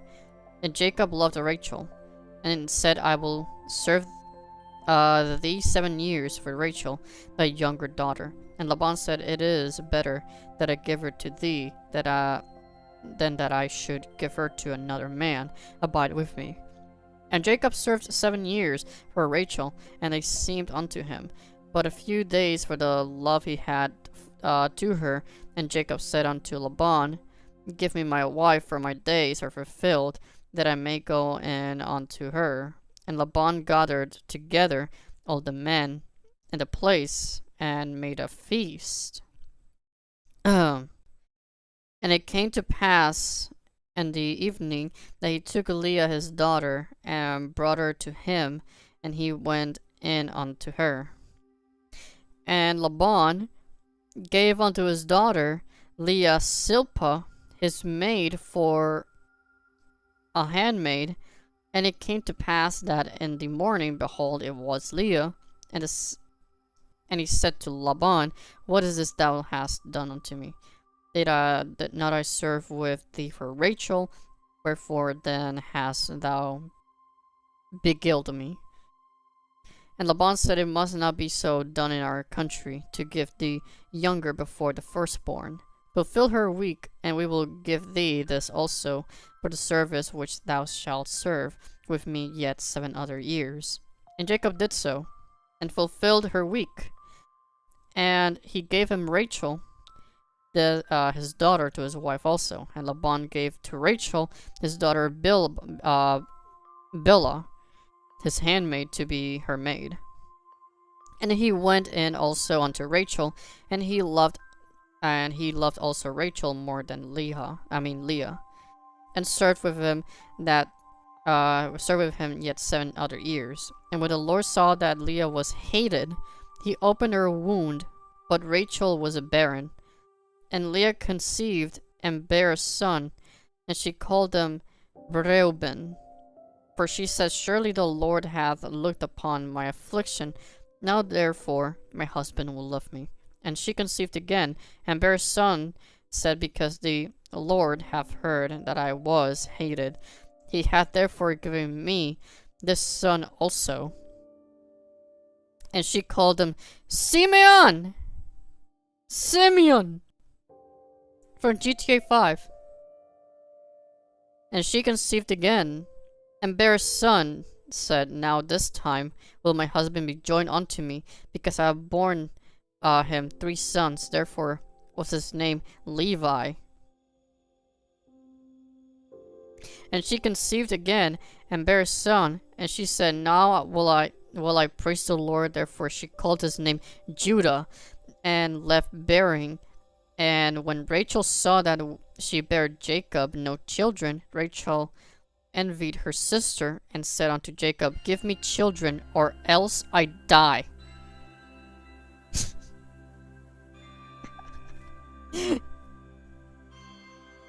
And Jacob's anger was, give me children or I die. And Jacob's anger was kindled against Rachel, and he said, am I God's steed who hath withheld from thee the fruit of the womb? And he said, behold my maid Bilhah, go in unto her, and she shall bear upon my knees, that I may also have children by her. And she gave him Bilhah, her handmaid, to wife, and Jacob and unto her. And Bilhah conceived and bare Jacob a son, and Rachel said, God hath judged me, and hath also heard my voice, and hath given me a son, therefore called she his name Dan. And Bilhah, Rachel's maid, conceived again, and bare Jacob a second son. And Rachel said, with great wrestlings have I wrestled with my sister, and have prevailed. She called his name Naphtali. When Leah saw that she had left bearing, she took Silpah her maid, and gave her Jacob to wife. And Silpah, Leah's maid, bare Jacob a son. Everyone's just having a freaking competition of who can have more sons here now. No, this is no longer. This is no longer the beginning of Adam and Eve, and then going to Noah, and then going to Abraham. Everyone having so many freaking kids. Now it's a freaking competition of who can have more children here. Yeah, Leia. Rachel and Leah kind of have an arms race, but with children. No, seriously. And Silpah, Leah's maid, bare Jacob a son. And Leah said, a troop cometh, and she called his name Gad. And Silpah, Leah's maid, bare Jacob a second son. And Leah said, happy am I, for the daughters will call me blessed. And she called his name Asher. She and Reuben went in the days of wheat harvest, and found mandrakes in the field, and brought them unto his mother Leah. Then Rachel said to Leah, give me, I pray thee, of my son's mandrakes. And she said unto her, is it a small matter that thou hast taken my husband? And wouldest thou take away my son's mandrakes also? And Rachel said, therefore he shall lie with thee tonight for thy son's mandrakes. And Jacob came up to the field in the evening, and Leah went out to meet him, and said, thou must come in unto me, for surely I have hired thee with my son's mandrakes. And lay with her that night. And God hearkened unto Leah, and she conceived, and bare Jacob a 5th son. And Leah said, God hath given me hire, because I have given my maiden to my husband. She called his name Issachar. And Leah conceived again, and bare Jacob the 6th son. And Leah said, God hath endued me with a good dowry now. Will my husband dwell with me because I have borne him 6 sons? She called them Zebulun. And afterwards she bare a daughter and called her Dinah. And God remembered Rachel, and God hearkened to her, and opened her womb. And she conceived, and bare a son, and said, God hath taken away my reproach. And she called his name Joseph, and said, the Lord shall add to me another son. Stop it! And it came to pass when Rachel had borne Joseph, that Jacob said unto Laban, send me away that I may go unto mine own place, and to my country. Give me my wives and my children, for who I have served thee, and let me go, for thou knowest my service, which I have done thee. And Laban said unto him, I pray thee, I have found favor in thine eyes. Tarry, for I have learned by experience that the Lord hath blessed me for thy sake. And he said, appoint me thy wages, and I will Lord give have it. mercy, I'm about to bust. Truly, these people did not know how to stop busting. But anyway. And he said unto him, thou knowest how I have served thee, and how thy cattle was with me. For it was a little which thou hadst before I came. It is now increased unto a multitude, and the Lord hath blessed thee since my coming. And now when shall I provide for mine over house also? What are you giggling about, you freaking fanboy? I came and I'm coming. Okay, buddy. Okay.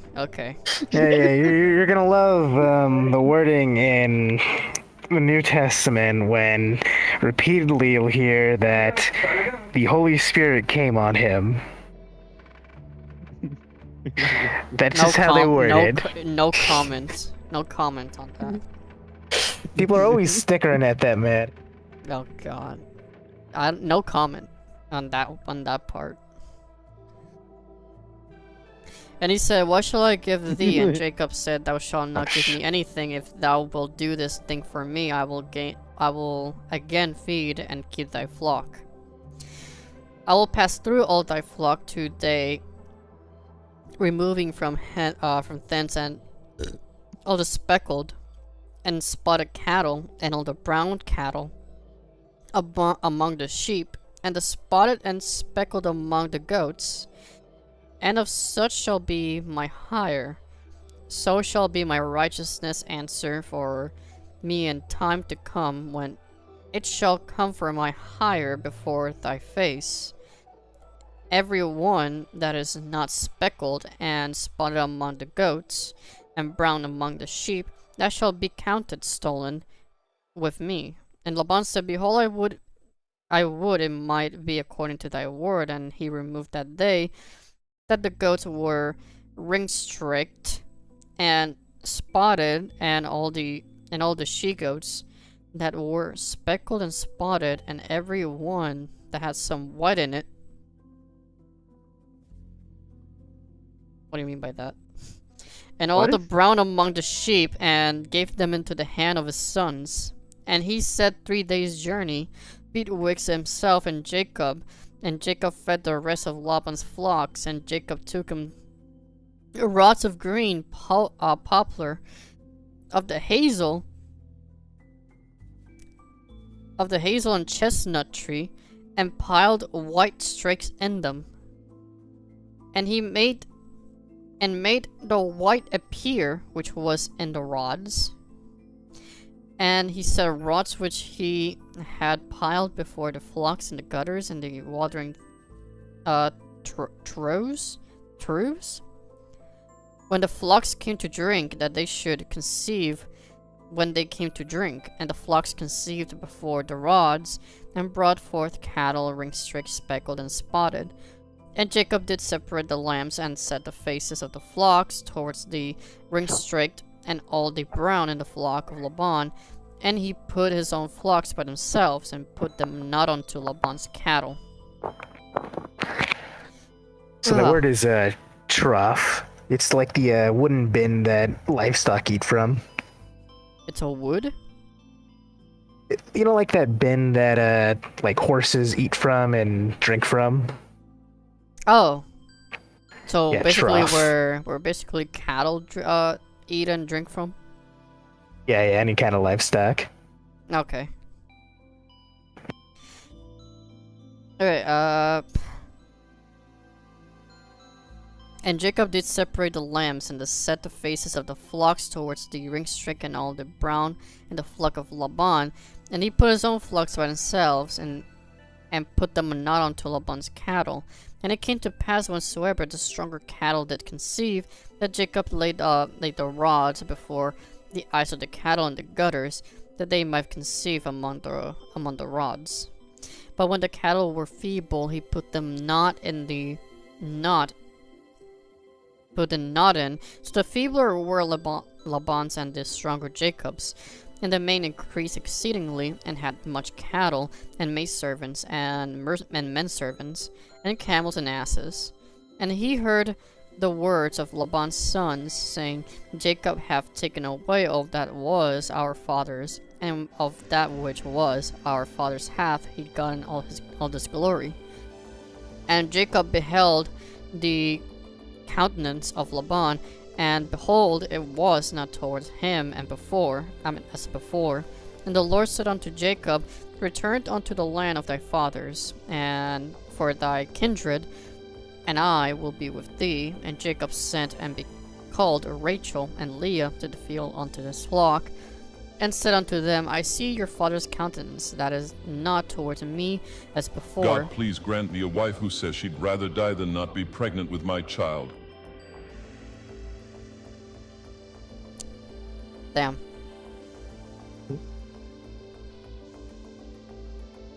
Honestly, fair, super. Fair.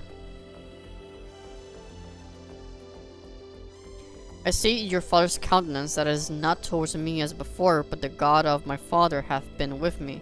And you know that with all my power I have served your father, and your father hath deceived me, and changed my wages 10 times, but God suffered him not to hurt me.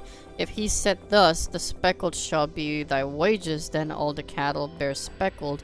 And if he said thus, the ring-streaked shall be thy hire, then bear all the cattle ring-streaked. Thus God hath taken away the cattle of your father, and given them to me. And it came to pass at the time that the cattle conceived, that I lifted up mine eyes and saw in a dream, and behold, the rams which leaped upon the cattle were ring-streaked, speckled, and grisled. And the angel of God spake unto me in a dream, saying, Jacob. And I said, Here am I. And he said, Lift up now thine eyes, and see all the rams which leap upon the cattle are ring-streaked, speckled, and grisled, for I have seen all that Laban doeth unto thee. And the God of Bethel, where thou anointedst the pillar, and where thou vowedst a vow unto me, now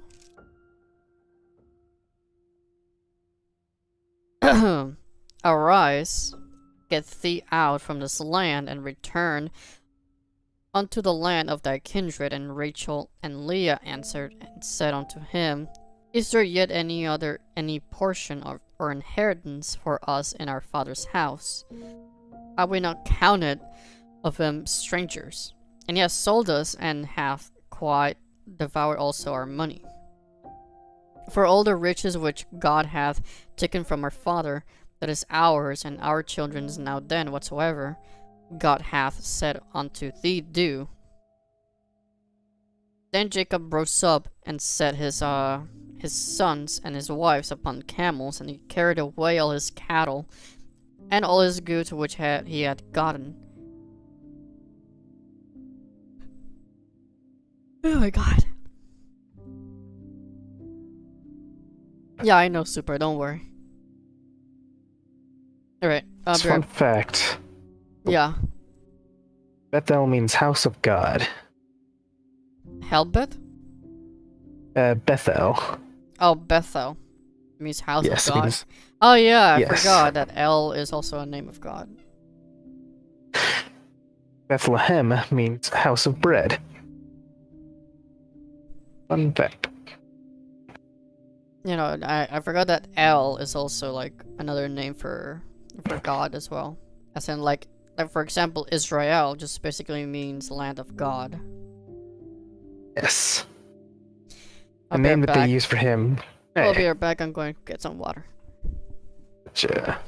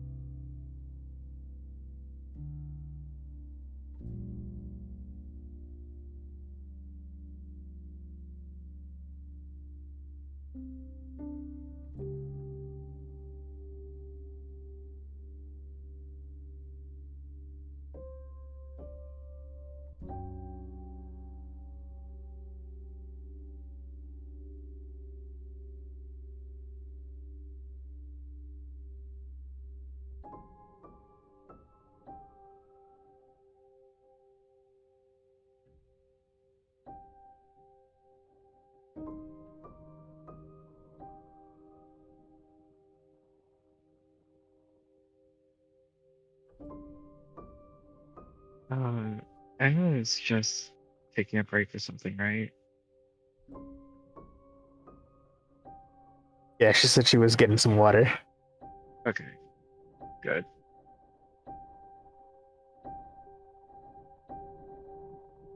Her back is hurting. How is she? Okay, whatever.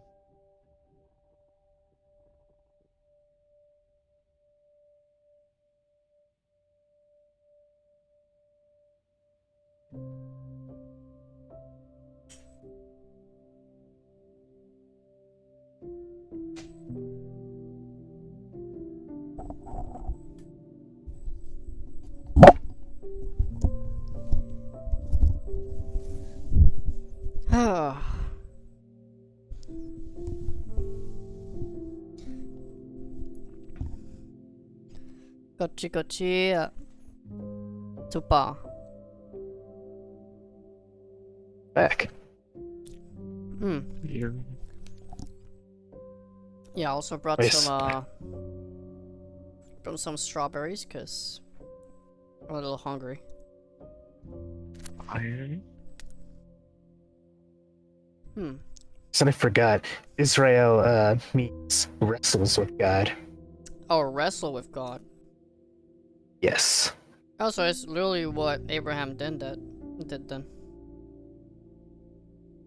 Or kinda. It was more like a wrestle with an angel rather than with God, but it was said to be the spirit. It was said to be the angel of God that he wrestled with. Yes, and many people believe that when it said, the angel of God, that it's a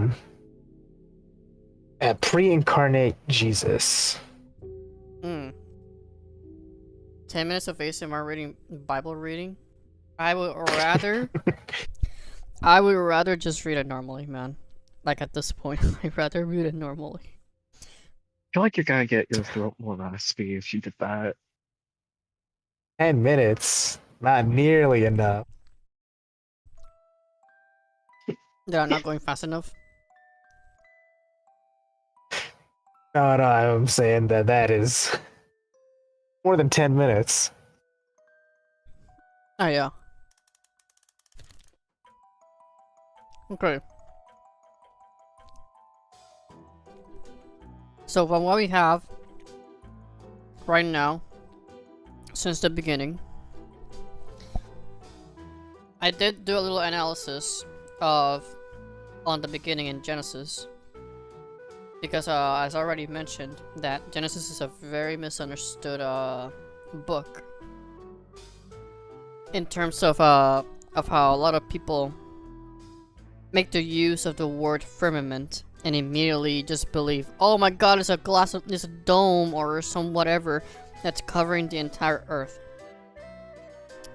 And so from what my conclusion onto what firmament is that obviously it should not be taken literally.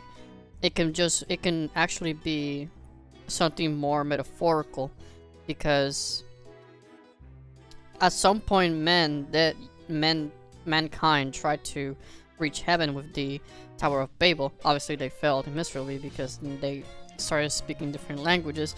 But the point is, the firmament does not need to be an actual glass dome around the earth, or even on a flat earth, because even the flat earth should be, it's even stupider actually.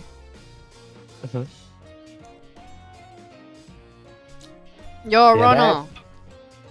We're reading the Bible right now. I'm reading it from the beginning. I'm still on Genesis though. I am around page 48. Chapter 31. Yeah, chapter 31.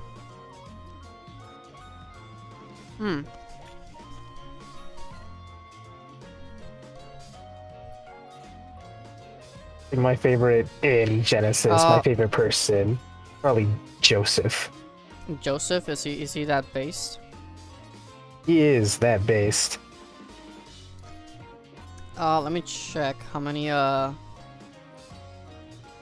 wait, are we pretty close to Exodus? Wait.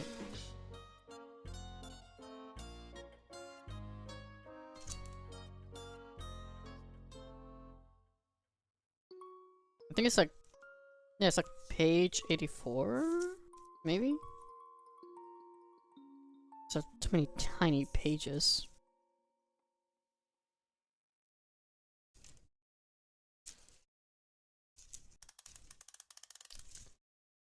Page 82, and we're on page 49. I think we can do it. Honestly, I think we can actually finish Genesis. Yeah, I think we can do it. I have the time as well. Okay. And right now, taking a small break, eating my strawberries, and drink some water. Bye. But anyway, as I was saying, about the firmament, you don't have to take it. You don't have to read it as a literal glass dome or whatever surrounding the earth, or on top of a flat earth. Even though flat earth is completely stupid as a whole. It's already been proven wrong multiple times. From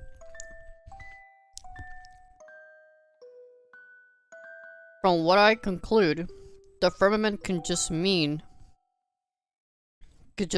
a separation, a middle ground between earth and heaven. Meaning the universe as a whole, what we're looking at in its entirety, is the firmament. Because it is because in the beginning it is describing the waters above the firmament, or separating the waters above and in the firmament. So in a way we can also describe the universe as a whole sea of different celestial bodies, either whether it's planets stars, black holes, galaxies. It's a whole sea of many different things in the universe. So it makes sense that it is a firmament, and it is nearly impossible at this point in time for mankind to reach heaven as a whole, because the universe is nearly infinite, and it is a good way to separate earth and heaven as a middle ground. And the way that it describes that there's light inside the firmament as well makes sense then. Makes sense how there's light. The light from the sun and the moon coming inside are inside the firmament, meaning that the sun and the moon are obviously inside the firmament, meaning it's all over the universe. It's all over the universe then. The sun is outside of the earth, obviously, and the moon as well. And so the light that the earth is receiving is obviously from the sun. Which is not really that hard to think about at this point in time. And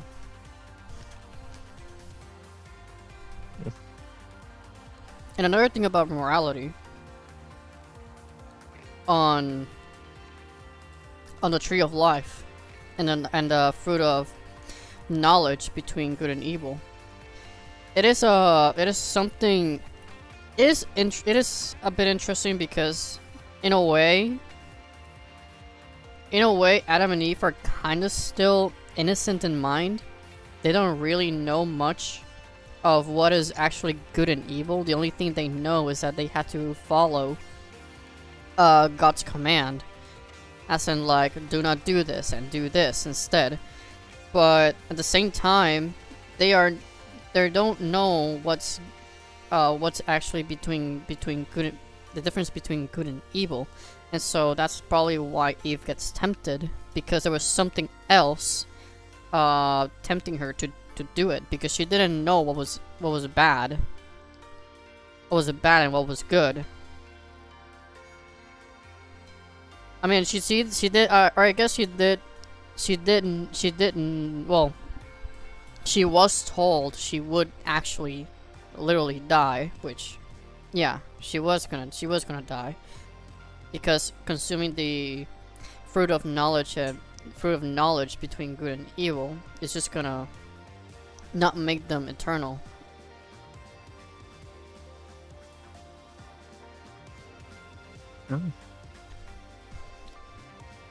Yes, what the serpent does there.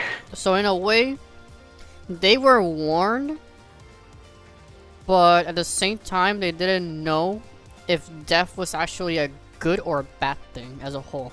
That's what I'm trying to say.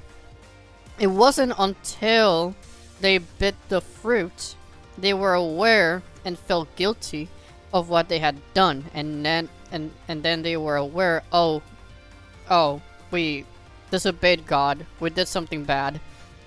And then they immediately felt not only guilt, they felt ashamed, they immediately clothed themselves, and then they immediately all they knew what to do was just to blame the serpent. Yes, I really like how in the garden, God obviously already knows they are, but he still asks, where are you, to give them a chance to come forward. And they do.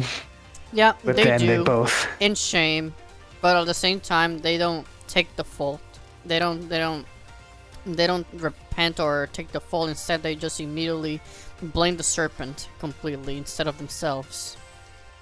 Yeah, not only the serpent, like Adam says, the woman that you put here, she gave me the apple and I ate it, putting blame on both Eve and God. And then he asks Eve, and she's of course like, oh, the serpent gave me the apple and I ate it. And then God looks at the serpent, sees Satan, he's like, oh, you little shit. Oh, you little shit. You know what? I'm gonna make you crawl on your belly the entire time, and you're gonna eat like a peasant. It right away rips his legs off, so to speak. So he's like, how'd that get in the house? Exactly. Like, wait, how did that get in the house? Get out of here. Anyway, you guys ate the fruit. I can't give you the fruit of life because then you'll be like me. So, sorry, I had to kick you out now. And one of the things that he does that is really meaningful is when he, like right away, he makes sacrifice for them in going and killing an animal to make clothes for them to cover their sin.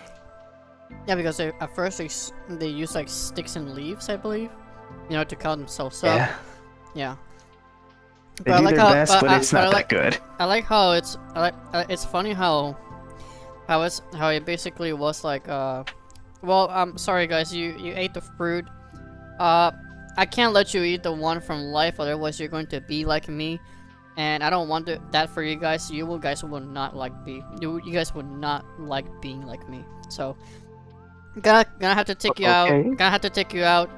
It's a cherub. With your flaming sword, guard this place and make sure that they don't come back. I love how much. And all right, Adam, Eve, I'm gonna guide you. Now multiply. Yes. And I love how much that he's. Well, like, you read this story and you see how God acts, and right away you think that's a dad. Just listen to how he says what he says. You know, like, your kid's hiding behind the couch. You're acting like you don't know where he is, and you're like, where are you? Where are you hiding? And then, like, when he's saying, oh, and the, how exactly does he say it? I just know that he's like, oh, now are you gonna go eat from the tree of life and live forever? And he sounds almost sarcastic in that instance, which I really. I know he was like. I'm aware that also when he was when he said if they eat of the tree of life, he'll be like us. Obviously, he's speaking to himself as a trinity, but Yes. but yeah, he does sound like a dad, like saying, okay, you guys disappointed me there a little bit, so let's just get out of here and we'll try to fix this, okay? Yeah, and you could just picture him like pacing back and forth, like, what am I gonna do with you? You're grounded. But also I'm gonna help you to fix this. Yes. And then later on, it's like, oh great, you guys oh my god, what the hell is going on? Couldn't even get to 4 people without murder, dude.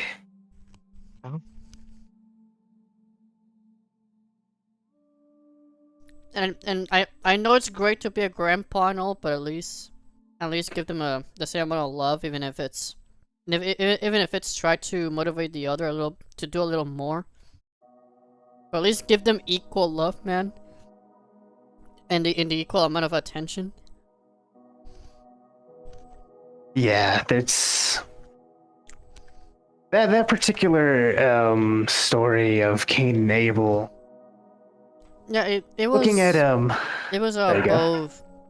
It was obviously above envy and jealousy, and it does it does teach of how jealousy and envy can actually lead to something drastic. Yes.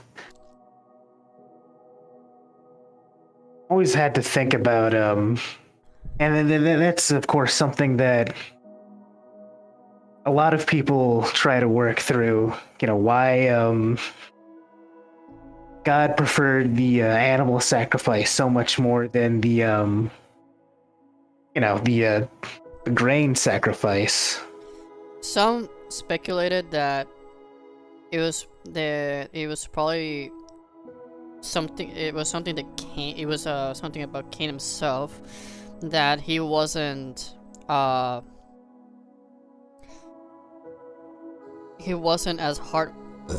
hardworking as Abel, from what I understand, or from what people are saying as well. Yeah, maybe. Because apparently working with animals, I guess working with animals is actually a lot harder than than doing plantation, but it is kind of also equal work.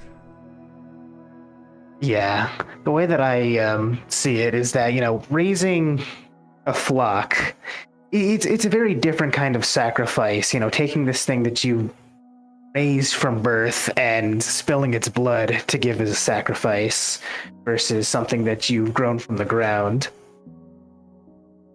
And have almost no love for it because it's just a It's plant. just a plant. Yeah. Yeah. My throat is recovered. Excellent.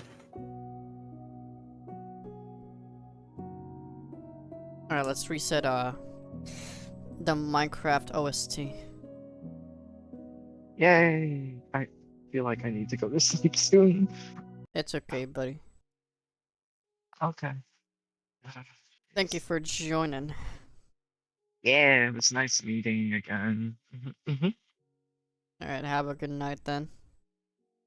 Bye. Have a good night. You too, everyone. Bye. Bye-bye. Later. I forgot where I left off. Rachel, or rather, Jacob was taking all of his belongings and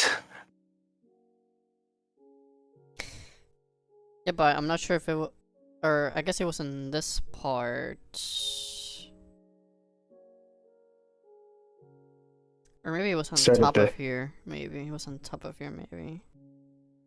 I think I remember seeing your stylus over on the right page.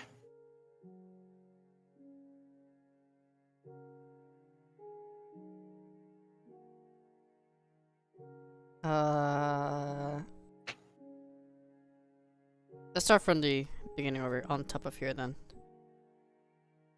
And Start from the Laban top. and Laban went into Jacob's tent and into Leah's tent and into the two maidservants' tents, but he found them not. And then when he went out of Leah's tent and entered into Rachel's tent, now Rachel had taken the images and put them in the camel's furniture and sat upon them, and Laban searched all the tent, but found them not. And she said to her father, Let it not displease my lord that I cannot rise up before thee, for the custom of women is upon me. And he searched, but found not the images. And Jacob was wroth, and chode with Laban. And Jacob answered and said to Laban, What is my trespass? What is my sin? What that thou hast so hotly pursued after me? First thou hast searched all my stuff. What hast thou found of all thy whole stuff? Set it here before my brethren and thy brethren, that may judge betwixt us both. This 20 years I have been with thee, thy ewes and thy she-goats. I have not cast their young, and the rams of thy flock have I not eaten. That which was torn of beasts I brought unto thee. I bear the loss of it of my hand. Didst thou require it, whether stolen by day or stolen by night? Thus I was in the day, the drought consumed me, and the frost by night, and my sleep departed from mine eyes. Thus I have been 20 years in thy house, served thee 14 years for thy 2 daughters, and 6 years for thy cattle, and thou hast changed my wages 10 times. Except God of my father, the God of Abraham, and the fear of Isaac had been with me. Surely thou hast me sent away now empty. God has seen me in mine affliction and the labor of my hands, and rebuked thee yesterday night. And Laban answered and said unto Jacob, These daughters are my daughters, and these children are my children, and these cattle are my cattle, and all that thou seest is mine. And what can I do this day unto these my daughters, and unto their children which they have borne? Now therefore come thou, let us make a covenant, I and thou, and let it be for a witness between me and thee. And Jacob took a stone and set it up for a pillar. And Jacob said unto his brethren, gather stones. And they took stones and made a heap, and they did eat there upon the heap. And Laban called it what? Jegar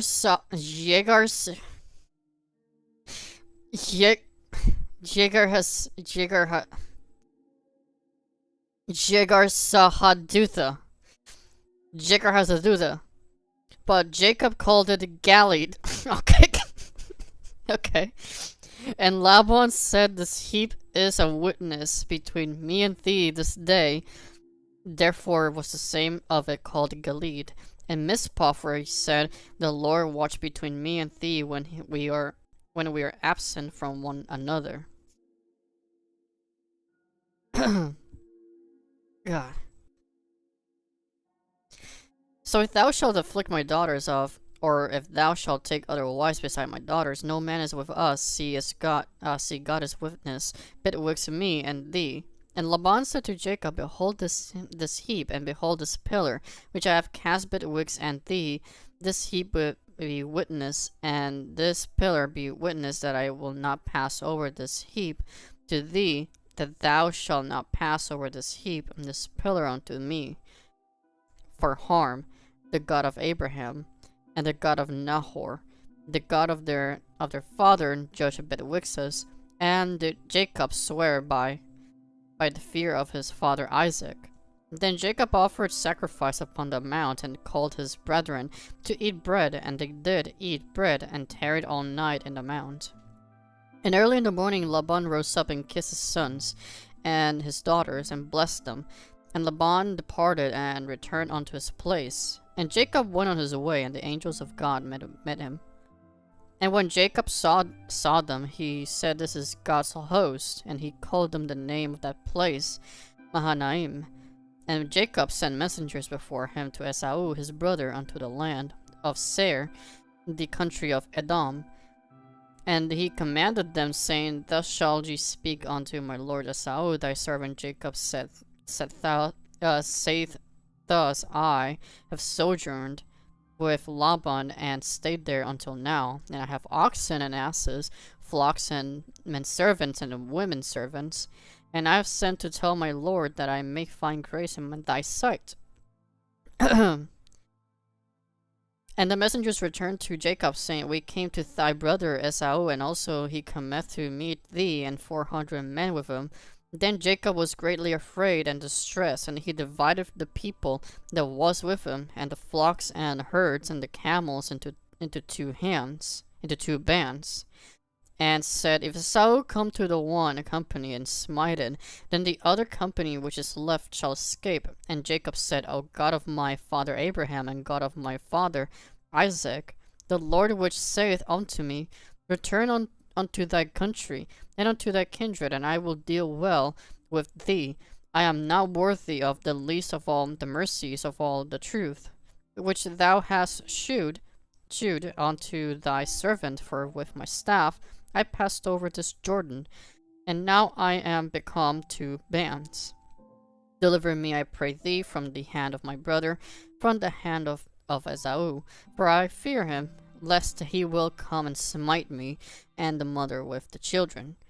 And thou saidst, I will surely do thee good and make thy seed as the sand of the sea, which cannot be numbered for multitude.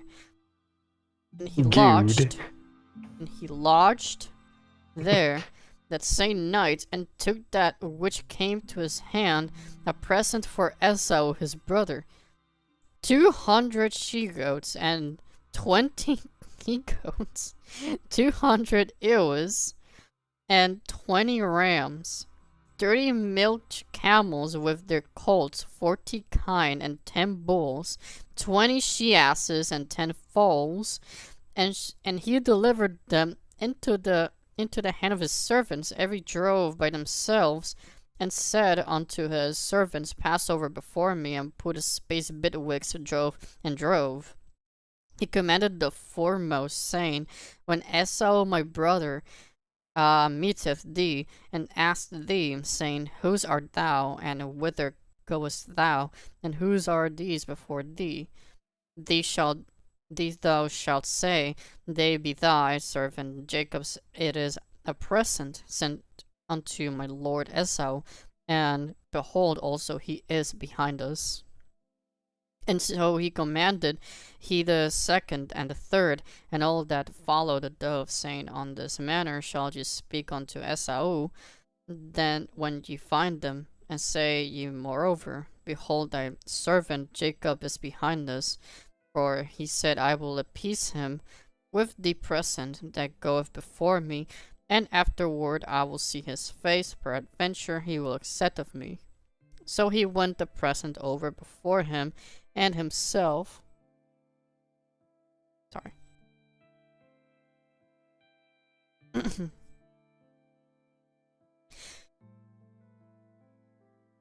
for he said, I will appease him with the present that goeth before me, and afterward I will see his face, peradventure he will accept of me. He went to the present over before him, and himself lodged that night in the company. And he rose up that night, and took his 2 wives, and his 2 women servants, and 11 sons, and passed over the ford Jabbok. And he took them, and sent them over the brook, and sent over that he had. And Jacob was left alone, and there wrestled a man with him, until the breaking of the day.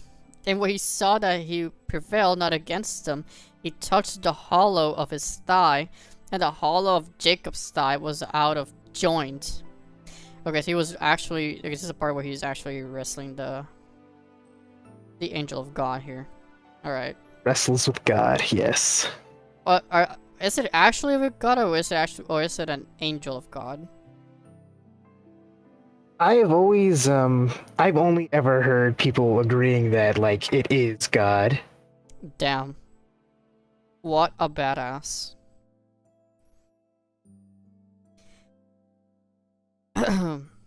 And he said, Let me go, for the day breaketh. And he said, I will not let thee go, except thou bless me. And he said unto him, What is thy name? And he said, Jacob. And he said, Thy name shall be called no more Jacob, but Israel. For as a prince hast thou power with God, and with men hast prevailed. And Jacob asked him, and said, Tell me, I pray thee, thy name. And he said, Wherefore is it that thou dost ask after my name? And he blessed them there. And Jacob called the name of the place Peniel, for I have seen God face to face, and my life is preserved. As he passed over Penuel, the sun rose upon him, and he halted upon his thigh. Therefore the children of Israel eat not of the sinew of which shrank, which is upon the hollow of the thigh unto this day, because he touched hollow of Jacob's thigh and sinew that shrank. Okay, so this is the part where probably a lot of people have a lot of confusion of saying, oh, that God bless Israel, and people keep saying this out of context, as in thinking the nation of Israel is the one who's blessed. No, the one who's blessed here is Jacob, who was renamed to Israel here, and then he was also blessed, and his children and his children, or the seed, is also blessed as well. This is a very, very common misconception that I keep seeing, and my parents also agree with this as well. Luckily, people really get it mixed up with the covenant, the promise that he made with Abraham's offspring, and exactly. Yeah. by extension, the nation of Israel. But I love that sequence, the wrestling scene, because he's rewarded for not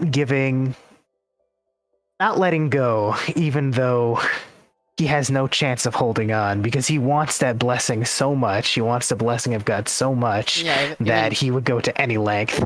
Yeah, and even though his thigh was like out of joint, so from the hips, so, yeah, he was literally can't even, literally limping.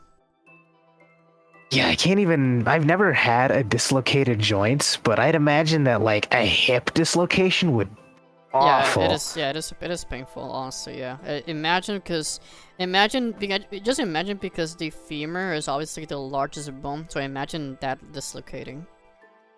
Yeah, And that never yeah, healed from, right. and also from what I see, yeah, there is no mention of an angel in here, or spirit, or angel of God. So And Jacob afterwards, like called he even and Yes. literally says, and Jacob called the name of the place Peniel, for I have seen God face to face. So yes, we can take it as that literally Jacob is one of the few people that has seen God face to face and probably seen his face, maybe. just imagine how awesome it would be. Like imagine you wrestle with God, and afterwards he's like, "Yeah, that was real. That was so real that I'm gonna name you dude that wrestles with God." Literally. And Jacob lifted up his eyes and looked, and behold, Esau came, and with him 400 men, and he divided the children unto Leah and unto Rachel, and unto the two handmaids, and he put the handmaids and their children foremost, and Leah and her children after, and Rachel and Joseph hindermost. After he passed over before them, and bowed himself to the ground 7 times, until he came near to his brother. And Esau ran to meet him, and embraced him, and fell on his neck, and kissed him, and they wept.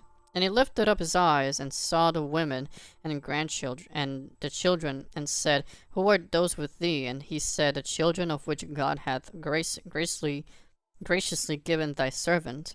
Then the handmaidens came near, they and their children, and they bowed themselves.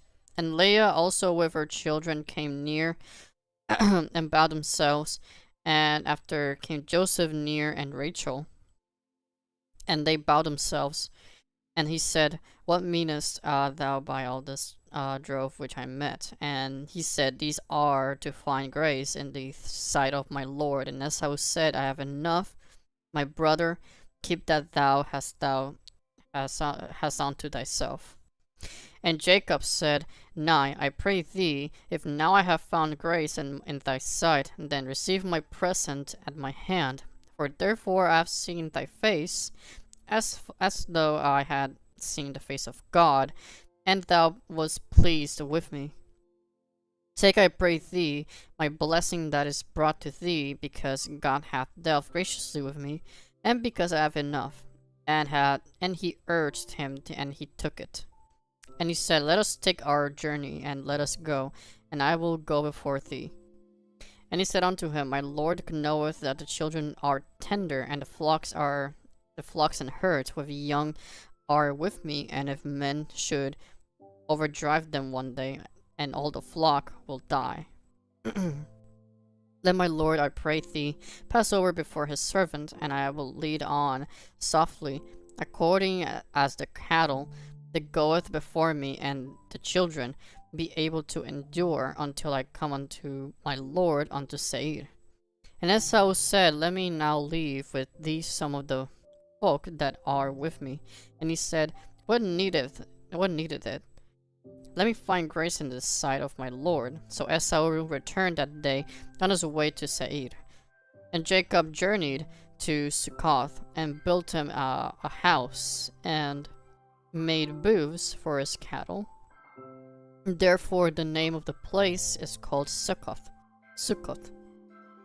And Jacob came to Shalem, a city of Shechem, which is in the land of Canaan, when he came from Padam Aram, and pitched his tent before the city. And he bought a parcel of a field where he had spread his tent at the hand of the children of Hamor, Shechem's father, for 100 pieces of money. And he erected there an altar and called it El Elohe Israel. Israel, El Elohe Israel.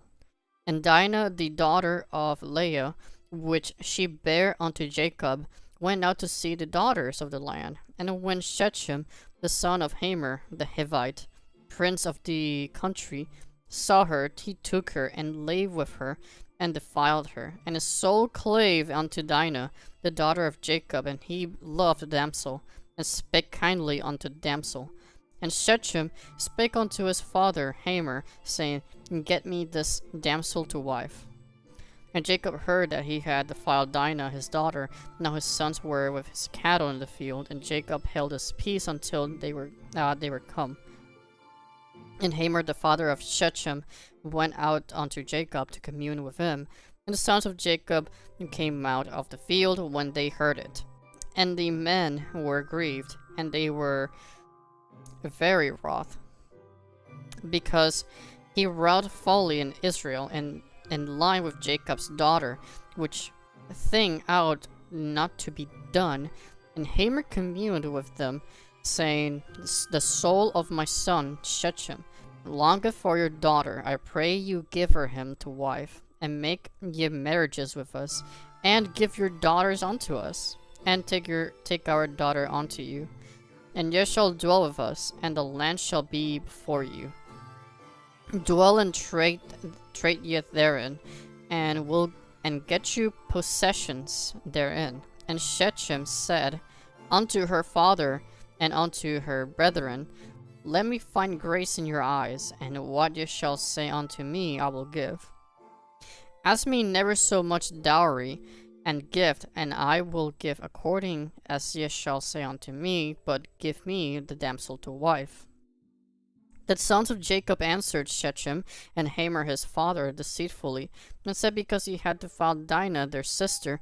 And they said unto them, We cannot do this thing, to give our sister to one that is uncircumcised, for that were a reproach unto us. But in this we will consent unto you, if ye will be as we be, that every male of you be circumcised. Then will we give our daughters unto you, and we will take your daughters to us, and we will dwell with you, and we will become one people. But if ye will not hearken unto us to be circumcised, then we will take our daughter, and we will be gone. And their words pleased Hamor, and Shechem, Hamor's son.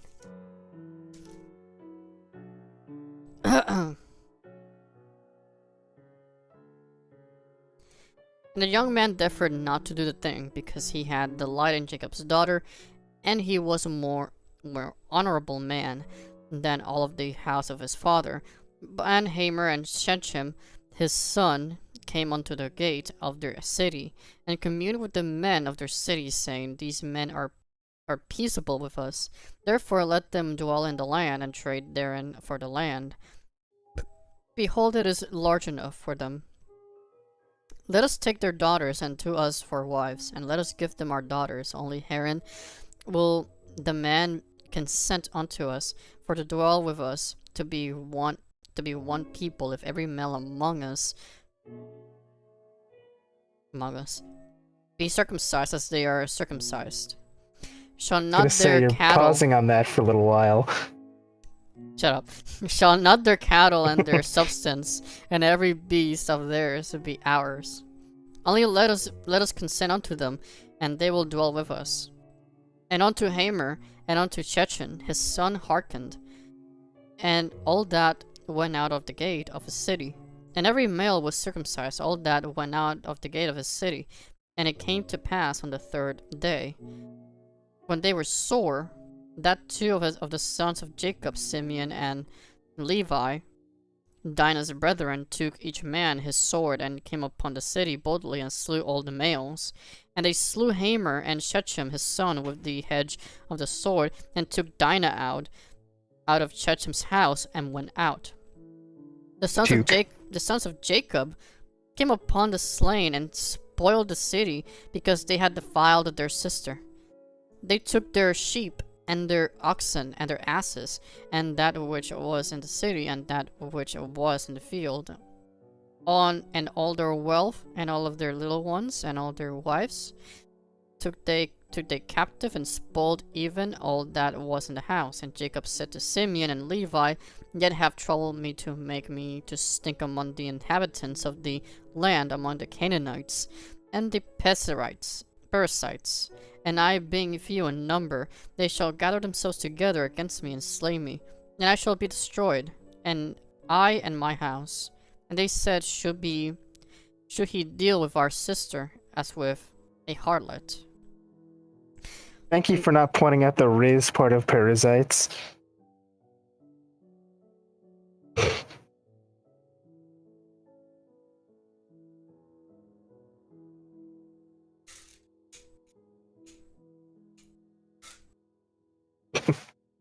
Sorry.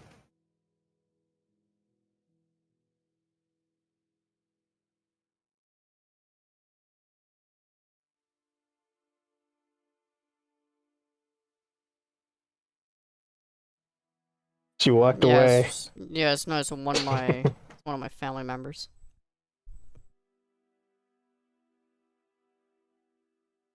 Ugh. Ugh. I really love the reunion between Esau and Jacob. It's It's like a- it's a more like a thing of like Naruto, Sasuke, Sharingan. And it's like they're just like the instant forgiveness from Esau, and it really just feels like a Drake and Josh hug me brother moment. Of Drake and who? Drake and Josh. I'm not sure I've seen that. Oh man. Well, it's just a very warm reunion, that scene where Jacob's so afraid that Esau is gonna kill him, and then Esau he just like shows up smiling like, I'm so happy to see you, it's been so long. Any wrongdoing in the past is forgotten. Yeah, so I guess in a way, Jacob's mom was kind of right of saying, yeah, just get out of here and he'll forget everything. Yeah, because Esau he's such a hothead. Really, he's very impulsive, very impulsive and emotional. Where Jacob is really calm, collected, maybe a little calculating. Yeah, he's very Kind of a calculating. deceiver. But at least if it wasn't for probably Jacob's mom, Rebecca, then all of this it would not happen that Jacob would still be alive right now. Yeah, Esau probably would have killed his brother in the moment. Alright. Chapter 35. And God said unto Jacob, arise, go up to Bethel, and dwell there, and make there an altar unto God that appeared unto thee when thou fleddest from the face of Esau thy brother. Then Jacob said unto his household and to all that were with him, put away the strange gods that are among you, and be clean, and change your garments. Oh, so there were already different gods here. Okay, but there were a little bunch of idolers there. All right, a little idolatry here and there.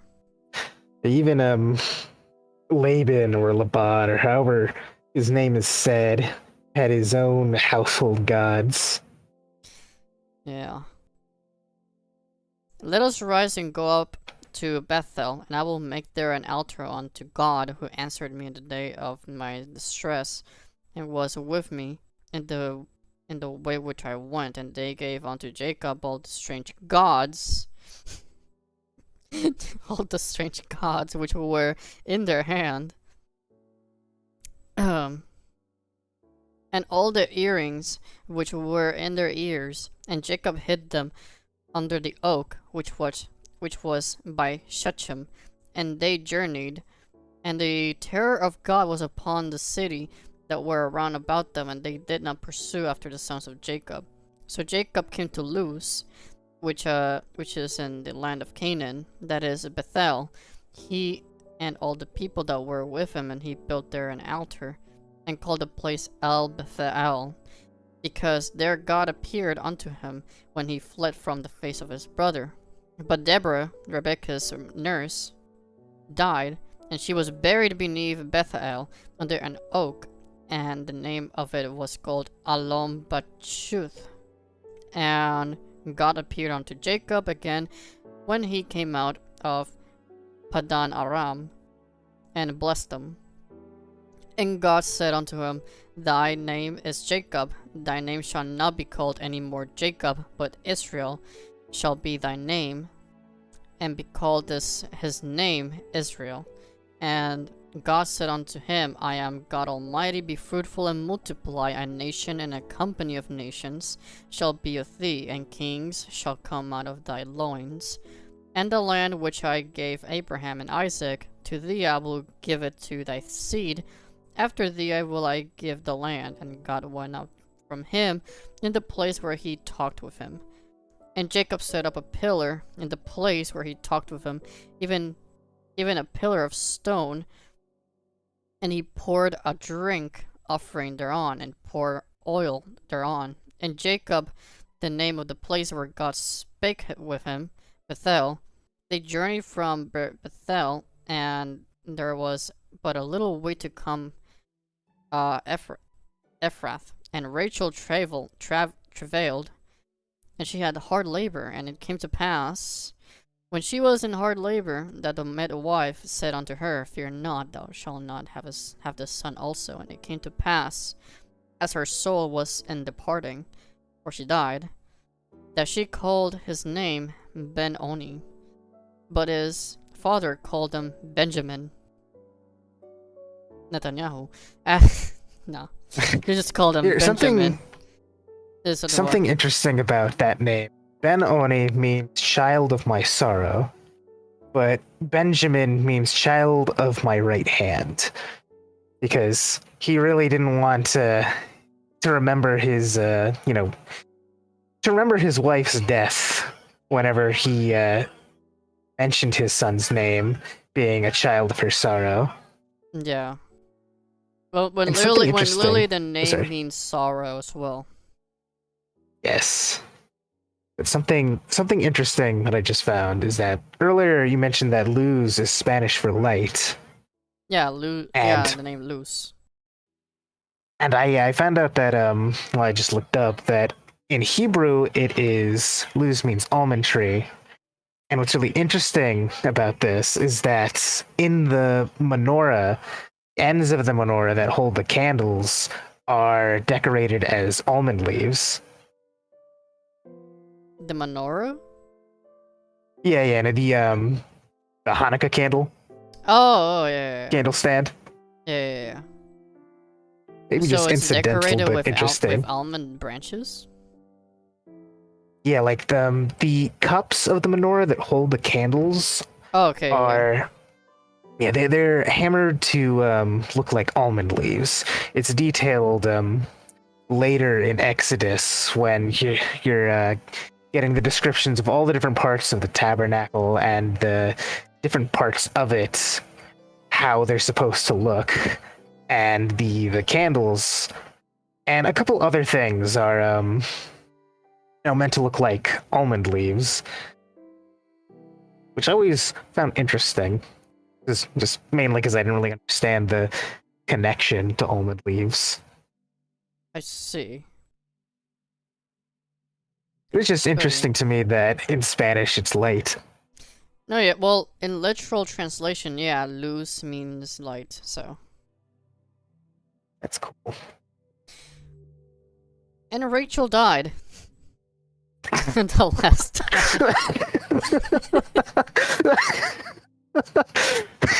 What a place to pick up. and was buried in the way to Ephrath, which is So anyway. Bethlehem. So anyway, Rachel died. Alright. And Jacob set a pillar upon her grave, that is the pillar of Rachel's grave unto this day. And Israel journeyed, and spread his tent beyond the tower of Edar. And it came to pass when Israel dwelt in that land, that Reuben went and lay with Bilhah, his father's concubine, and Israel herded. Now the sons of Jacob were 12. The sons of Leah, oh, the 12 tribes, of course. Jacob's firstborn, Simeon and Levi and Judah and Issachar and Zebulun. So I'm guessing this means the 12 tribes, or the 13 tribes, I guess. I'm not sure. The Yes. sons of Rachel, Joseph and Benjamin. The sons of Bilhah, Rachel's handmaiden, Dan and Naphtali. The sons of Silpah, Leah's handmaid, Gad and Asher. These are the sons of Jacob, which were born to him in Padam Aram. And Jacob came unto Isaac his father, unto Mamre, unto the city of Arba, this which is Hebron, where Abraham and Isaac sojourned. The days of Isaac were 180 years, and Isaac gave up the ghost and died, and was gathered unto his people, being old and full of days, and his sons Esau and Jacob buried him. Now these are the generations of Esau, who is Edom. Esau took his wives of the daughters of Canaan, Ada, the daughter of Elon the Hittite, and Aholibama, the daughter of Anna, the daughter of Sibeon the Hivite, and Bashmath, Ishmael's daughter, sister of Nebajoth. And Ada bare to Esau Eliphaz, and Bashmath bare Reuel, and Aholibama bare Jeush, and Jalam, and Korah. These are the sons of Esau, which were born unto him in the land of Canaan. And Esau to his wives, and his sons, and his daughters, and all the persons of his house, and his cattle, and all of his beasts, and all his substance, which he had got in the land of Canaan. Wait, so at this point, wait, isn't it? I know Canaan is the promised land, but isn't Canaan like an evil, wicked city as well? People who live, the Canaanites are, yeah, pretty wicked people. So the Yes. land was Yeah, so is that, promised. yeah, so yeah, so Esau is in Canaan, but is also Israel in Canaan? They're coming into Canaan. Oh, they're coming into Canaan. I see.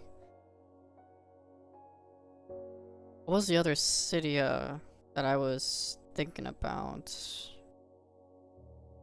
I forget if what the name of the city that the Tower of Babel was in.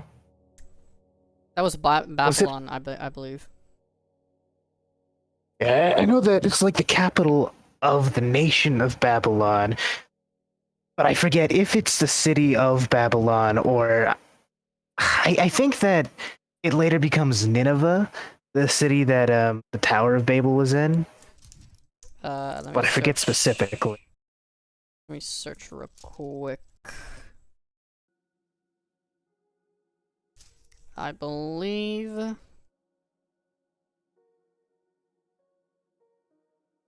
it's after Noah. Yeah, pretty soon after Noah.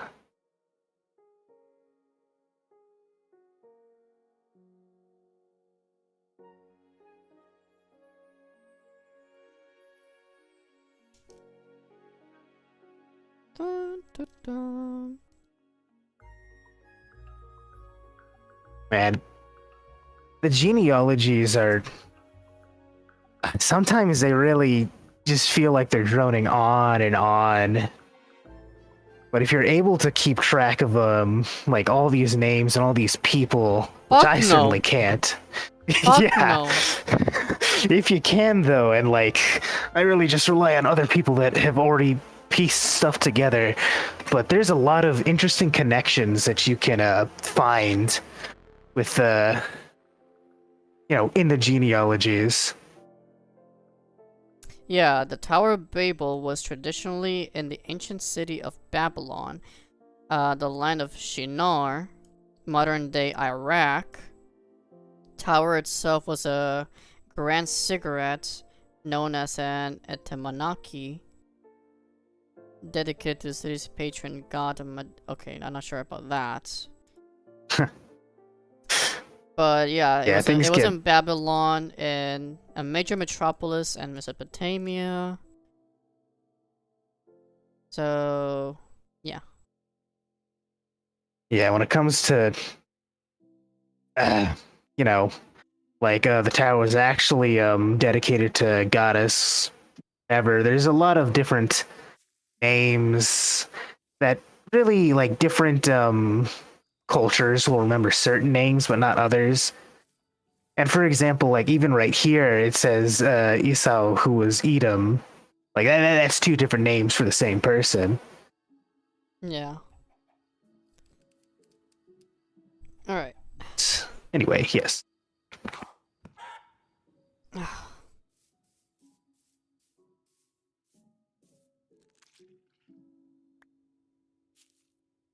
I forgot where I left off. Pretty sure it was the top of it was the top of that page on the right. Pretty much right after Canaan was mentioned. Oh. The left page.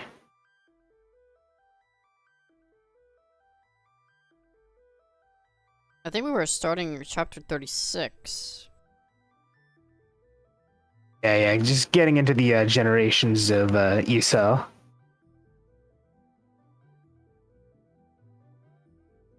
Okay, and Bashemoth, Ishmael's daughter, sister of Nebajoth, and Ada bare to Esau Eliphaz, and Bashemoth bare Reuel, and Aholibama bare Joash, and Jalam, and Korah. These are the sons of Esau, which were born unto him in the land of Canaan. And Esau took his wives, and his sons, and his daughters, and all of the persons of his house, and his cattle, and all of his beasts, and all of his substance, which he had gotten into the land of Canaan, and went into the country from the face of his brother Jacob. From their riches were more than that they might dwell together, and the land wherein they were strangers could not bear them because of their cattle. Thus dwelt Esau in the Mount Seir. Esau is Edom.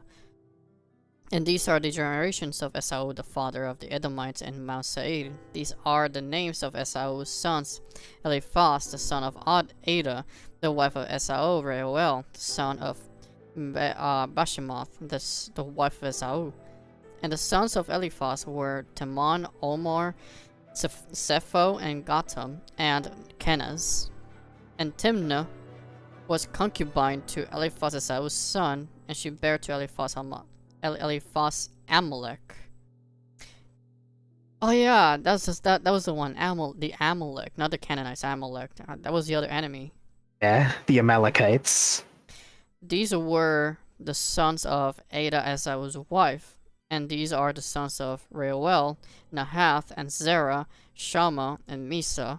These were the sons of Bashma, Esau's wife, and these were the sons of Aholibama, and the daughter of Anna, the daughter of Sibian, Esau's wife, and she bare to Esau Jeush, and Jalam, and Korah.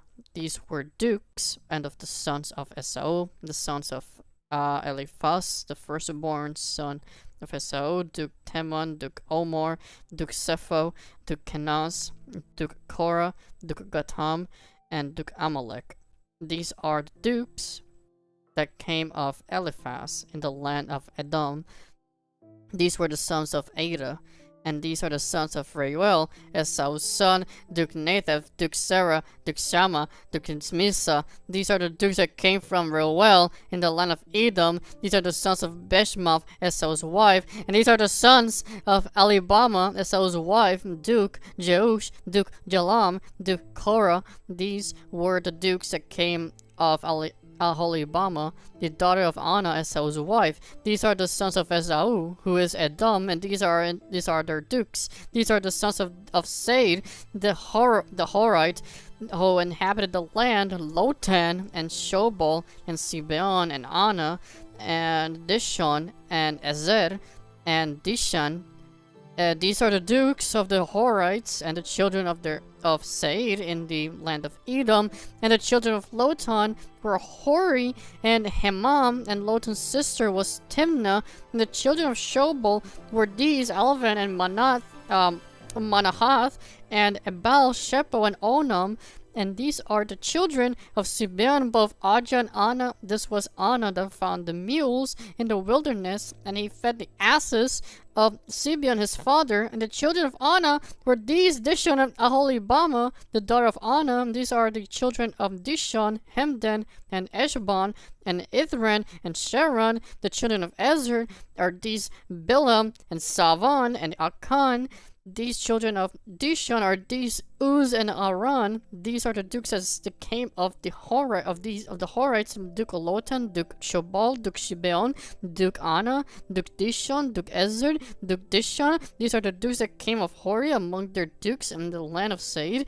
And these are the kings that reigned in the land of Edom before there reigned any king over the children of Israel. And Bela the son of Beor reigned in Edom, and the name of his city was Dinhaba. And Bela died, and Jobab the son of Zerah of Bozrah, it reigned in his stead. And Jobab died, and Husham of the land of Temani reigned in his stead, and Husham died.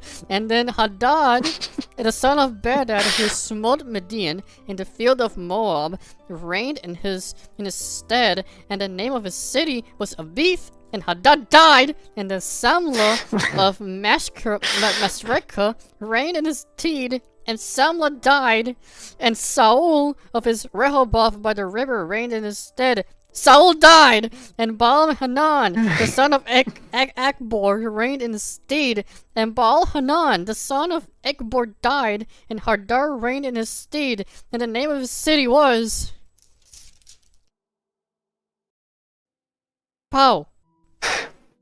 And his wife's name was Behetabel, the daughter of Matridah, daughter of Misahab. And these are the names of the dukes that came of Esau according to the families of their places by their names: Duke Timnah, Duke Alva, Duke Jeheth, Duke Aholibama, Duke Ella, Duke Pinon, Duke Henes, Duke Teman, Duke Mibzar, Duke Magdiel, Duke Iram.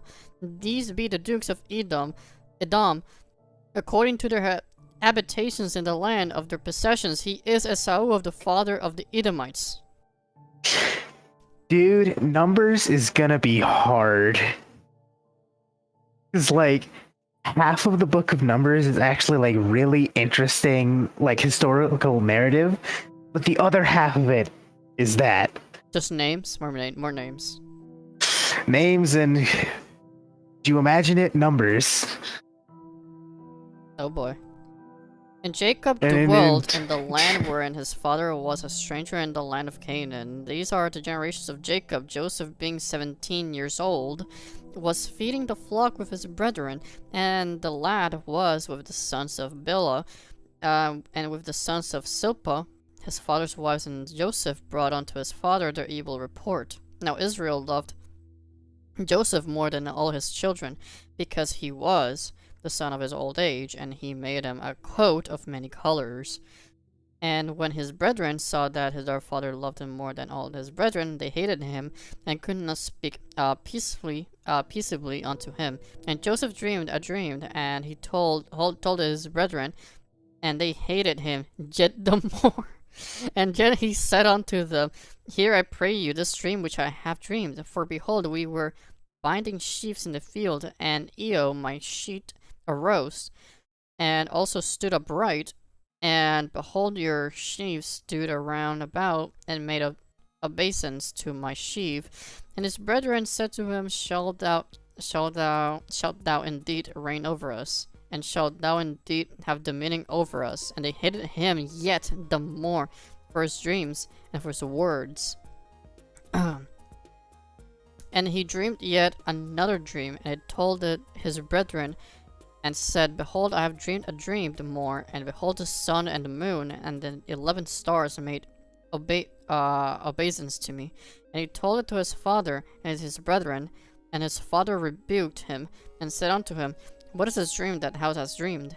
Shall I and thy mother and thy brethren indeed come to bow down ourselves to thee to the earth? And his brethren envied him. But his father observed the saying, and his brethren went to feed their father's flock in Shechem. And Israel said unto Joseph, Do not thy brethren feed the flock in the Shechem? Come, and I will send thee unto them. And he said to him, Here am I. And he said to him, Go, I pray thee, see whether I be well with thy brethren, and well with the flocks. And bring me word again. So he sent them out Vale of Hebron, and he came to Shechem, and a certain man found them. And behold, he was wandering in the field, and the man asked him, saying, What seekest thou? And he said, I seek my brethren, tell me, I pray thee, where they feed their flocks. And the man said, They are departed hands, for I heard them say, Let us go to Dothan.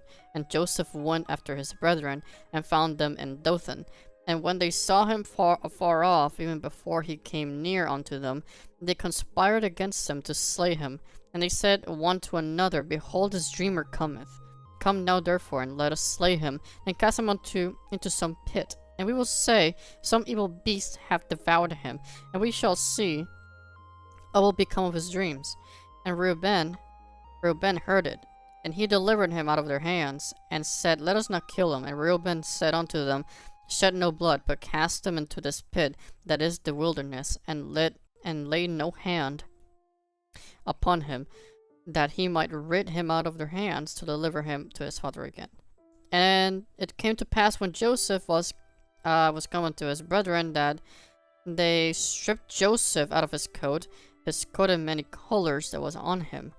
And they took him and cast him into a pit. The pit was empty, there was no water in it.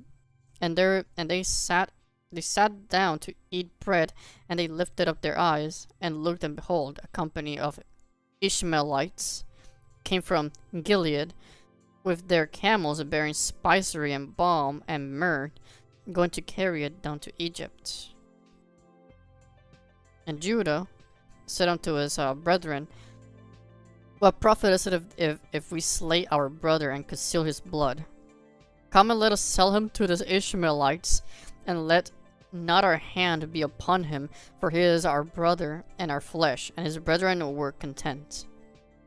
Then there passed by Midianites, merchantmen, and they drew and lifted up Joseph out of the pit, and sold Joseph to the Ishmaelites for 20 pieces of silver. And they Wait a second. We're not making money if we kill him. Let's sell him instead. Exactly. For 20 pieces of silver, and they brought Joseph into Egypt. And Reuben returned into the pit, and behold, Joseph was not in the pit, and he rent his clothes. And he returned unto his brethren, and said, The child is not, and whither shall I go? And they took Joseph's coat, and killed a kid. What? Oh. They took Joseph's coat, and killed a kid of the goats, and dipped the coat in the blood. And they sent the coat of many I thought he said they took Joseph's coat and killed a kid. Real speed bump there. And they sent a coat of many colors, and brought it to their father, and said, This have we found. Know now whether it be thy son's coat or no. So this is the new King James version, which is better, honestly. It is one of the better Bibles that more famous towards people.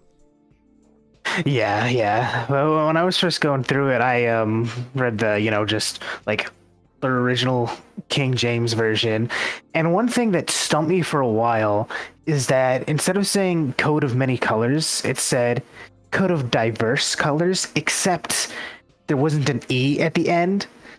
So it just said like coat of diverse colors, and I was like, what What does that mean?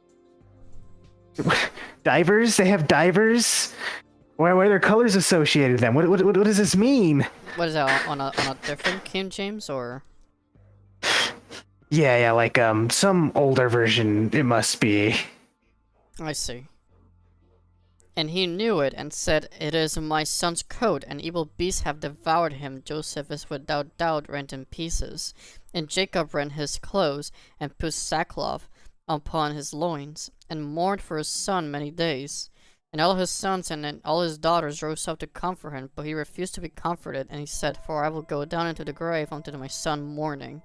And thus his father wept for him, and the Midianites sold him into Egypt, unto Potiphar, an officer of the Pharaohs and captain of the guard. And it came to pass at the time that Judah went down from his brethren, and turned into a certain Adulamite, whose name was Hira. And Judah saw there a daughter of a certain Canaanite, whose name was Shua, and he took her and went in unto her. She conceived and bare a son, and called his name And she conceived again, bare another son, called him Onan. And she yet again conceived and bare a son, and called his name Shelah. And he was at Shezib, and when she bare him. And Judah took a wife for his firstborn, whose name was Tamar. And Judah's firstborn, was wicked in the sight of the Lord, and the Lord slew him. Yeah, he had to have been really bad because, I mean, you see the things that, say, even Jacob and his father and grandfather did, and God didn't kill them. I just love how she conceived and bare a son, called his name And Judah took a wife for his firstborn, whose name was Tamar. And Judah's firstborn, was wicked in the sight of the Lord, and the Lord slimed him. it didn't last like. This one wasn't it. It didn't last. Try again. It didn't even last 4 verses. The poor guy. Try I guess, again. or I guess not that good. This He one's. wasn't wicked. Yeah, you should try again. This wasn't the one. Sorry, Judah. And Judah said unto Onan, Go in unto thy brother's wife, and marry her, and raise up seed to thy brother. And Onan knew that the seed should not be his. And it came to pass, when he went to his brother's wife, that he spilled it on the ground, lest I should give seed to his brother. He pulled out. Yeah, that's exactly what he did. The fuck? And the thing which he did displeased the Lord, wherefore he slew him also. Yeah. Oh! I was just waiting for that to come up after you the pulled first out one. and nutted over the ground? Slimed! And there's a lot of details that I wish I could see. I also see a lot of people when mentioning similar things to this, and especially the part spilled it on the ground lest I should give seed. People make a lot of comparisons this to masturbation. I don't know why. When this is literally just pulling out. This does not mean masturbation at all. I guess it could be kind of similar, but a lot of people go back to this exact fucking verse, and they tell you why, and then they tell you why pleasuring yourself is a sin. Then, I mean, sure, I mean, sure, yeah, lust is kind of sinful because it can ruin your life, but I don't think this is it. Yeah, like they're quoting half of a verse, and the verse itself isn't even about what they're talking about. That's not how you use scripture. Yeah, exactly. And then said Judah to Tamar, his daughter-in-law, Remain a widow at thy father's house till Shelah my son be grown, for he said, Lest peradventure he die also, and his brethren did. And Tamar went and dwelt in her father's house. And in process of time, the daughter of Shua, Judah's wife,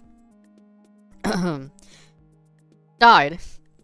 And Judah was comforted and went up to his sheep shearers to Timnath, he and his friend Hira, the Adullamite. And it was told Tamar, saying, Behold, thy father-in-law goeth up to Timnath to shear his sheep. And she put her widow's garments off from her, and covered her with a veil, and wrapped herself, and sat in an open place, which is by the way to Timnath, for she saw that Shelah was grown, and she was not given unto him to wife. When Judah saw her, he thought her to be a harlot, because she had covered her face. And he turned unto her by the way, and said, Go to, I pray thee, let me come in unto thee, for he knew that she was his daughter-in-law. And she said, What wilt thou give me, that thou mayest come in unto me? He said, I will send thee a kid from the flock. And she said, Wilt thou give me a pledge, wilt thou send it? And he said, What pledge shall I give thee? And she said, Thy signet, and thy bracelets, and thy staff that is thine hand. And he gave it her, and came in unto her, and she conceived it by him. And she arose and went away, and laid by her veil from her, and put on the garments of her widowhood. And Judah sent the kid by the hand of his friend, the Adullamite, to receive his pledge from the woman's hand, but he found her not. Then asked the men of that place, saying, Where is the harlot that was openly by the wayside? And they said, There was no harlot in this place. And he returned to Judah, and said, I cannot find her. And also the men of the place said that there was no harlot in this place. Judah said, Let her take it to her, lest we be shamed.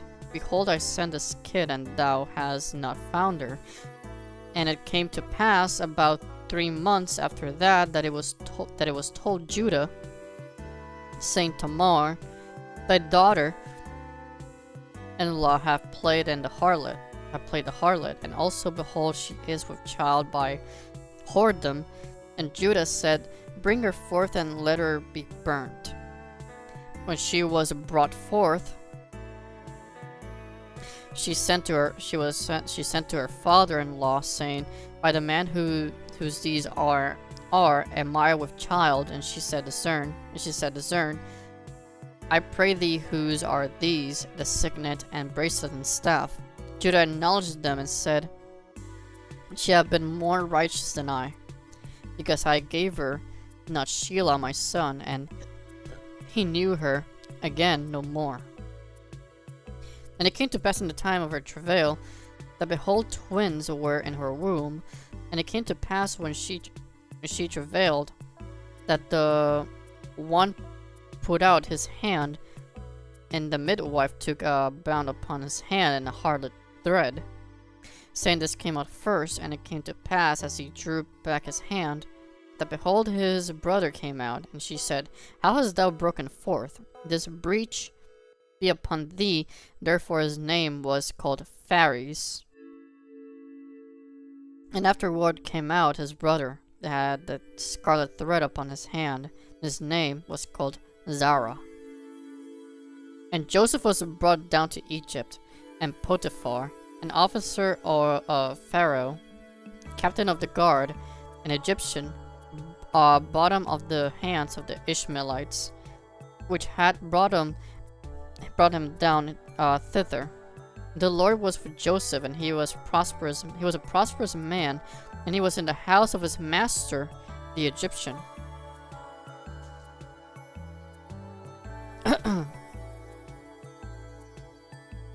And his master saw that the Lord was with him, and that the Lord made all that he did to prosper in his hand. Joseph found grace in his sight, and served him, and he made him overseer over his house, and that he had put into his hand. And it came to pass from the time that he had made him overseer, in his house, and over all that he had, that the Lord blessed the Egyptian house for Joseph's sake, and the blessing of the Lord was upon all that he had in the house and in the field. And he left all that he had in Joseph's hand, and he knew not aught he had, save the bread which he did eat. And Joseph was a goodly person, and well favored. And it came to pass after these things, that his master's wife cast her eyes upon Joseph, and she said, Lie with me. But he refused, and said unto his master's wife, Behold, my master would not what is with me in the house, and had it committed all that he hath to my hand.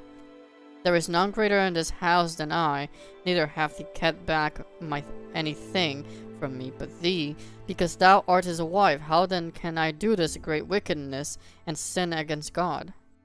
And it came to pass, as she spake to Joseph day by day, that he hearkened not unto her, to lie by her or to be with her. And it came to pass about this time that Joseph went into the house to do his business, and there was none of the men of the house there within.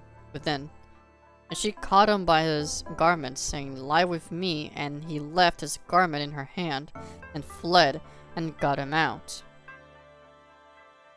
Wait, so...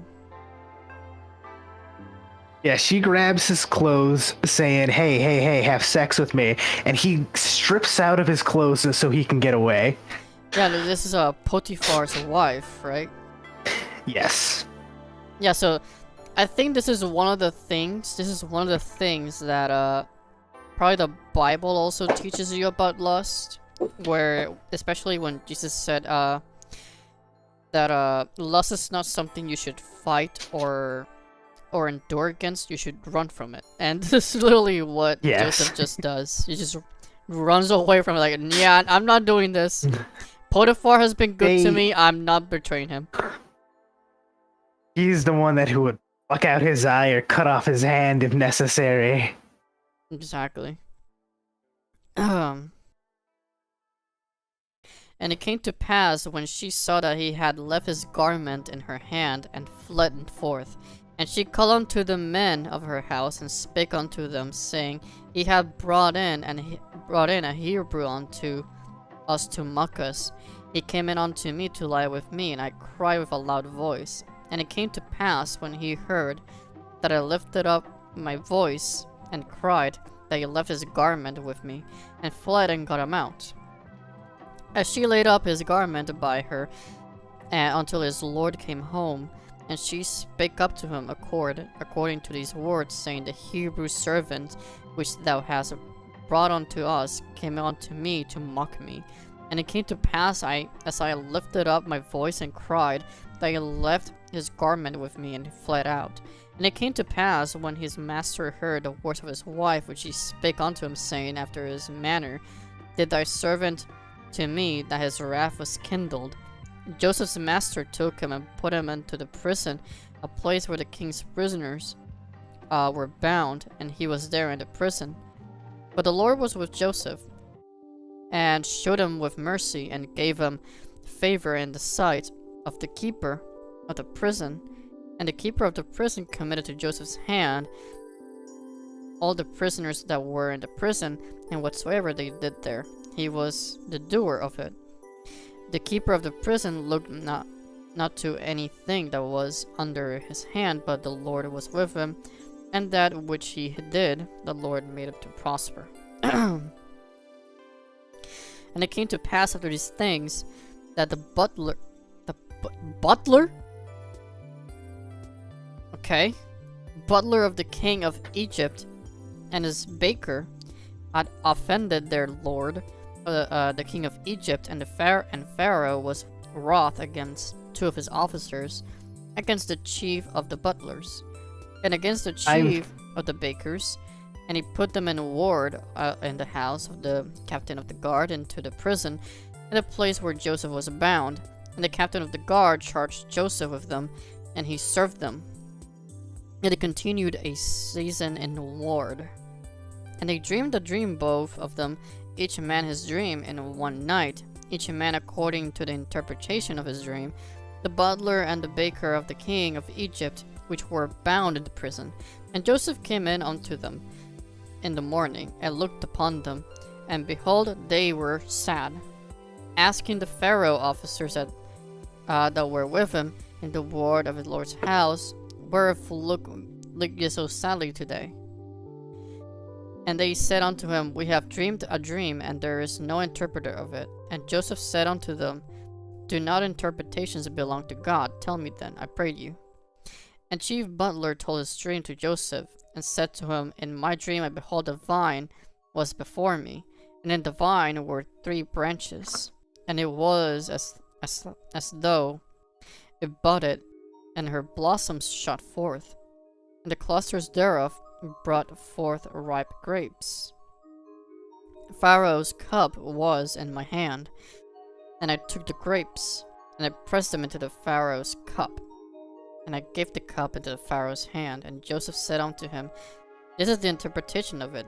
3 branches are 3 days, which within 3 days, the 3 days shall Pharaoh lift up thine head, and restore thee on thy place, and thou shalt deliver Pharaoh's cup into his hand, after the former manner of thou wast his butler. But think on me when it shall be well with thee, and shew kindness, I pray thee, unto me, and make mention of me unto Pharaoh, and bring me out of this house.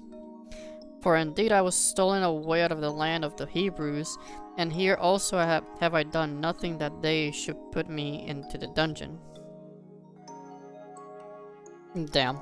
I've never heard butler used for that guy. I've always read cupbearer. Cupbearer? Yes, cupbearer. When the chief baker saw that the interpretation was good, he said unto Joseph, I also was in my dream, and behold, I had 3 white baskets on my head, and in this uppermost basket there was all manner of baked meats for Pharaoh, and the birds did eat them out of the basket upon my head. And Joseph answered and said, This is the interpretation thereof. The 3 baskets are the 3 days. Yet within 3 days shall Pharaoh lift up thy head from off thee, and shall hang thee on a tree, and the birds shall eat thy flesh from off thee. And it came it came to pass the 3rd day, which was the Pharaoh's birthday, that he made a feast unto all his servants, and lifted up the head of the chief butler and of the chief baker among his servants, and restored the chief butler unto his butlership again, and gave the cup into the Pharaoh's hand. But he changed the chief baker, as Joseph had interpreted to them. Yet he did not, the chief butler, remember Joseph, but forgot him. Damn. What rotten news to hear from a guy. Sorry, in 3 days your head's getting cut off. Yeah. Also, I think I'm gonna leave it here, because for now, at least we know that we leave off on Joseph's story. Yes. My favorite one. It is nice, actually. It was actually it was actually just pretty funny how I was like, the guy pulled out of his wife, or his supposed or no wait. First guy had a wife. He's too wicked. Slime him. Then his brother has to try and give give the widow children. Brother in Christ nutted outside and pulled out and nutted outside. Slimed. That part was hilarious. But yeah.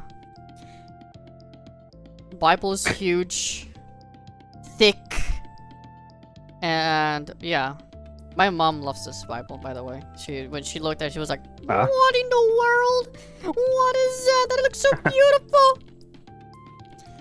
But yeah, but because Oh, yeah, it is really because nice. she also has a Spanish version of the Bible, so she did obviously she did recognize the King James version, but because it was in Spanish, she already told me you're gonna be a little confused on the probably on the words, because it is literally Old English that they are Yeah, it speaking is. here.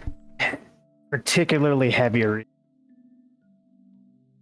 Yeah, particularly a lot more older English, so, and pretty heavy on certain vocabulary that maybe we're not too associated with.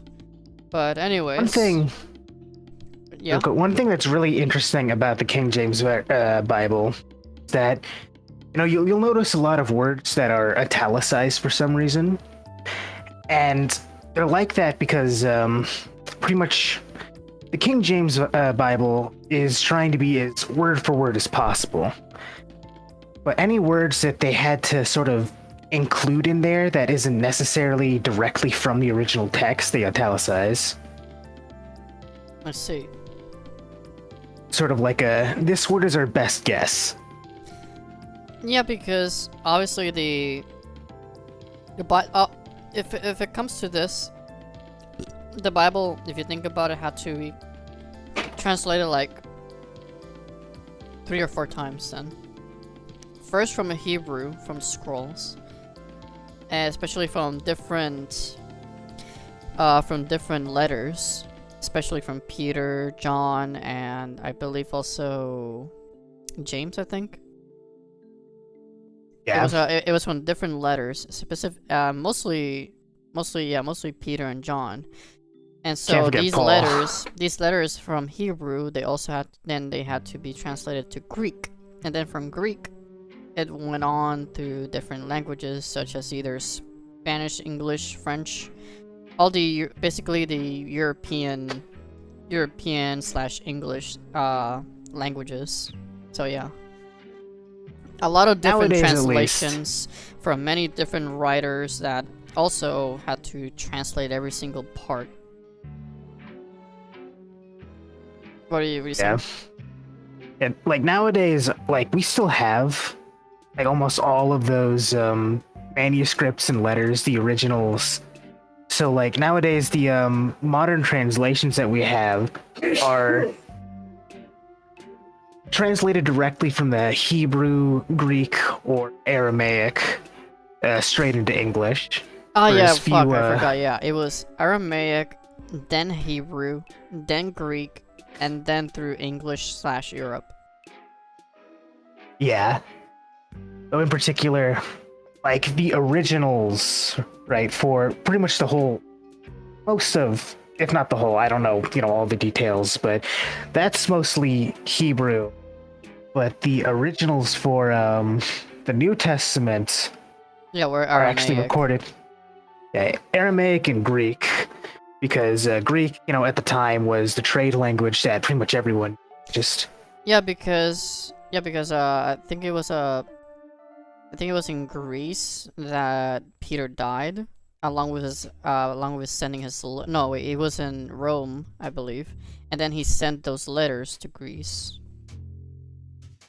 I don't remember where Peter died, but I do know that Paul was beheaded in Rome. Where did the Apostle Peter die?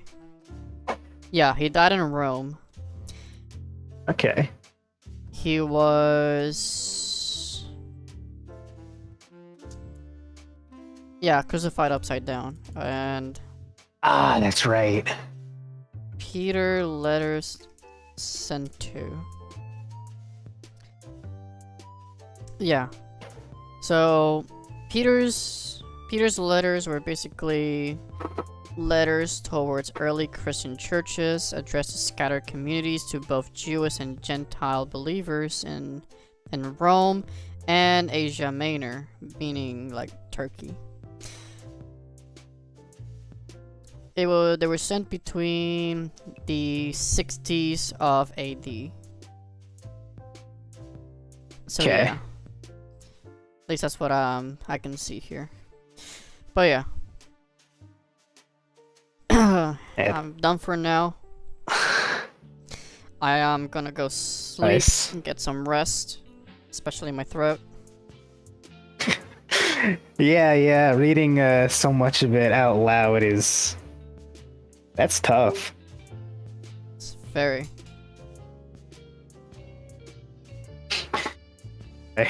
I'm looking forward to next time you're streaming the Bible. Yeah, maybe probably next week maybe. Honestly. Awesome. Yeah, Can you no, give me like a I am definitely immersed. Like I really Yes. do want to continue where it goes. and after doing it once, after finishing it once, with another Bible. You mean like an Ethiopian Bible? Ah, I wouldn't say that, but maybe I mean, it is. say- I mean, it is said Ethiopian Bible is older. yeah, it is said that it's older.